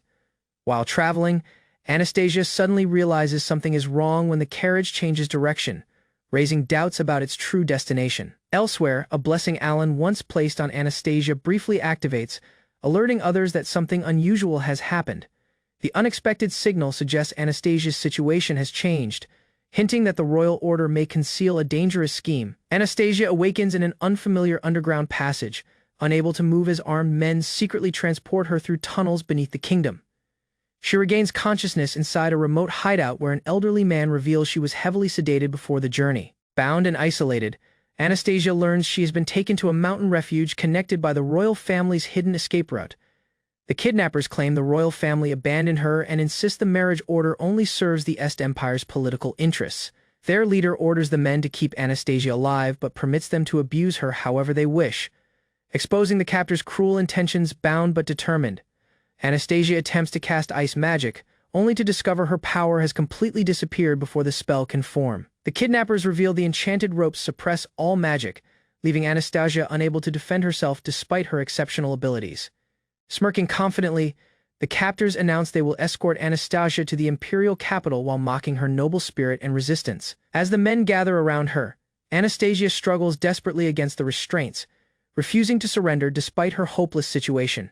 The kidnappers close in with cruel intentions while Anastasia remains trapped, powerless, and forced to endure the terrifying ordeal alone. Just as the kidnappers approach, an unseen force suddenly hurls them across the room, interrupting their assault on the defenseless Anastasia.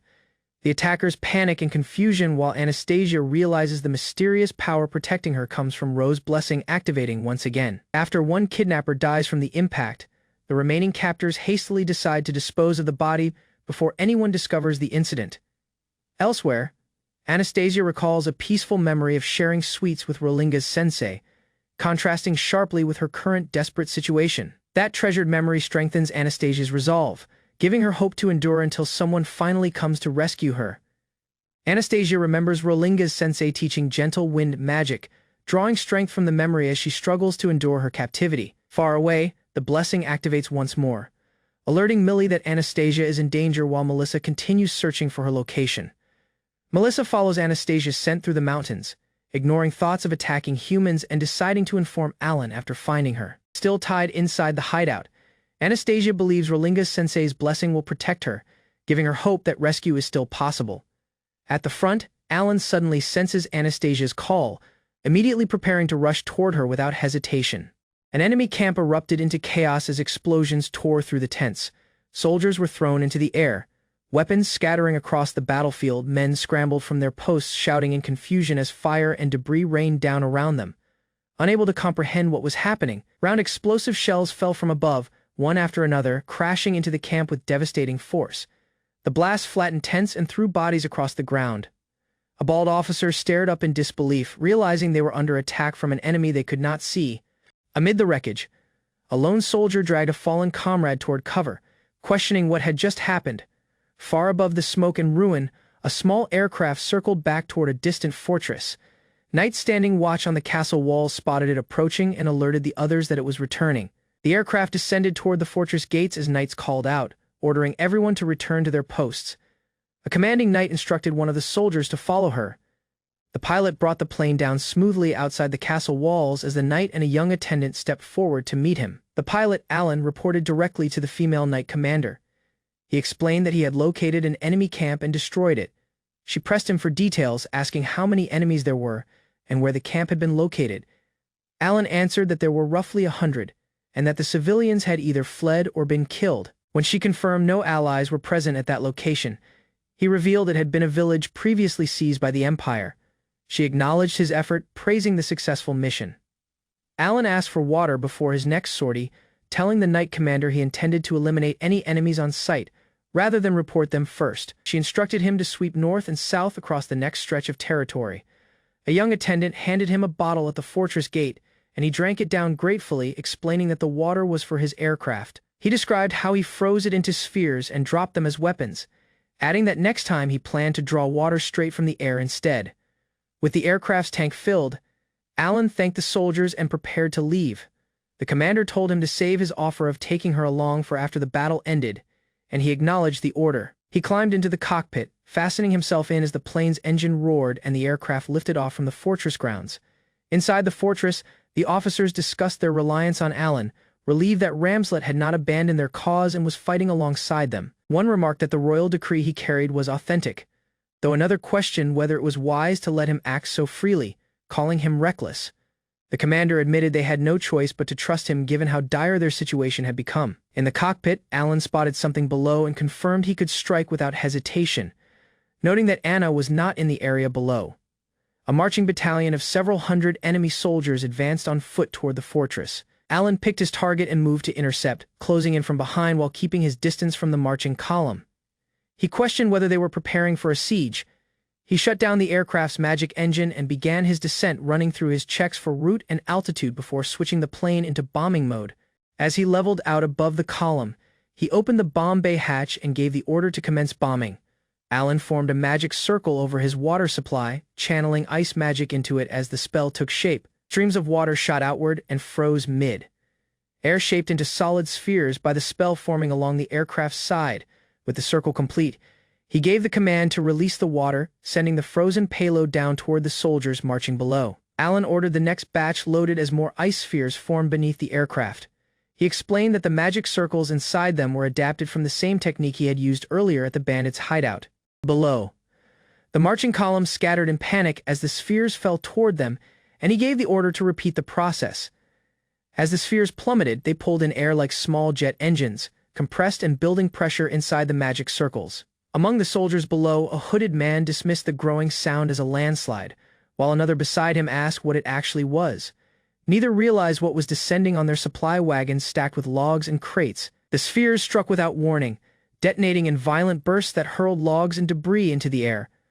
Soldiers were thrown off their feet as the blast tore through their supply lines, chaos spreading through the ranks as men scrambled for cover. Alan noted that anyone caught in the blast wouldn't walk away unharmed, admitting to himself that he had created something terrible.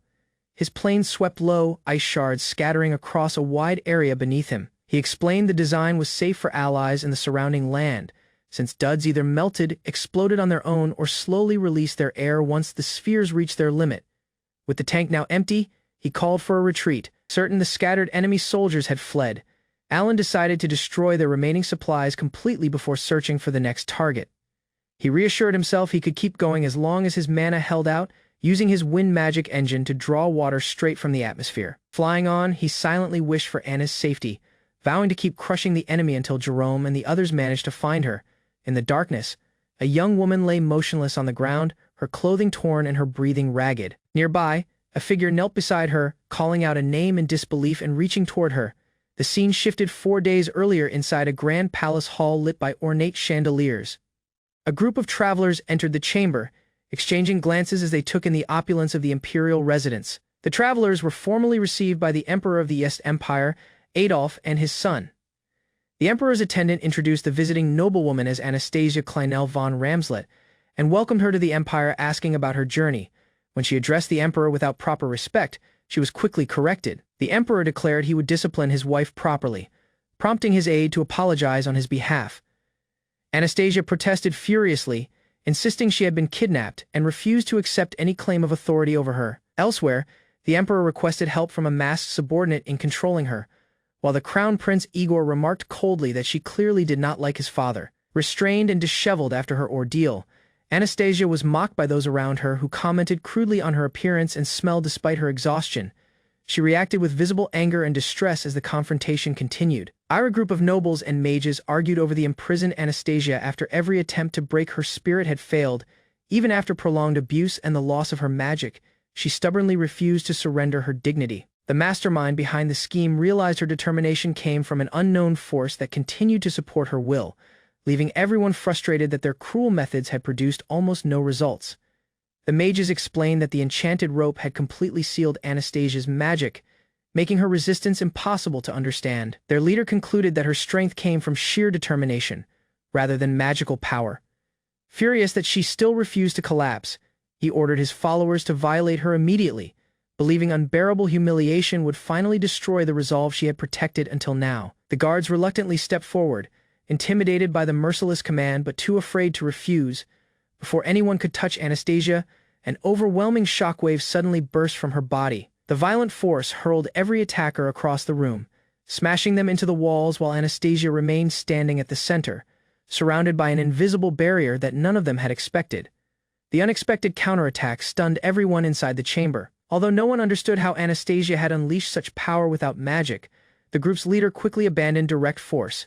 Instead, he entrusted Igor with finding another way to shatter her mentally, convinced that psychological torment would succeed where physical violence and magical restraints had completely failed.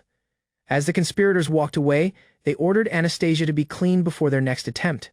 Left alone in the quiet bath, she sat motionless with exhaustion covering her face.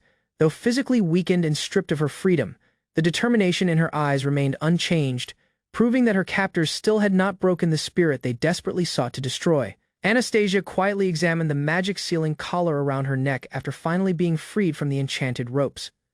The brief taste of movement brought relief, yet she understood nothing had truly changed. She remained trapped inside her captor's estate with no way to use magic or escape. Even so, she refused to let despair consume her, choosing to preserve her composure while carefully observing everything around her. After bathing, the maids handed Anastasia revealing clothes that clearly served to humiliate rather than comfort her. When she asked for different clothing, they explained that every detail had been ordered by Gunther. She immediately realized the outfit was designed to weaken her resolve and make escape even more difficult, but she swallowed her anger and refused to give her enemies the reaction they wanted. Anastasia was escorted into a luxurious room that looked far more comfortable than any prison cell. However, she quickly noticed the sealed windows, locked door, and constant surveillance outside. The elegant furniture only disguised another prison built to isolate her. Certain that worse trials still awaited, she reminded herself that Rose's protection remained with her and silently prepared to endure whatever came next. Left alone inside the room, Anastasia carefully studied every corner while searching for a possible escape route. She concluded that the chamber had likely been prepared for the people ordered to torment her without interruption. Rather than surrendering to fear, she accepted the harsh reality and strengthened her resolve, believing that surviving each day would eventually create an opportunity to fight back. Before leaving, Igor coldly asked whether Anastasia was comfortable, then declared they would not meet again for an entire year. His words stunned her, making her question what kind of plan required such a long absence. As the heavy door slammed shut behind him, Anastasia's determination never wavered. She continued believing that Alan would eventually find her, no matter how carefully her enemies had hidden her away. As the heavy door closed, Anastasia was left alone in absolute darkness, with nothing but Igor's final warning echoing through her mind. He expected her to spend an entire year imprisoned where no light could reach, believing endless isolation would eventually destroy her resolve. Although fear crept into her heart, Anastasia refused to abandon hope, silently trusting that Alan would one day find her before her spirit could be broken. Elsewhere, Alan attended a war council where commanders reviewed the results of his relentless attacks across several enemy positions. His raids had inflicted serious losses, though many enemy soldiers had managed to escape. Even so, Alan explained that those survivors would carry fear into every unit they joined, gradually weakening the opposing army far beyond the battlefield itself. The discussion shifted to Alan's aerial bombing strategy, a tactic the enemy had never faced before. He argued that forcing soldiers to defend against attacks from both the sky and the ground placed them at a constant disadvantage. Reports confirmed the Imperial Army had already begun retreating in multiple regions, allowing Cardasia's forces to regain territory and seize the initiative in the campaign. With momentum firmly on their side, the commanders decided their next objective would be Fortress City Cardasia, a massive military stronghold that had remained under enemy control for decades. After studying the fortress layout, they selected the northern fort as the opening target and assigned Alan to strike first, creating an opportunity for the main army to launch its full assault. Confident in his own abilities, Alan declared that he could capture the fortress without Allied troops slowing him down. His bold statement angered several generals who accused him of disrespecting the military. Before the argument escalated, another commander reminded everyone that Alan operated under direct royal authority rather than military command, and his extraordinary battlefield achievements had already proven the value of his unconventional methods. During the strategy meeting, the commander informed Alan that every available soldier was being deployed to Cardasia before nobles from the capital could interfere with the campaign. Reinforcements led by a royal noble were already on their way despite ignoring previous requests for support. Alan accepted the news calmly, no longer caring who claimed the credit, as long as the operation ended quickly and brought them closer to victory. While the army prepared for battle, Anastasia remained trapped inside the sealed chamber. She awoke alone in the silent room, surrounded by untouched food and locked doors that reminded her she had no freedom. Every passing hour deepened her isolation, yet she forced herself to stay alert, believing she could not afford to lose hope while waiting for an opportunity to escape. Gathering her strength, Anastasia left the bed and carefully inspected every corner of the prison. Like Room, she tested the heavy metal door with her hand, hoping to discover even the smallest weakness. Despite searching with patience and determination, every exit remained firmly sealed, confirming that her captors had carefully prepared the room to prevent any possibility of escape. Without warning, a cold voice echoed through the small opening in the door and announced that Anastasia's father had died after protesting the royal family's decision to sell her away. The voice continued by claiming that every member of her family had already been executed, leaving her frozen in disbelief as the cruel words struck directly at her heart. Anastasia immediately rejected the story, convinced it was nothing more than another attempt to break her spirit. The unseen speaker insisted that her refusal to marry had sparked a chain of disasters, leading to war, countless deaths, and the empire's occupation of Bruzeni. Even while those accusations filled the room, Anastasia clung to her belief that the heartbreaking claims were nothing but lies. The unseen voice continued its relentless assault on Anastasia's heart, claiming that Alan, the man she loved most, had already fallen in battle after being fatally wounded on the battlefield. It insisted that every tragedy surrounding her existed because of her presence alone. Although she desperately wanted to reject every word, the cruel accusation struck at her deepest fears and left her frozen in painful disbelief. The voice pressed even harder, repeatedly insisting that Alan had died because of her choices. Overwhelmed by grief and confusion, Anastasia struggled to breathe as panic overtook her. She collapsed onto the bed, trembling uncontrollably while fighting to hold onto her sanity. Even with tears filling her eyes, she desperately searched for the strength to deny the cruel lies meant to destroy her completely. Far away from the prison, Alan prepared to launch the next stage of the campaign. Wearing his flight gear, he climbed into his aircraft with complete focus and ordered an immediate departure. Without wasting another moment, the engine roared to life as the experimental machine lifted into the sky, carrying him toward the battlefield where another decisive operation awaited. From high above, Alan spotted the northern fortress protecting Cardasia and confirmed that the assault had already begun below. The massive defensive structure stood surrounded by soldiers determined to repel every attack. Remembering the battle plan, Alan identified the northern stronghold as the first objective, knowing that capturing it would open the path toward the city's main fortress. As arrows rained down from the towering walls, the advancing army struggled to move its siege weapons within striking distance. The defenders maintained overwhelming control from the battlements, forcing the attackers into a difficult position. Watching the battlefield from above, Alan quickly realized that breaking the fortress's powerful defenses would require more than a conventional frontal assault. Alan monitored the battlefield from the sky and noticed fresh reinforcements leaving the central fortress. He quickly analyzed their movement, suspecting they intended to launch a counterattack from the south while the northern battle continued. Instead of waiting for them to regroup, he made an immediate decision. His aircraft banked toward the approaching column as he prepared to unleash another bombing run before the enemy could organize their formation. Below, the S-commander received reports that 500 soldiers were advancing from the central fortress while the southern vanguard continued falling back. Believing the reinforcements could reverse the battle, he ordered his archers onto the southern high ground and instructed his officers to lure the attackers into a carefully planned trap. Before the formation could be completed, soldiers suddenly spotted Alan's aircraft approaching overhead, sending tension through the entire battlefield. Alan struck without hesitation. Powerful explosions erupted across the advancing cavalry, throwing riders and horses into chaos before they could even reach the front line. The commander immediately ordered the first defensive line to retreat and split the remaining forces into two groups for a counterattack once the bombardment ended. At the same time, he instructed the siege towers to continue advancing despite the devastating losses. The bombing shattered large sections of the fortress walls, opening the perfect opportunity for the assault force. Commanders immediately ordered the siege towers forward while troops rushed through the newly created breach. Their objective was clear: capture the northern fortress as quickly as possible. Eliminate every defender inside, then secure the position before launching the next offensive toward the central fortress. Watching the battle from above, Alan saw the northern fortress rapidly collapsing after only a single bombing raid. He concluded that the technological advantage of his aircraft completely overwhelmed medieval defenses. Confident that the remaining fortresses would soon suffer the same fate, he considered intercepting the fleeing ES troops on their way to Cardacia before they could regroup and prolong the campaign. After crushing the enemy fortresses, Alan continued flying across the battlefield while the imprisoned elf remained trapped inside the dark chamber. Curled tightly on the bed, she struggled to measure how much time had passed, surrounded by endless darkness and painful silence. Exhaustion slowly overtook her, yet her thoughts never drifted away from Alan. Every lonely moment deepened her fear that she might never see him again, even as hope stubbornly refused to disappear from her heart. As her consciousness faded between despair and longing, a glowing figure suddenly appeared before her. The familiar young man smiled gently while standing in brilliant light, making her believe Alan had finally returned to rescue her. She immediately reached toward him, calling his name repeatedly, with desperate relief. For the first time since her imprisonment began, she believed the nightmare had finally come to an end.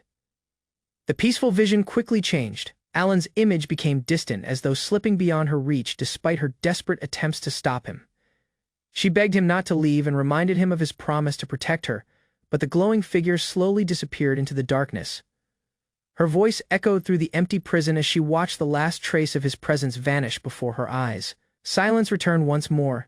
The elf remained frozen beside her bed, tears filling her eyes as she realized the reunion had only been an illusion created by her loneliness and grief. She stared toward the sealed prison door, unable to accept that Alan was still beyond her reach. Even after losing the vision, she refused to abandon the hope that he would eventually come for her. Outside the prison walls, Alan continued advancing through the war, completely unaware that someone was desperately waiting for him. While he fought to end the conflict as quickly as possible, the imprisoned elf endured each passing day by holding on to the single belief that Alan would survive every battle, and one day break through the darkness to rescue her at last. Anastasia lay weak inside the prison cell when an enormous sword suddenly materialized before her, radiating a strange aura that instantly caught her attention. The weapon floated silently in front of her as if it had crossed an impossible distance to reach that isolated room. Despite her exhaustion, she forced herself upright, unable to understand why such a legendary blade had appeared in the place where she had been imprisoned. The mysterious sword remained suspended before her without any visible owner, making Anastasia cautiously approach it. She studied every detail of the massive weapon while questioning how something connected to battle could exist inside a sealed prison. The closer she moved, the stronger she felt an unfamiliar presence flowing from the blade, as though it was silently guiding her toward a hidden truth waiting beyond the darkness. The moment Anastasia reached toward the sword, her surroundings changed completely. The prison vanished, replaced by the horrifying image of several people hanging from wooden gallows. She stared in disbelief as the terrifying vision unfolded before her eyes, unable to tell whether it was a memory, an illusion, or a warning. Every face hanging before her carried unbearable sorrow, leaving her frozen in place as the dreadful scene continued. Anastasia immediately recognized the victims one after another. Her father, mother, brother, and Friedrich all appeared among the executed, their lifeless bodies suspended before her. She desperately called their names, refusing to accept what she was seeing, but none of them responded. The vision only grew more merciless as her cries echoed through the empty space, forcing her to witness the fate of everyone precious to her. Overwhelmed by grief and terror, Anastasia collapsed as the horrifying vision reached its end. She realized the sword had not appeared by accident but had dragged her into a painful glimpse of tragedy tied to her past or future. Even while trembling with fear, she understood that accepting the truth hidden within the blade might become the only path leading her out of captivity and toward the battle that awaited beyond the prison walls. Anastasia watched Alan's lifeless body lying before her, unable to believe the horrifying scene unfolding in front of her. His motionless figure shattered the last hope she had been clinging to, leaving her frozen in disbelief. She called his name repeatedly, expecting him to answer, but only silence filled the prison. Overcome with panic, she crawled toward him, desperate to confirm that the person she wanted to protect had not truly disappeared. The unbearable vision finally collapsed, and Anastasia found herself sprawled across the prison floor beside the mysterious sword. Her breathing became uneven as she struggled to separate reality from the nightmare she had witnessed. Even after opening her eyes, Alan's image refused to leave her mind. She realized the sword had shown her something far too vivid to dismiss, forcing her to question whether the tragedy was a warning rather than an illusion. Elsewhere, Alan attended a military strategy meeting where senior officers demanded permission to unleash a devastating new weapon against Cardacia. Their ambition to reclaim the city overshadowed every concern, and they insisted there was no reason to hesitate. Alan remained calm while listening to the heated discussion, sensing that the proposal carried consequences far beyond the battlefield despite the overwhelming pressure from the commanders. Asked to explain the weapon, Alan described the firebomb as an explosive that scattered burning fuel across buildings and crowded areas after impact.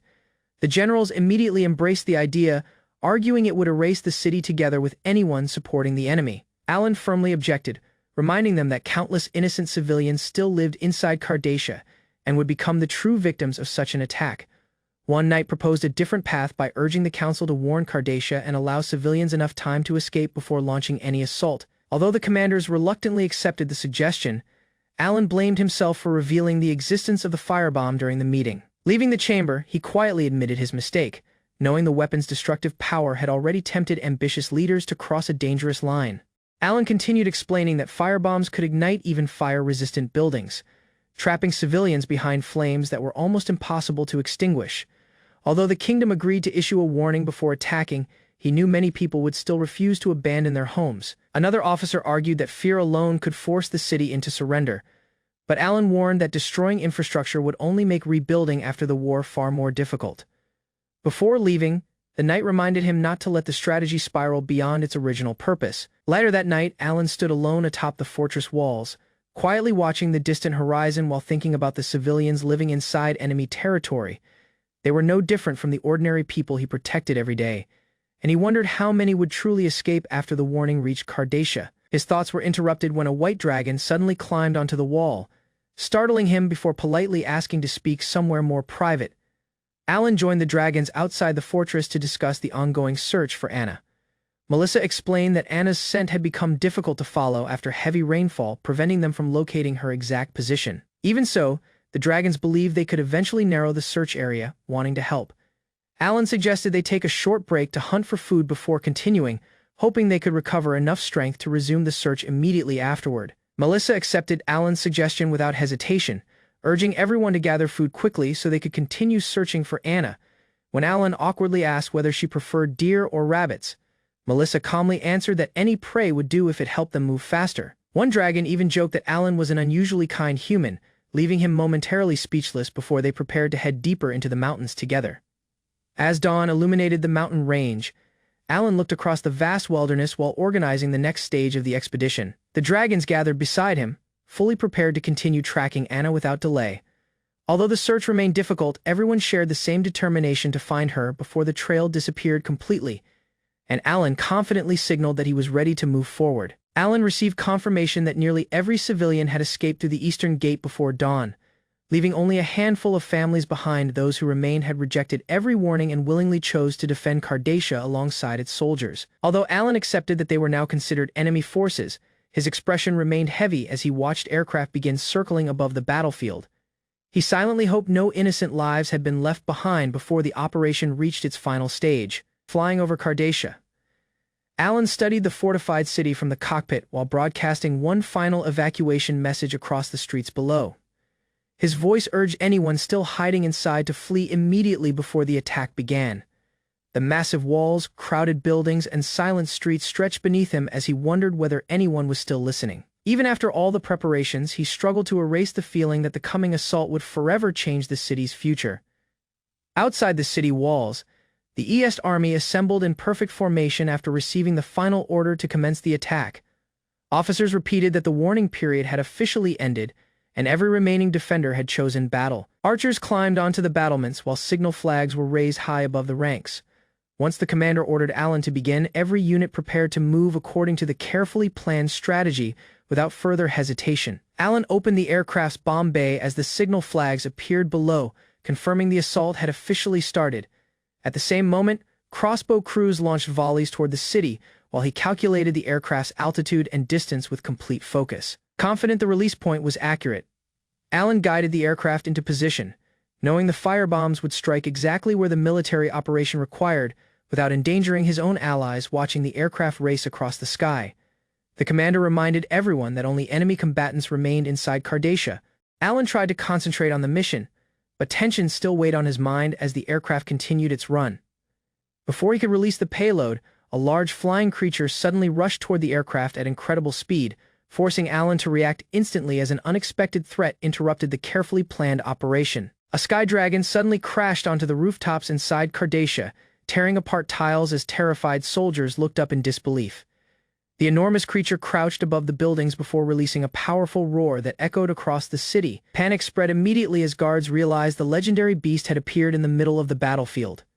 Instead of focusing on the invading army, every defender turned their attention toward the unexpected monster descending into the streets. More sky dragons landed throughout the city, surrounding frightened defenders from every direction. Soldiers abandoned their positions as civilians screamed and fled through the streets, unable to understand why dragons had suddenly appeared inside the walls. The beasts prowled between buildings without attacking immediately, allowing fear to spread faster than violence. Their overwhelming presence shattered the defenders' confidence, leaving the city's organized resistance on the verge of collapse within moments. As the panic reached the city gates, desperate voices demanded they be opened immediately. Crowds rushed forward, throwing down their weapons while shouting that they surrendered and begged for mercy. Even soldiers who had sworn to defend Cardacia abandoned the fight, choosing survival over certain death against the dragons. The massive gates soon became packed with frightened people, hoping the East army would spare everyone willing to surrender peacefully. From the aircraft, Alan noticed the unexpected movement below and immediately recognized Jerome's sky dragons changing the battlefield. Realizing civilians and defenders were abandoning the city, he canceled the bombing run and guided the aircraft away from its attack course. Watching from horseback, the commanders were left stunned as Alan suddenly broke formation. Confused by the change, they urgently demanded an explanation while following the aircraft with anxious eyes. Alan safely landed the aircraft near the command position before climbing out to meet the waiting officers. One commander immediately questioned why the bombing had stopped after the operation had already begun. Alan pointed toward the dragons gathering around the city and explained that Jerome's intervention had completely changed the situation. With the defenders surrendering instead of resisting, continuing the firebomb attack would only slaughter people who had already abandoned the fight. Alan learned that Cardacia had fallen without the planned bombing mission. Jerome's sky dragons had thrown the defenders into complete panic, forcing countless ES soldiers to surrender before the fighting could continue. Although a few enemies still resisted inside the castle, the commanders believed their defeat was only a matter of time. Alan finally accepted that the city had been captured with far fewer casualties than expected. As he thanked Jerome and Melissa for their help, the dragons admitted they had another reason for coming. During their search, they had finally discovered Anna's whereabouts, giving Alan the news he had been desperately waiting to hear. Alan immediately demanded to know Anna's location, unable to hide his urgency. Jerome revealed that she was being held inside the imperial capital of East, a heavily defended city far beyond Cardacia. Hearing that answer erased Alan's relief, replacing it with determination to rescue her no matter the cost. Melissa tried to calm him before he rushed into danger alone. reminding him that reckless decisions would only make the mission harder. Alan realized she was right but struggled to control his emotions after learning Anna was still alive. Melissa and Jerome refused to let Alan carry the burden alone. They promised to stand beside him until the rescue was complete, no matter how dangerous the journey became.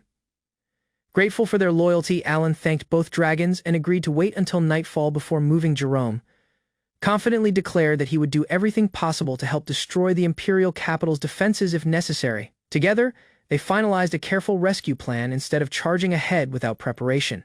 Under the full moon, Alan piloted his aircraft through the night while Jerome and Melissa flew alongside him. The dragons matched the aircraft's speed as the small rescue team crossed the dark sky toward enemy territory. Alan remained completely focused, knowing every passing minute brought him closer to Anna. Their quiet formation reflected the determination shared by everyone involved in the mission. As they continued flying, Alan suddenly called out to Jerome after noticing something unusual. He thanked the dragon for protecting him during the battle and remembered seeing an arrow strike Jerome earlier. Concerned that his companion might be hiding an injury, Alan asked whether he was truly all right. Jerome calmly insisted that his scales were tough enough to withstand the attack, reassuring Alan that he remained ready for the dangerous rescue mission ahead. Melissa brushed aside Alan's gratitude, reminding him that their mission was far from over until Anna was safely rescued.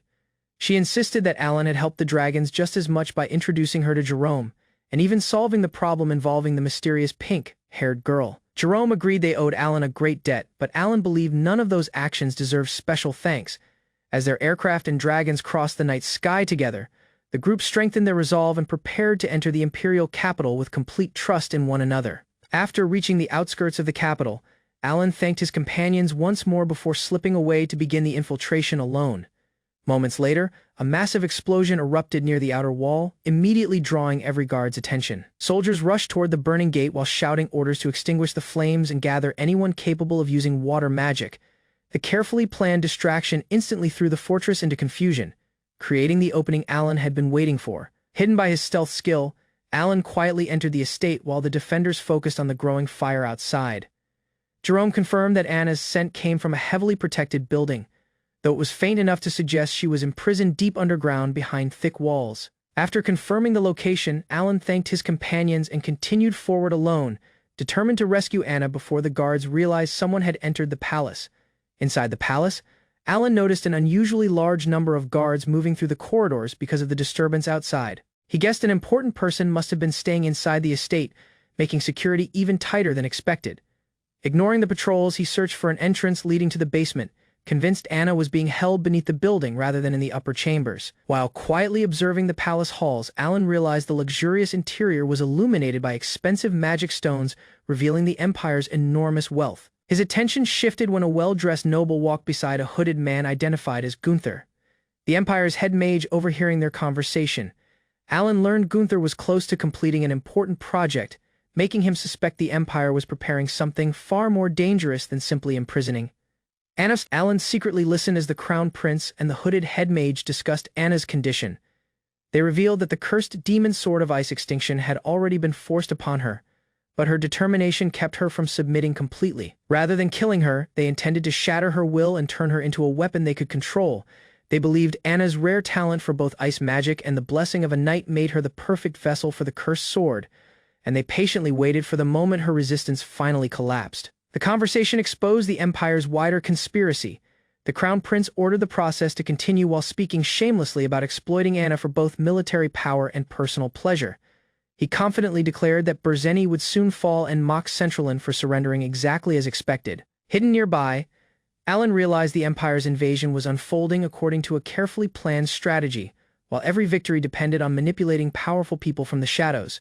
As the conspirators descended deeper underground, they discussed another scheme involving Ramslet and neighboring territories. They planned to isolate the Ramslet family, place a puppet ruler on the throne, divide the conquered land among themselves, and cooperate with Westerdale and Zeus to secure complete control. The Crown Prince even praised the theft of the Imperial Seal, proudly calling the ruler who accepted the deal nothing more than a useful fool.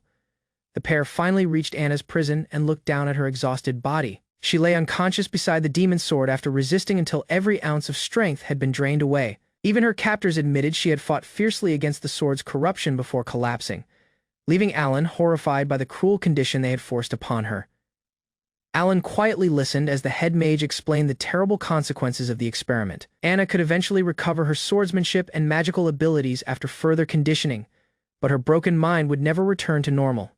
Hearing those words erased every remaining doubt from Alan's heart, convincing him that rescuing Anna immediately was the only way to stop the Empire's monstrous plan. Hidden behind the reinforced chamber, Alan overheard the Crown Prince reveal his true intentions for Anna, rather than waiting for the demon's sword to completely destroy her mind. He wanted to exploit her while she still retained some awareness. The head mage warned that Anna's condition could affect the ritual's final outcome, but the prince ignored every concern, believing she would soon lose the strength to resist. Hearing those disgusting plans filled Alan with anger as he watched Anna lying helpless, barely conscious yet still fighting against the curse consuming her. The Crown Prince stepped closer to Anna with a cruel smile, convinced she was too weak to oppose him anymore. Before he could touch her, a sudden impact hurled him violently across the chamber and smashed him into the heavy steel wall. The unexpected attack stunned both the prince and the head mage, instantly disrupting their confidence. Neither of them realized that Alan had already entered the room and decided to act before they could carry out another step of their twisted experiment. The head mage immediately spun toward the attacker, preparing to retaliate, only to find Alan standing between the captives and their enemies. Holding his weapon steadily, Alan fixed his cold gaze on the two conspirators without showing the slightest hesitation. His sudden appearance transformed the room from a place of helplessness into a battlefield, forcing the shocked villains to abandon their plans and confront the one person determined to save Anna. Alan rushed straight to Anna's side instead of chasing the fleeing enemies. He carefully pushed the cursed demon's sword away before kneeling beside her weakened body. Calling her name, he checked her injuries and gently lifted her face, hoping she could still recognize him despite everything she had suffered. Every second confirmed how brutally the Empire had broken both her body and spirit. As Alan looked into Anna's exhausted eyes, she slowly responded to his touch, proving that a part of her consciousness still remained. Relief briefly crossed his face, but the condition of her vacant expression reminded him that rescuing her from the chamber was only the beginning. He silently vowed to free her completely and make everyone responsible for her suffering pay the price. Alan pointed his weapon at the defeated head mage and demanded the truth about what had been done to Anna. The mage admitted they had shattered her mind so she could become the perfect vessel for the demon's sword, leaving her without a will of her own. He mocked Alan for arriving too late and claimed Anna had already served her purpose. Even if Alan took her away, she would never return to the person she had once been. Every word only strengthened Alan's determination to rescue her. Refusing to believe Anna was beyond saving, Alan knelt beside her and carefully opened one of his medicine pouches. He prepared a recovery item and gently treated her injuries before checking her breathing and condition. After a few tense moments, Anna slowly opened her eyes and weakly responded to his presence. Seeing that she could still recognize him gave Alan hope that her spirit had not completely disappeared despite the terrible damage inflicted by the Empire. Alan smiled warmly and quietly asked Anna to return home with him. Trusting the familiar voice beside her, Anna slowly leaned against him as he lifted her onto his back. Although her body remained weak and unsteady, she accepted his support without resistance. Alan activated his stealth ability, intending to leave the palace unnoticed before more enemies discovered their escape. Their escape lasted only a short time before alarmed soldiers spotted them inside the palace corridors.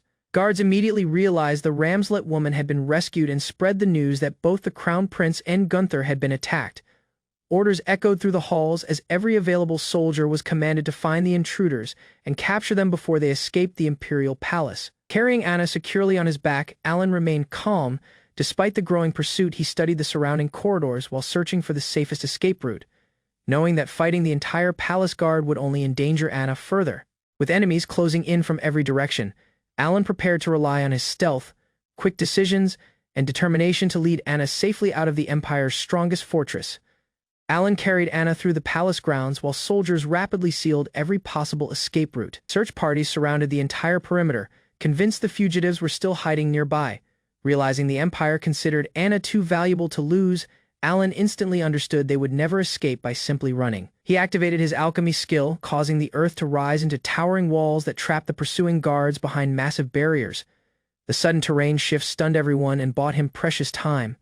The soldiers stared in disbelief as the enormous walls burst from the ground without warning. None of them understood how such a structure had appeared in seconds. Alan knew his stealth would not work while the wind magic engine remained active. But the stone fortress delayed the pursuit long enough to create another opportunity. Carrying Anna through the cramped passage, He urged her to endure a little longer while the confused guards searched for ladders to climb over the unexpected obstacle.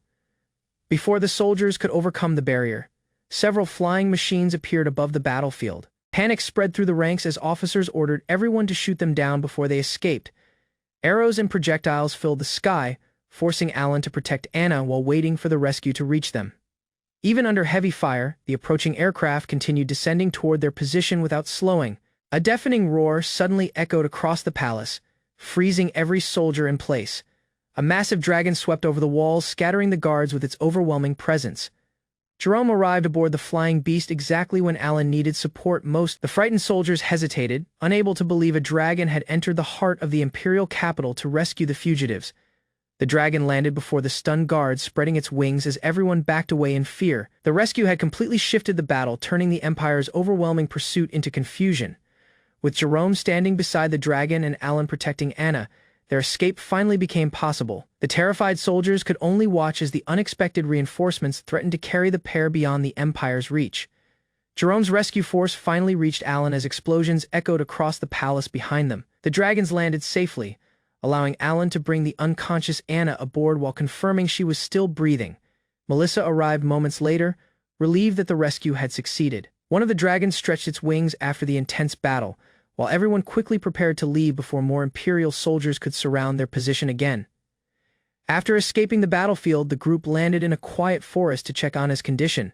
Seeing her lying motionless filled the dragons with anger. They blamed themselves for failing to stop the people responsible and regretted not eliminating more enemies during the rescue. Their fury only grew after witnessing Anna's broken state, and they immediately asked Alan for permission to hunt down everyone involved in hurting her. Alan forced himself to stay calm despite the pain from an arrow wound in his shoulder. His priority was saving Anna instead of seeking revenge. He decided they would travel to Vichin, the capital of the Ramslet Duchy, where a doctor skilled in lifting curses might still be able to help her. One of the dragons promised to guide the group using its sharp senses, while Alan insisted his injury was only superficial and urged everyone to leave immediately. The dragons remained furious, but Alan apologized for dragging them into a conflict between humans. They immediately rejected his apology, reminding him they had chosen to fight beside him. Even so, they continued demanding permission to wipe out the people responsible for Anna's suffering. Alan understood their rage, yet he refused to let revenge distract them from their mission of keeping Anna alive. As the journey continued, Alan looked at Anna's peaceful but empty expression and silently renewed his determination. Memories of the lively girl she once was flashed through his mind, strengthening his resolve. No matter how dangerous the road ahead became, he swore he would restore her mind, break the curse controlling her, and bring back the smiling Anna who had always stood beside him. A brutal battle consumed the battlefield as the armies of Ramslet and Zaus clashed without mercy. From high above, Alan watched the endless sea of soldiers colliding while dragons circled beside his aircraft. The dragons struggled to understand why humans willingly slaughtered one another, but Alan remained focused. He knew Anna's father was fighting somewhere below, making the conflict far more personal than an ordinary war. Alan studied the battlefield through binoculars and quickly identified the banners of Ramslet and the Kingdom of Zaus. Just as the Crown Prince had predicted, the Zaus army had already pushed close to the outer walls despite greatly outnumbering the defenders. The overwhelming numbers placed Ramslet in a desperate position, forcing Alan to carefully evaluate the battlefield before deciding how his group could intervene without making the situation even worse. After spotting enemy forces gathering near the northern wall, Alan realized they intended to breach the countryside defenses before launching a full invasion. One dragon immediately volunteered to crush the advancing army, but Alan refused because such an attack would also endanger Ramslet's soldiers. Instead, he ordered Jerome and Melissa to maintain their position in the sky while preparing a more precise strategy. Everyone accepted his decision despite their eagerness to fight. Alan launched his attack from the air by releasing several explosive devices toward the enemy siege equipment. The explosions tore through the battlefield, destroying weapons, scattering soldiers, and throwing the advancing formation into complete confusion. The carefully aimed strike crippled the enemy assault before they could reach the defensive walls, giving Ramslet's exhausted defenders an unexpected opportunity to regain control of the battlefield. The thunderous explosions echoed across the fortress, leaving commanders and soldiers stunned as smoke rose from the northern wall. Reports of the sudden destruction spread through the ranks while officers rushed to determine whether Zaus had launched a new weapon. Confusion quickly replaced confidence, buying Ramslet valuable time as Alan's surprise intervention completely disrupted the enemy's carefully planned offensive. Alan's aerial bombardment shattered the Zhao's formation, sending explosions across their rear lines and southern flank. Reports spread that enemy soldiers were retreating toward the river while confusion consumed their ranks. Seeing the perfect opportunity, Ramslet's commander ordered the cavalry to charge. The horsemen split into two forces, pierced the opening in the enemy formation, then turned back to strike from both sides. Strict orders were given not to waste time chasing fleeing soldiers, but to crush the remaining resistance and secure the battlefield before the enemy could reorganize. From the fortress walls, Ramslet's officers watched the Zhao's army withdraw in disbelief. Their victory had come far sooner than expected, but another surprise quickly appeared in the distance. Two dragons escorted a strange flying machine directly toward the fortress. Panic spread among the soldiers as they prepared for another attack until the commander recognized the aircraft. Realizing only Alan could appear with dragons in such an unusual vehicle, he ordered the defenders to hold their positions instead of opening fire. The aircraft landed outside the fortress as curious soldiers surrounded it. Many stared at the dragons for the first time, wondering whether the creatures had attacked the Zhao's army themselves. Melissa calmly stopped Jerome from threatening the humans, explaining they were Alan's allies. Moments later, Alan stepped out of the aircraft, and the Lord immediately approached him, demanding an explanation for everything that had happened during the battle. Alan ignored every question and urgently announced that he had brought Anna with him. He demanded a doctor immediately before revealing her unconscious body. The Lord's expression instantly changed as he rushed to Anna's side asking what had happened. Alan promised to explain everything later, insisting that saving Anna's life came before discussing the battle or his unexpected arrival. Without hesitation, the Lord ordered everyone to carry Anna to the largest mansion in the center of town where the best treatment could be arranged. Alan insisted on carrying her himself to save every possible second while servants hurried to prepare a carriage. As Alan, the dragons, and the aircraft departed together, the Lord silently watched them leave, realizing the young man had not only changed the course of the war but had also returned carrying his precious daughter.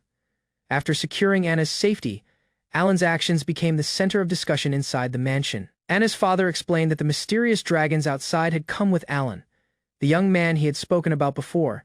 Hearing that Alan had personally found Anna left everyone stunned, while the household struggled to understand how dragons had become his companions. Even as the war continued outside, the mansion remained busy with servants carrying supplies and preparing rooms, unaware that Alan's arrival would soon draw even greater attention. The dragons circled above the mansion alongside Alan's aircraft, frightening every servant in the courtyard. Maids dropped their laundry and scattered in panic as the massive creatures descended from the sky. The aircraft landed safely in front of the mansion, while the dragons remained overhead, leaving everyone frozen between fear and curiosity. None of the servants had ever witnessed dragons flying peacefully beside a human, making the unbelievable sight even harder to accept. Carrying an unconscious Anastasia in his arms, Alan rushed through the entrance and loudly announced that they had rescued her from the Empire. The servants immediately gathered around, shocked by her condition. Alan wasted no time giving clear instructions, ordering them to take Anna to the treatment room, because a doctor had already been summoned. His calm but urgent commands pushed everyone into action without hesitation. While the servants escorted Anna inside, the dragons waited outside the mansion, attracting frightened onlookers.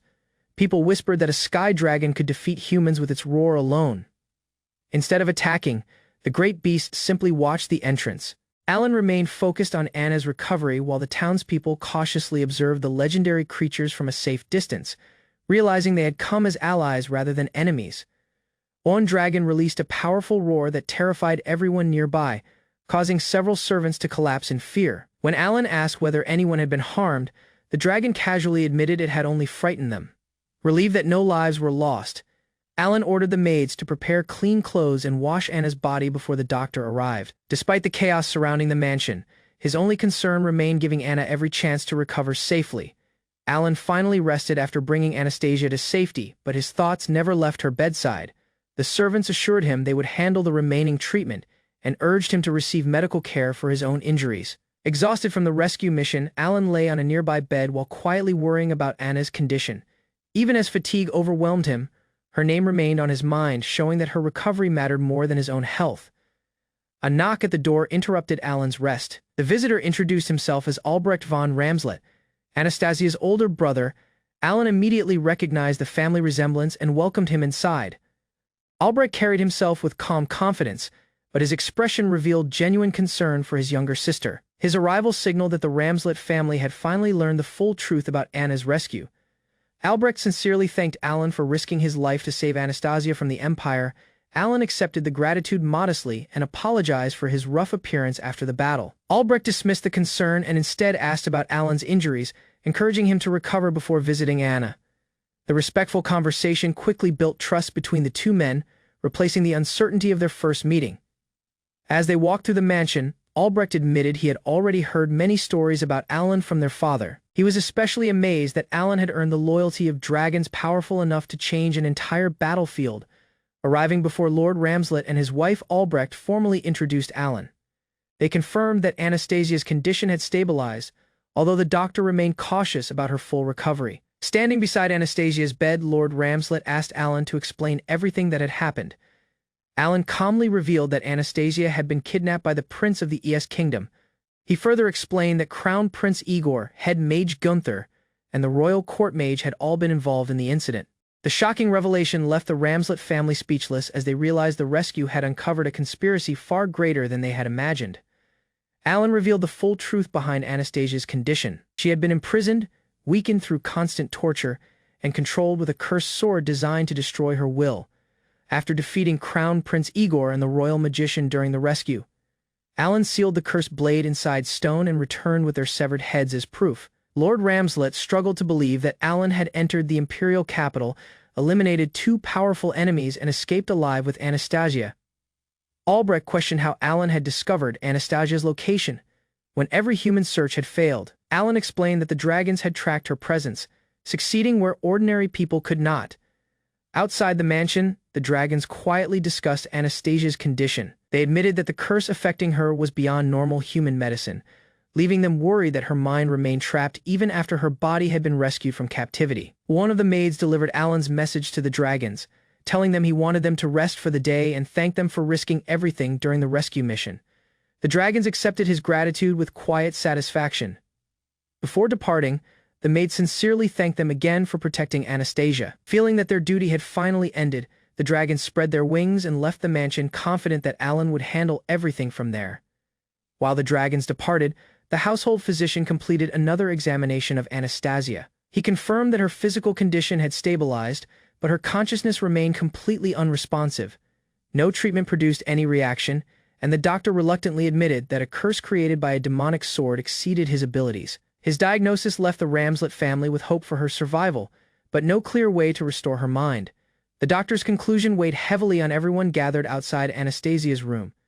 Alan realized that rescuing her from the Empire had only solved half of the battle. Although her life had been saved, the curse still imprisoned her consciousness. Faced with an enemy no ordinary healer could overcome, Alan silently resolved to search for another method before Anastasia's mind was lost forever. The family accepted that ordinary treatment could not save Anastasia and believed only the great sage or someone with equal knowledge might break the curse. Hearing that name sparked an idea in Alan's mind.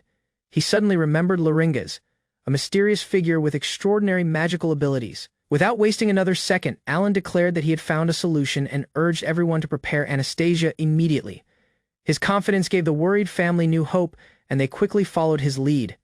Believing this desperate plan was their best chance to save her, Alan rushed toward the room, determined to act before Anastasia's condition worsened. However, his exhausted body finally reached its limit after everything he had endured during the rescue. He suddenly collapsed onto the floor, shocking everyone around him. Lord Ramslet and the doctor hurried to his side while calling his name. The physician immediately realized Alan had ignored severe injuries for far too long, and his condition was much more dangerous than anyone had expected. The doctor carefully examined Alan and uncovered a deep wound hidden beneath his clothes. The injury had never received proper treatment, yet Alan had continued fighting and carrying Anastasia, despite the heavy blood loss. Even while drifting in and out of consciousness, Alan whispered Anastasia's name and begged for her safety. His unwavering determination revealed that rescuing her had mattered more to him than protecting his own life. Everyone realized Alan had pushed himself beyond every physical limit to bring Anastasia home alive. The doctor immediately ordered emergency treatment, understanding that any further delay could become fatal. As Alan lost consciousness, the family finally understood the true price he had paid. While Anastasia remained trapped by a powerful curse, the young man who had saved her now faced a desperate battle for his own survival. Anastasia sat close beside Alan, her expression caught between tension and quiet fondness, the image marked as the person he loved. The morning felt heavy with unspoken feeling as she watched over him in the dim room. Alan woke with a start, calling her name in disbelief. Anastasia greeted him gently, morning already breaking, and apologized softly for worrying him. Relief broke over her face as she pressed close, murmuring that everything was fine now, tears catching in her eyes as she held him tighter. Alan wept against her, whispering that he never wanted this to happen again, promising through his tears never to let her suffer. Anastasia's eyes shifted, something breaking behind them as her expression darkened, and without warning a blade rose above her hand, cutting through the calm of the moment. The cursed sword swung down as Anastasia's mind gave way completely, her will consumed by whatever force had taken hold. Alan could only stammer her name, horrified, as a voice nearby confirmed the truth. Her mind had been broken, and no will remained in her, the warning coming far too late to matter. Fragments of memory surfaced around him, cruel and unrelenting. She is the villainess, abandoned by her fiancé, sold off and violated, the words repeating like an accusation. Alan cried out her name in desperation, refusing to believe what he was seeing, the nightmare pressing harder with every passing second. Alan jolted awake for real this time, breath ragged, sweat clinging to his skin as he stood trembling beside the bed. A maid rushed in, startled to see him conscious, calling out that Alan Sama had finally woken, her voice echoing through the house as others were summoned. Concern filled the room as Alan asked about Anastasia's condition. A man explained that the arrow which struck him carried a complex and fatal poison, expressing disbelief that Alan had survived at all, though his life was no longer in danger. Anastasia remained asleep, her fate still uncertain, sitting upright. Now, Alan offered quiet thanks. Another figure remarked on how strange fate could be, noting that his wound had healed properly. Warm soup was brought to him with instructions to eat slowly, care wrapped gently around every word spoken in that small room. A bearded man reflected aloud on how he had been saved but lost his protective charm in the process, referring to the substitute ring, an item capable of shielding its wearer from death only once. He turned to Alan with visible relief, asking if he was feeling any better. Later, gathered in a grand hall, familiar faces surrounded him. A young voice greeted him warmly, remarking that it had been a while. The bearded man agreed that survival alone was enough reason for gratitude, though he admitted the pain from his wounds still lingered. Alan lowered his eyes, the weight of what remained unresolved settling over him. Someone across from him expressed gratitude, having heard how he had saved Anani-sama, yet he could only think of the fact that she still had not woken up. The Zoas army had been pushed back for now, a woman explained, urging everyone to observe the situation carefully and rest while they could. But Alan refused, declaring that there was somewhere he needed to go immediately. Ignoring the surprised reaction from the older man beside him, talk turned toward the elven village and the Spirit of Light, a being said to have been born for the first time in 800 years. A small winged figure spoke with certainty, insisting that if anyone could heal Anna, it would be him. Drawing shocked reactions from those listening, Simone suggested going to retrieve the spirit directly, but the bearded man raised a concern, pointing out that Anna could not be moved in her unconscious state. A young woman turned toward him, asking whether that was truly the case. Doubt lingered in the room as one voice admitted disbelief that the elf village even existed. Alan stood firm despite his uncertainty, hesitating only briefly before deciding to speak the truth plainly. While another voice quietly asked whether Anani-sama would recover at all, Anna's image flickered through his mind, calm yet distant, and the thought struck him with sudden clarity. There would be no second chance if he hesitated now. It had to be now or never, and his resolve hardened as the memory faded. Alan turned to face the head of the household directly, stating that he had a request. The man's expression sharpened with suspicion as he asked what it could be. Steadying himself, Alan spoke without hesitation, asking for his daughter's hand. Shock spread through the room as the man addressed him directly, demanding to know what he meant. Alan said her name plainly, Anna, before repeating his request with unwavering resolve, asking to be allowed to marry her, silence falling over everyone present. Not long after, an aircraft cut through the sky above the estate. Alan focused ahead, aware that even at full speed, reaching the elf village would take an entire day, his mind fixed on the fact that Anna's condition could worsen at any moment. He urged himself to hurry, silently promising to save her no matter what. A royal decree held tightly in his hand as proof of the mission, now placed upon him. Back at the estate, the bearded man read the decree aloud, noting that the reward would be whatever was desired, mentioning the capture of Cardassia and the recapture of the Bruzani region. He admitted he had followed the order as written, capturing Cardassia without realizing the full weight of what the words truly meant, leaving those around him stunned. Alan stated flatly that he had killed the Crown Prince and his aide, adding that he had also recaptured Bruzini and infiltrated the imperial capital, his tone carrying no hesitation despite the weight of what he had just confessed.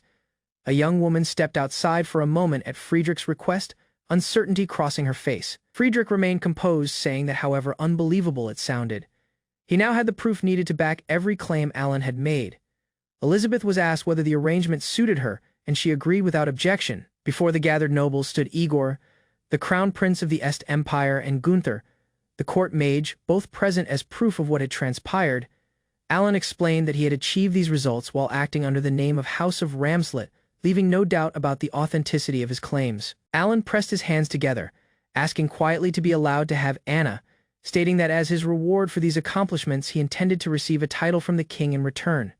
He promised firmly that he would bring Anna back, insisting he could not imagine being with anyone other than her. A woman reminded him gently that even with the power of the Spirit of Light, there was no guarantee Anna would wake up, urging him to consider his own happiness first.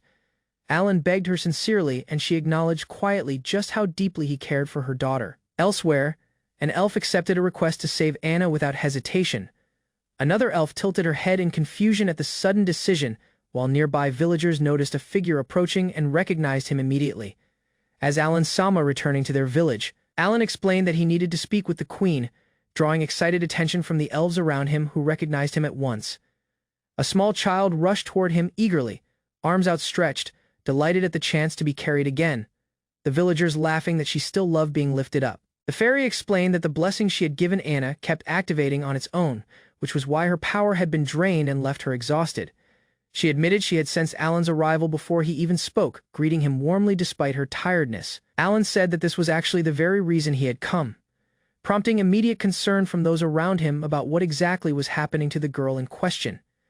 Inside a quiet room, an elf remarked that the situation must be painful not only for Anna's family, but for Alan himself. Alan nodded, admitting quietly that it was true. Something like that truly had happened to her. The elf admitted she never expected a cursed sword to be involved in the incident, explaining that this unexpected factor was likely why the situation had escalated so severely the last time it occurred. Another elf teased that the queen probably didn't know he was a perverted former sage, only to have someone point out that she had simply never been told. So naturally she remained unaware, leading to a flustered exchange between them. Alan pushed forward, explaining that the doctor who examined Anna believed the Spirit of Light, Rosama, might be able to save her. Despite the odd nickname being tossed around, he addressed the queen directly, stating that he had come with an important request to make. The elf hesitated, admitting that while she wished for Rosama to travel to the capital, she could not bring Anna all the way to the village instead. Alan clung to her, begging desperately, while Rosama reminded him bluntly that even she could not cure absolutely everything. Alan asked whether he could bring Millie-chan along with them, but the queen reminded him gently that Rosama had already explained she could not leave Millie-chan behind due to the bond of their contract. The queen instructed someone to take good care of Millie, receiving a calm acknowledgement in return. Just then, Rosama burst forward dramatically, declaring that she had heard everything and thanking them enthusiastically for the arrangement, startling everyone nearby. Alan asked uncertainly what he should even do next, while another fairy complained loudly that it wasn't fair for only Millie to get the chance to visit the city, declaring excitedly that she intended to go along as well. The queen smiled, saying that in that case there wouldn't be any problem at all. She explained that since she couldn't fly during the night, they would need to wait, and asked when exactly they planned to depart the following morning. One of the fairies remarked casually that the whole exchange had gone surprisingly easily. The next morning arrived quickly, and as the group prepared to depart, one elf urged them to stay careful, waving as another cried out that she had overslept, clearly flustered by the sudden rush. Millie-chan declared sleepily that Aloli's job was simply to sleep, having been far too excited earlier to rest properly. Alan thanked her quietly, and she smiled, gently pointing out that he had been protecting Anna the entire time without ever stopping.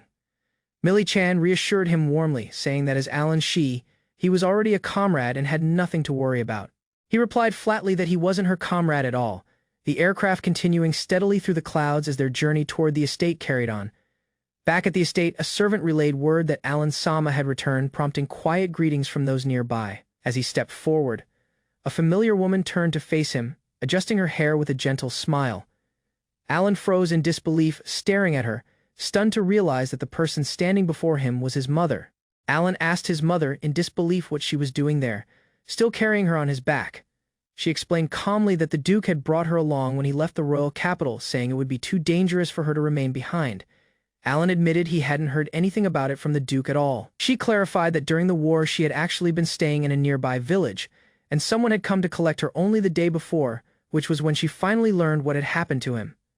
Alan asked whether she had been in town when it occurred. She told him gently that she had heard he was injured, expressing relief that he was doing well now. Alan admitted quietly that he would have died honestly if not for the substitute ring, though the item itself had been lost in the process of saving him.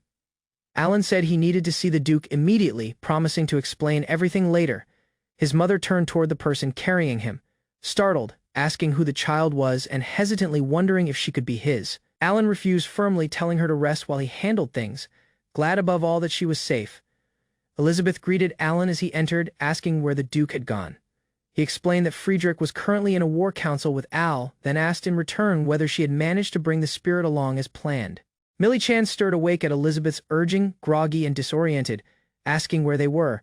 Elizabeth turned her attention toward the small hooded figure beside Alan, asking directly who the child truly was, visibly startled upon noticing her elven ears. Alan explained that the spirit of light, Ro-sama, was also present with them, invisible to the eye, and introduced Miral Laura-sama, daughter of the Elf Queen, as the second guest accompanying him. Elizabeth introduced herself properly, stating that she was Anastasia's mother and the wife of the Duke of Ramslet, expressing how pleased she was to finally meet them, prompting a surprise reaction from Miral. Ro-sama remarked dryly that regardless of any personal preferences, being outright rude was still uncalled for, adding with mock sorrow that the once formidable Loli had apparently turned into something else entirely, teasing lightly at the situation.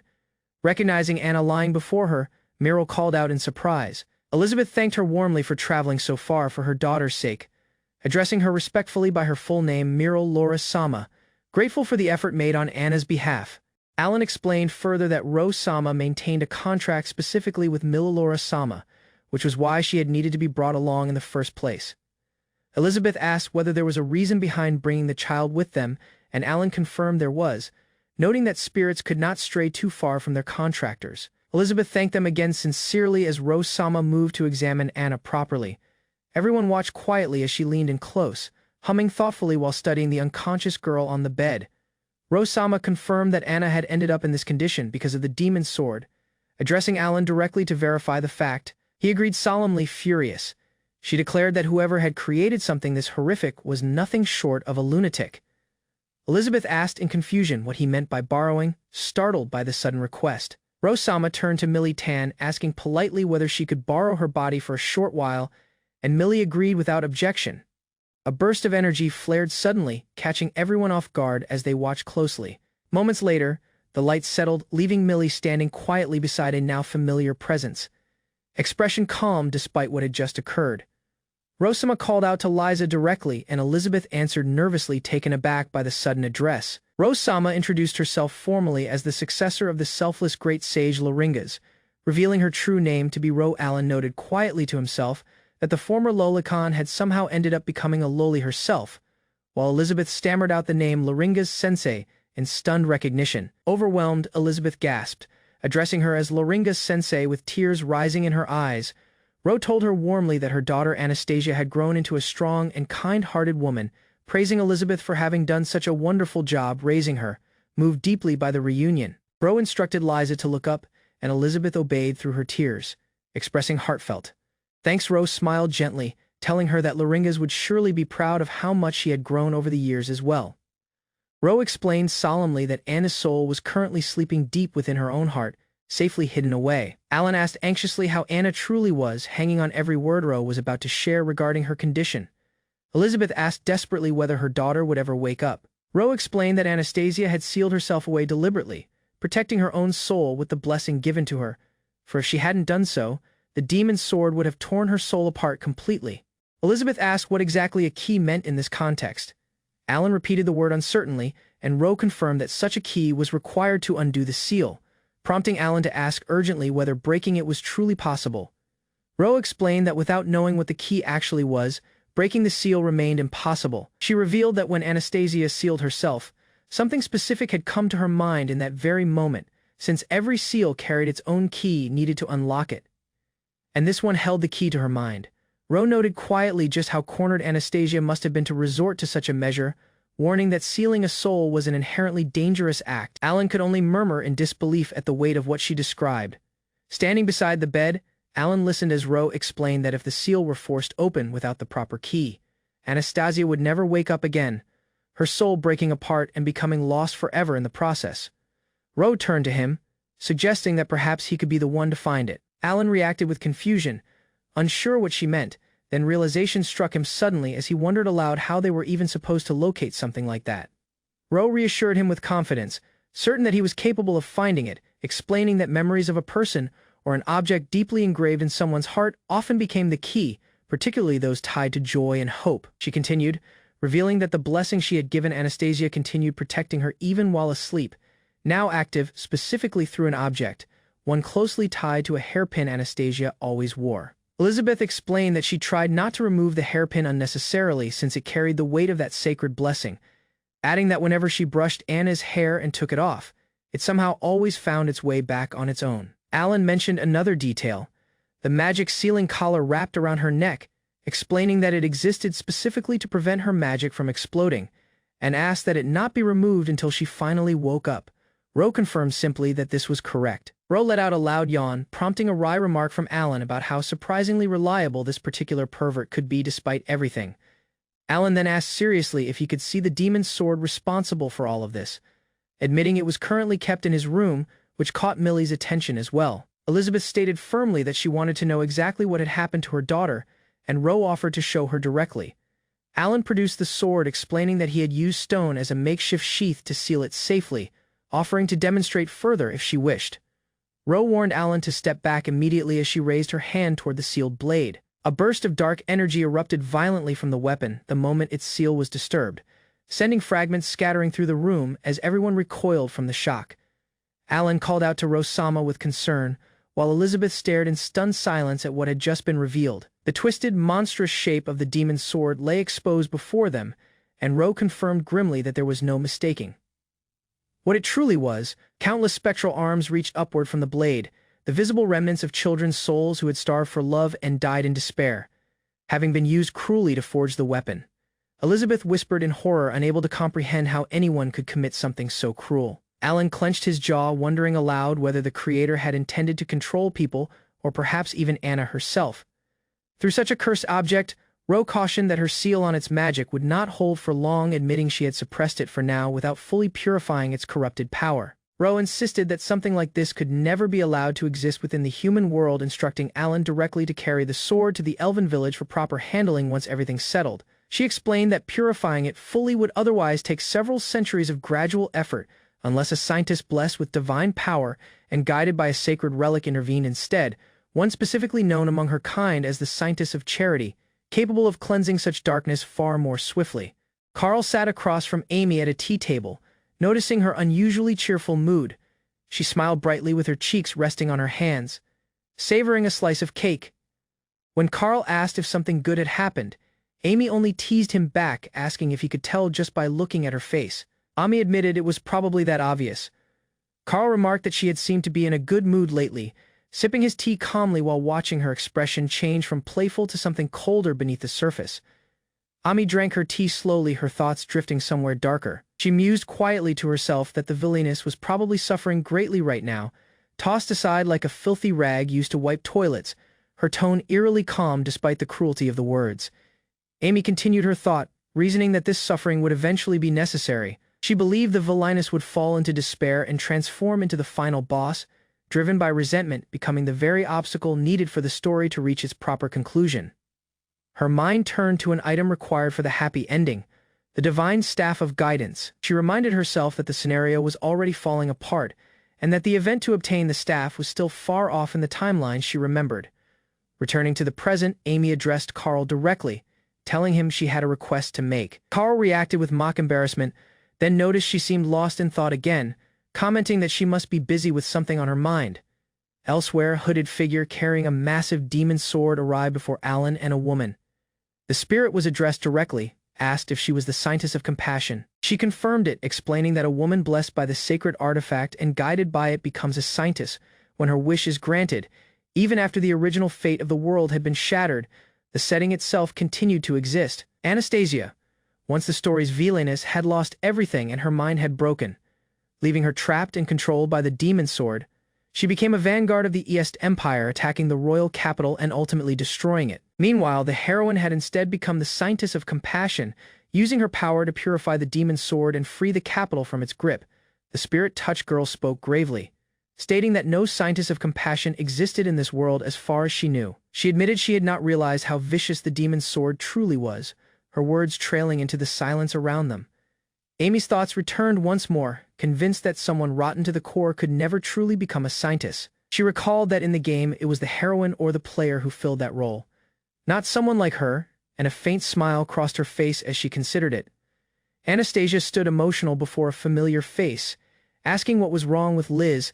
The woman promised she would slowly purify the sword. Anastasia responded that she felt the same way, expressing joy at meeting her mentor again and being able to learn from her once more. Tears forming as she called herself still her cherished student. Rosama stirred awake with a start, stretching and complaining about feeling exhausted, saying the situation had made her shoulders stiff. Alan asked what was wrong with her, and she brushed it off, insisting he simply call her Rosama like before. Alan called out to her, and she confirmed everything was fine, saying her business was finished so she intended to eat and rest. Nearby, officials discussed how Anastasia had been examined by the spirit, revealing she was the contractor bound to it, and that this contractor was the daughter of the elf queen Marilora. The War Council reacted with shock, questioning what this meant for the spirit of light, while the drawn-out War Council continued weighing its next move.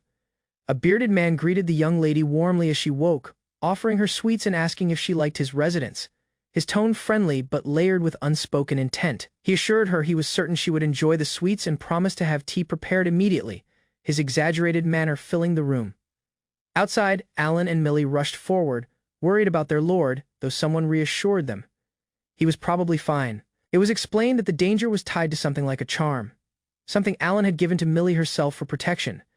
The group understood then what must have happened, that the man had likely tried to win Millie over and use her to establish ties with the elf village. The consequence was clear on his battered state, though it was confirmed he was not dead, only punished for his intentions toward her. Simone promised to inform the maids to remain careful, warning Alan to be cautious as well, stating plainly that if anyone tried to harm Millie or attempt anything worse, it would kill them instantly. Meanwhile, a nobleman was startled awake by an urgent message announcing a messenger's arrival, groaning about the timing and calling it a pain. The messenger apologized for the disturbance, but insisted the matter was urgent and needed to be reported immediately, delivering unwelcome news into the tense atmosphere of the War Council. The nobleman laughed harshly from his bed, declaring that he would personally go and behead the ignorant fool who dared to send him such a foolish report, his booming laughter filling the chamber, while a woman lounged silently nearby. A messenger arrived with urgent news from Duke Ramslet, reporting that his forces had repelled 100,000 soldiers of the Zos Kingdom's army.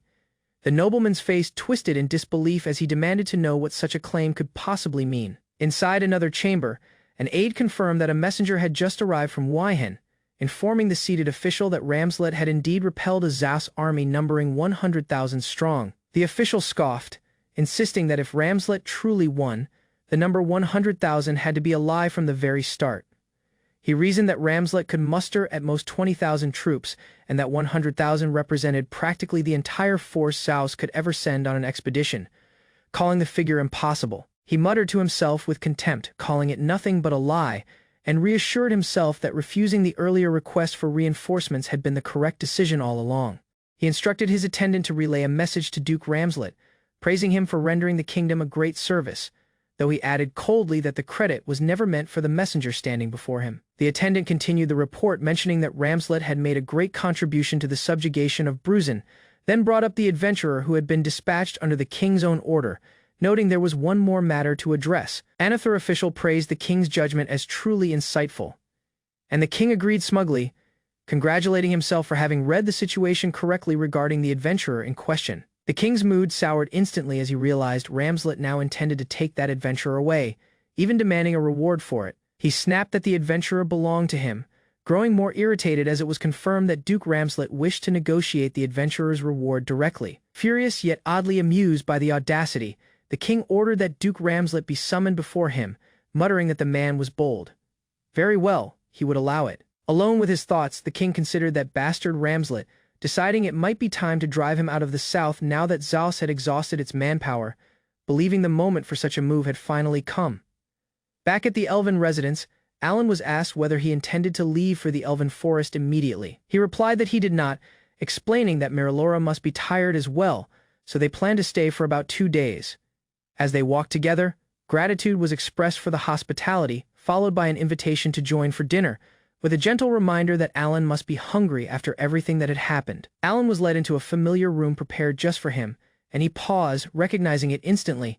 Inside, a dinner table had already been set, and to his surprise his mother sat waiting among the others, explaining softly that she too had been invited, and that they had just been talking about him. Later, resting together, his mother mentioned that she had heard about Anastasia as well, praising him for working hard and telling him he had done well by rescuing her from the Empire. Alan answered quietly, simply confirming that yes, he had. The bearded lord asked if Alan was feeling well, and Alan brushed off the question, saying it was better not to talk about it. The lord admitted there was something important he needed to discuss before the meal began, asking Alan to sit down, while someone else quietly wondered what on earth he had been thinking. At the table, Katerina was addressed warmly before the meal was served, asked if she had gotten used to living there. She answered that everyone had been very kind to her, and was told that this was only natural, since she would soon become part of their family. Alan apologized, admitting he had intended to explain everything once matters had settled down. Katerina looked at him with confusion, asking directly what exactly he meant by that. Alan confessed that he had asked for Anastasia's hand in marriage, referring to her fondly as Anna. Katerina's eyes widened in shock as the lord confirmed it plainly, stating that was indeed the case, and that the House of Ramslet had already given its approval. It was gently explained to Katerina that the daughter in question remained bedridden due to her illness, and that no one knew when she would wake up. Even knowing this, it was added quietly that Alan had still expressed his wish to have her as his own, his resolve unshaken despite her uncertain condition. Katerina asked worriedly about Anastasia's feelings in all of this, admitting the whole situation felt very sudden. Alan fell silent for a moment before responding simply that yes, he understood her concern about that.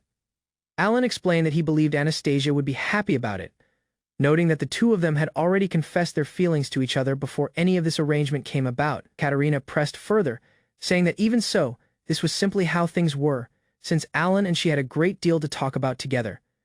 The parents watching nearby exchanged knowing looks, murmuring softly to themselves. Alan and Katerina turned in surprise when his mother reached out toward Anastasia's sleeping form, gently taking her hand and thanking her softly for choosing her son. His mother asked that Anastasia be well cared for, declaring proudly that Alan was her pride and joy, while the others in the room watched the tender exchange in silence. The bearded lord suddenly turned playful, calling Alan over and declaring that since they were becoming father and son-in-law, it was time they spoke openly as men. Alan stammered a nervous agreement as the lord instructed him to come to his room later, bringing food and wine before someone cut the moment short, telling him that was enough. For 2 days straight inside the ducal residence, Millie continued to cause chaos, running wildly through the halls while the maids chased after her, pleading for her to be careful of the floor and the carpet as Alan watched on with an awkward smile. As they were leaving, Millie called out that whether the Duke's plan succeeded or not depended entirely on Sweets, telling them that next time they must bring more and come back together. With Anna standing beside his flying craft, Alan was asked if he truly wanted no reward since the Duke had been willing to offer money and treasures. Alan simply stated that money and treasures were pointless to him. Rosama stretched out tiredly, muttering that working for free was simply part of the job, sighing that she was exhausted, reminding him jokingly that she was the selfless great sage after all. Before parting, she added one more request, saying that when he eventually had a child with Anna, he should bring them to meet her. Alan only offered a quiet, uncertain response, saying he would think about it. Anna continued sleeping peacefully as Alan sat beside her, gently bidding her good night, and telling her he too was going to rest. Walking through the quiet halls afterward, he clutched a small object in his hand, resolving that this was the key to awaken Anna and that he needed to find it soon. Later, Alan arrived at a grand old house, its details worn with time. Inside, someone remarked that they did not even know themselves how many years had passed, while another observed his familiar expression with quiet recognition. Alan excused himself politely, assuring them he had a fairly capable attendant traveling with him and telling them not to worry. He was met with a gentle reply wishing him to take good care of himself on his journey. With resolve steady in his heart, Alan confirmed he would do everything he could.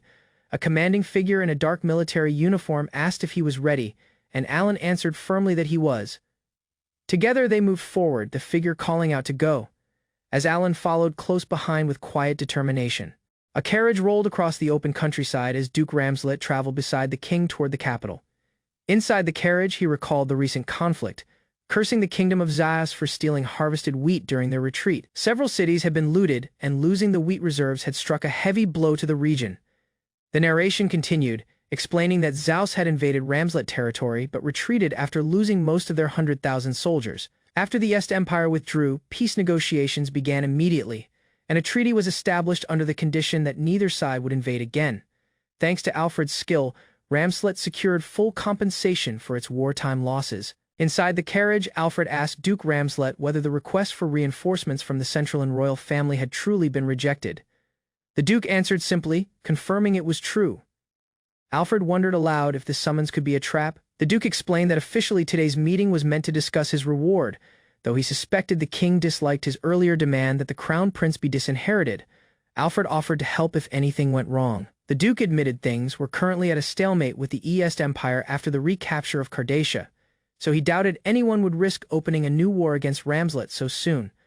As their carriage approached the towering capital, Alfred muttered that he hoped nothing troublesome would happen that day. The Duke replied that he felt the king was underestimating him, watching the grand silhouette of the royal palace rise ahead of them. Inside the throne room, Duke Ramslet stood before King Baltram, greeting him formally. The king welcomed him warmly, addressing him as Lord Ramslet with a wide, deceptively friendly smile.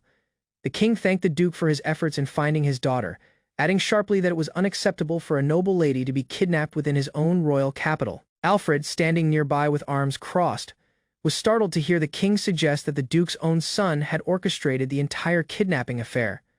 The king continued, claiming he was grateful and had personally ordered an extensive search for her. The king then turned his attention to the Duke's appearance, asking if he remembered where his loyalty truly lay, noting that the Duke was wearing the kingdom's military uniform.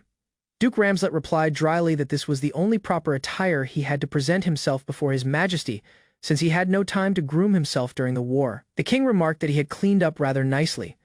Alfred muttered under his breath that the exchange looked more like a gorilla and a pig sizing each other up, comparing the two men to raccoons trying to outwit one another.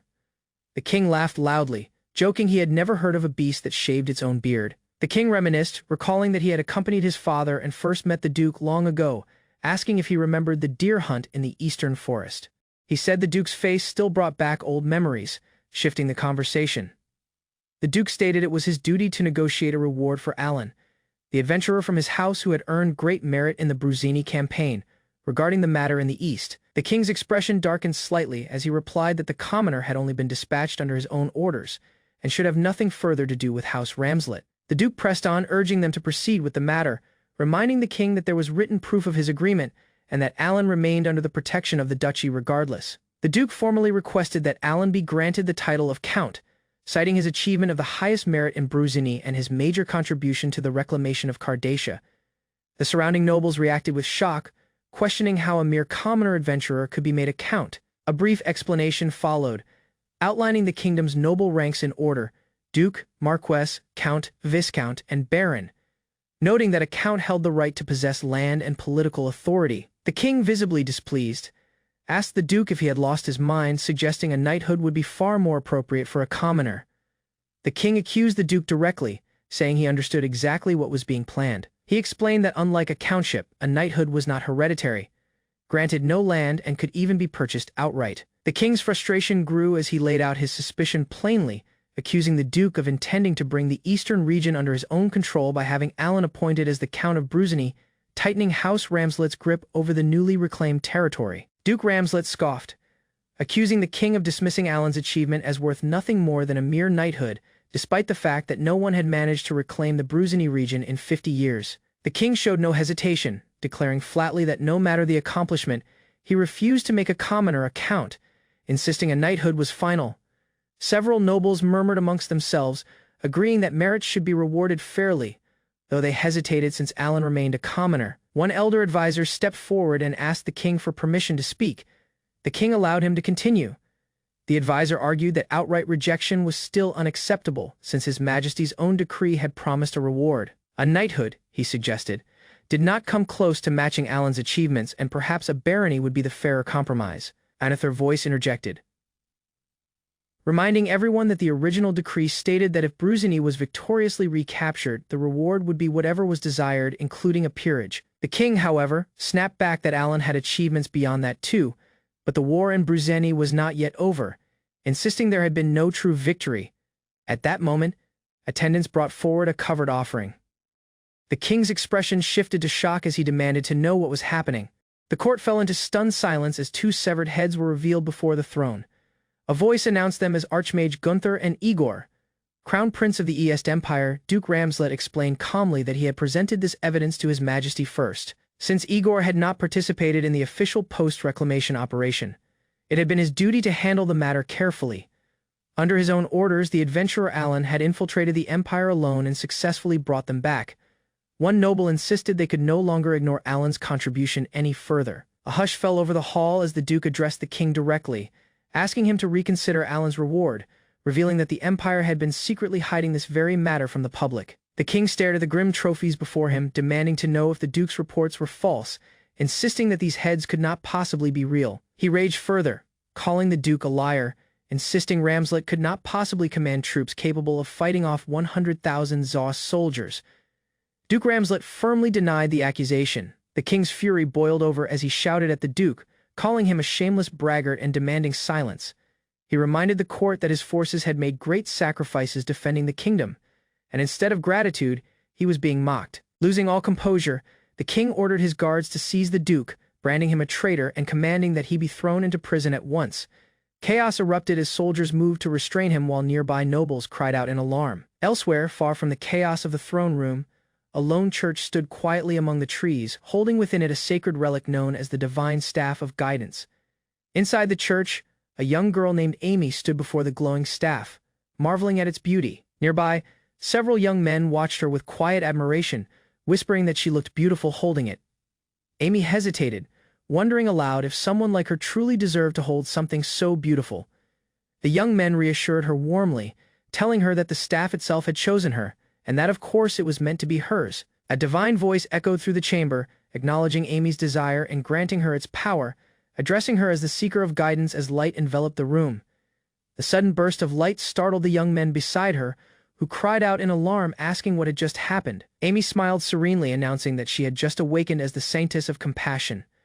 The group praised her transformation, agreeing that the new title suited her perfectly, remarking that she truly looked just like a saintess. Overjoyed, Amy threw her arms up in triumph, declaring that victory had been secured and that the reverse harem route had been fully restored, thanking everyone around her for their support.